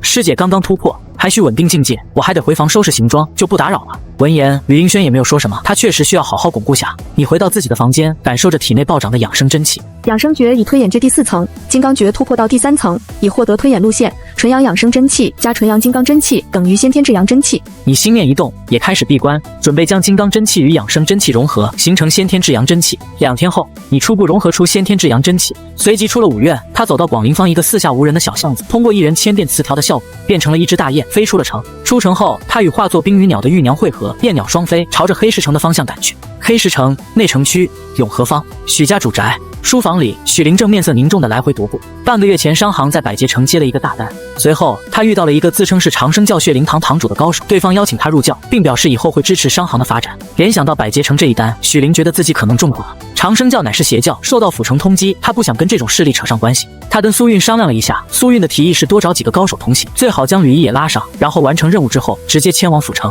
希望苏韵能找到几个高手吧。5天后，苏宅大门口来了一男一女，正是苏天琪和苏宁秋。原来苏韵所在的苏家乃是云州3大世家之一苏家分支。苏天琪因为被你的实力吓住，所以回到岸上后离开了府城，在周围一带的城池游历了几个月，刚好收到府城苏家的子弟的求救信，左右无事，他就来了。表哥，你想对付长生教，也没有必要来这种小地方吧？上次的事情给你留下了这么大的心理阴影吗？嘘，表妹，你不要一直提上次的事情行不行？你不会是怕遇到浪翻云，所以才来这种地方的吧？表妹此言差矣，这黑石城苏家跟我们乃是同宗，也是苏家的一份子，怎能见死不救呢？原来如此，倒是我想多了。第2天中午，许宅紧赶慢赶，终于是回来了，应该来得及。你站在门口，门房见认出了你，激动地道：姑爷，您回来了。你点点头，带我去见少东家。许宅客厅里，苏公子，昨天准备仓促，招呼不周，你看看今天的菜怎么样？这鲤鱼背面是我们秦老师傅做的，堪称原汤一绝，你尝尝。还有这个，苏姑娘客气了。苏公子，我跟许灵一起敬你一杯。好，我也来。看来我来的正是时候。韩师弟，苏天琪看到你身边的浪翻云，当场愣住。两位还没吃饭吧？一起吧。这顿饭苏天琪吃得如坐针毡。第二日，已前往汉山武馆，告知吕毅你已突破炼境境，要带他前往府城定居。吕毅跟你切磋一场，不敌你，同意前往元昌府城。你决定先处理长生教的事。次日，你跟随商行的队伍出发前往百劫城。5天后，商队行至百劫城300里外的山林之中。眼看天色渐黑，众人在半山腰发现了一座山庄。什么味道这么香啊？是啊，光是闻着味儿，我都能吃下去3大碗饭。这是香肉火锅的味道。什么香肉？就是狗肉。所谓狗肉滚3滚，神仙站不住。武者们聚集在山庄大门口，闻着扑鼻的香味，纷纷吞咽起了口水。香肉庄，我想起来了，这是香肉庄，专门给百劫城豪绅们蓄养入狗的地方。这香肉可是一绝啊！其他武者闻言，望向了领头的你。你确定这个香肉庄是你知道的那个？对啊，我年轻的时候来过这里。你运转成风腿，便飘到了5米多高的围墙上。系统提示没有出现，你也没感受到阴煞之气。山庄前院的位置有一个大池塘，中间建有一个湖心亭，一个白衣飘飘的女子正背对着，投喂湖中的鲤鱼。这么大个山庄，就一个人。苏天琪纵身一跃，也跳了上来。韩兄、浪兄，有什么发现吗？没什么古怪，不过正是因为看不出什么问题，所以我觉得我们还是不要在这里夜宿了。说实话，他也被怪异搞怕了，像这种不知底细的地方，还是敬而远之的好。我觉得你说的对。说着，他突然咦了一声，神情疑惑：“表妹，你们什么时候进去的？”你一愣，往院墙里一看，只见许灵等人就站在院墙里面。你顿时面色一变。此刻化身背身看了一下山庄门口，许灵等人的身影赫然也在。队伍中间多了一个白衣女子，其背影跟湖心亭里的女子一模一样，也在背身挥手。白衣女子感受到你的视线，转过身来，面部光滑如镜，竟然没有五官。你体内的先天至阳真气瞬间暴动，下一秒，你眼前一阵恍惚，回过神来，竟已身处山庄之中。化身和苏天琪就在你的旁边，面前是神情呆滞的许灵等人。你伸手往怀中一掏，发现原本蜷缩在怀里的玉娘也不见了。怎么回事？我们怎么进来了？这是山庄里面。你身前的武者们渐渐恢复了神智，不禁面面相觑。一名武者用力地将山庄大门打开。这是怎么回事？我看到了我自己。众人惊恐地发现，门外站着的赫然是另外一个自己。那是谁？一名武者大叫道，看到人群中多出来的背身白衣女子。咱们不是撞鬼了吧？快跑啊！队伍里一些胆小的年轻人拔腿就跑，然而他们刚冲出大门，下一秒身体便仿佛不受控制的又重新倒退了回来。坏了，难道是梦妖？表哥，什么是梦妖？还没等他张口，四面八方同时传来犬吠之声。那是什么东西？一头头小牛犊子般大的诡异怪犬从周围的黑雾中冲了出来，众人被数百只目露凶光怪犬团团围住。走开啊！面对扑上来的怪犬，武者们一个个拔刀便砍。浪翻云一剑斩出，细密的劲力激射而出，如同雨点般落下。怪犬像是被机枪扫射，瞬间被打成了筛子，好浓郁的怨气。与此同时，后方手持大环刀的武者一刀劈开怪犬的脑袋。大家不用怕，这些怪物根本不厉害。其他人也发现了这一情况，心中的恐惧也顿时大减。人群外围的少年被后方的怪犬咬住手臂，不疼。少年一刀捅进了恶犬的脖颈，将其击毙，结果发现手臂根本就不疼。你注意到少年的情况，这是幻觉吗？哎，真不疼，我也不疼。大家别怕，是幻觉，没事的。队伍中除了炼血境和炼境武士以外，其他人都或多或少受了伤。苏兄，你刚才说的梦妖到底是怎么一回事？我也是在家中典籍里看到的，这是一种能够将周围生物瞬间拉入梦境中的妖怪，具体形态不清楚，因为不常出现，典籍里记载的也不详细。就算是怪异，也没有办法在我们还没进入的时候，一瞬间就将我们所有人都转移到里面来。所以，我们现在应该是在类似梦境的幻想之中，本体还在外面。表哥，那我们得怎么出去？就在这时，人群中忽然传来声惨叫。怎么回事？我的身体都……惊叫声接二连三的传来，刚才被怪犬咬到的人接二连三的倒下。快看外面，那是我！刚才被咬到手臂的少年看着门外，自己的身体倒地，捂着手臂不断抽搐。众人只觉得头皮发麻。在幻觉中受伤会直接影响本体，我们要死了！倒在地上的武者们惊恐的大叫：“没路去了，出不去了，完了！”你大吼一声：“都给我闭嘴！”没路就开一条路出来，跟我走！众人被你的一声暴喝吓了一跳。说完，你一双肉掌猛然拍出，掌力雄厚，围上来的怪犬被接二连三的打爆。你边打还边往怪犬最密集的地方冲去，众人紧紧跟在你身后。大量的怪犬撞在你周身1米左右的位置，随后就像是被重拳砸中一般，直接爆裂开来。你拳掌腿肘膝等动作一气呵成，我就不信这幻想没有尽头。很快，你就冲到前院的那片大池塘边，湖心亭里，那个白衣女子还在背对着众人，一只小黑狗正蹲在她的脚边，吐着小舌头，开心地摇着尾巴。此时，你身后跟着的众人全都消失不见了。你见过我的孩子吗？白衣女子回过头来，其面部光滑如镜，还是没有五官。你一拳冲着面前白衣女子击去。就在这时，面前的白衣女子赫然变成了你前世蓝星老妈的样子。你是我的孩子吗？你感觉体内空荡荡的一片，根本没有任何精力与真气。一双有些冰凉且粗糙的手轻轻抓住了你的右手。怎么这么不小心？你脸上露出了一抹笑容。你这孩子还笑。回应他的是你的左拳。白衣女子爆炸开来，下一秒，眼前的画面一晃，变成了你从网吧走出来，一个中年女子拿着棍子站在门口。你竟然敢不去上学！等等。我不知道你这个幻象是怎么来的，但是你能不能专业一点？我妈不会说话，而且她这个年纪已经生病过世了。虽然能在幻境中看到她，我很开心，但你一说话，我就知道这是假的。我很失望，也很生气。随着你一拳落下，面前的场景如同水泡迸裂一般，下一秒又变成你在房间里看恐怖片，贞子从电视机里爬出来那一幕。滚！你飞起就是一脚将贞子踹回了电视机里。古代世界出现现代恐怖片画面，合适吗？场景在变，已经回到了湖心亭中。白衣女子脚边的小黑狗猛地一呲牙，迅速胀大，转瞬间就变成了一只长度超过5米、高度超过2米的巨犬，直接将亭子给撑爆。在巨犬朝着你扑来的一瞬间，你一个后仰下腰，双手撑住地面，抬脚踢中巨犬的腰部，将其重重的踢飞。紧接着，你翻身跳上了它的背部，一手抱着它的脖颈，一手死命用拳头暴打它的狗，直至将巨犬的狗头完全砸，你才停下了手。此时，一股精纯至极的阴气从巨犬的身体中溢散出来，进入你的身体。下一秒，你眼前的画面如同打碎的镜子般寸寸均。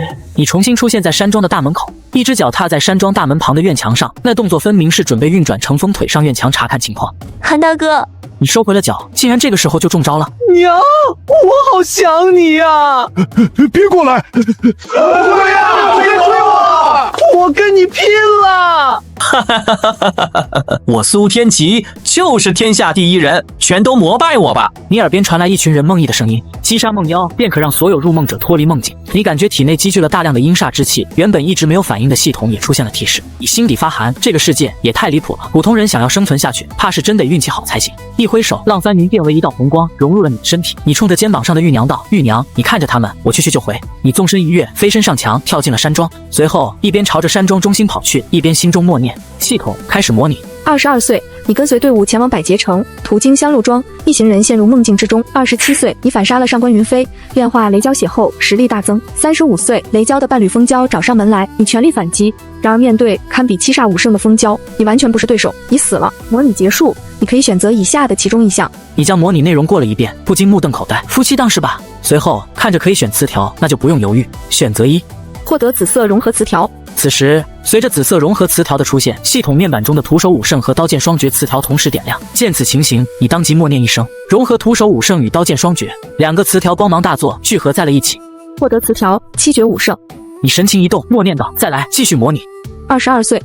27岁，你反杀了上官云飞之后，投靠了季家。35岁，雷蛟的伴侣风蛟找上门来，季家派出多名伪神兵掌兵使，在多人围攻之下，风蛟身亡。你成功炼化风蛟血脉，掌握风雷之力。40岁，季白薇将七邪妇重聚，季家正牌掌兵使出手，准备将你和季白薇一同献祭给七邪妇，重现狮王魔面。你与季白薇联手，一番激战之后，你死了。模拟结束，你可以选择以下的其中一项。好家伙，驱虎吞狼，最后也为了虎。选择2，属性点加45。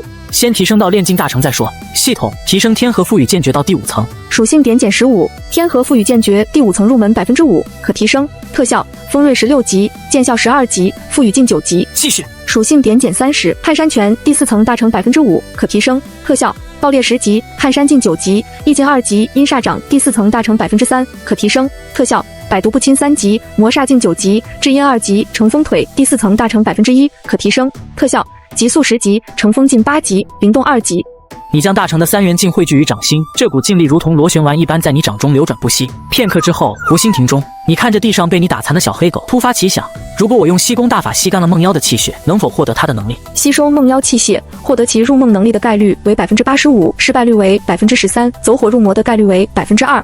你眼神一亮，也就是说不会走火入魔的概率为9×8吗？可以一试。你屈指成爪，躺在地上的梦妖被你吸入掌中。梦妖口吐人言：九幽府不会。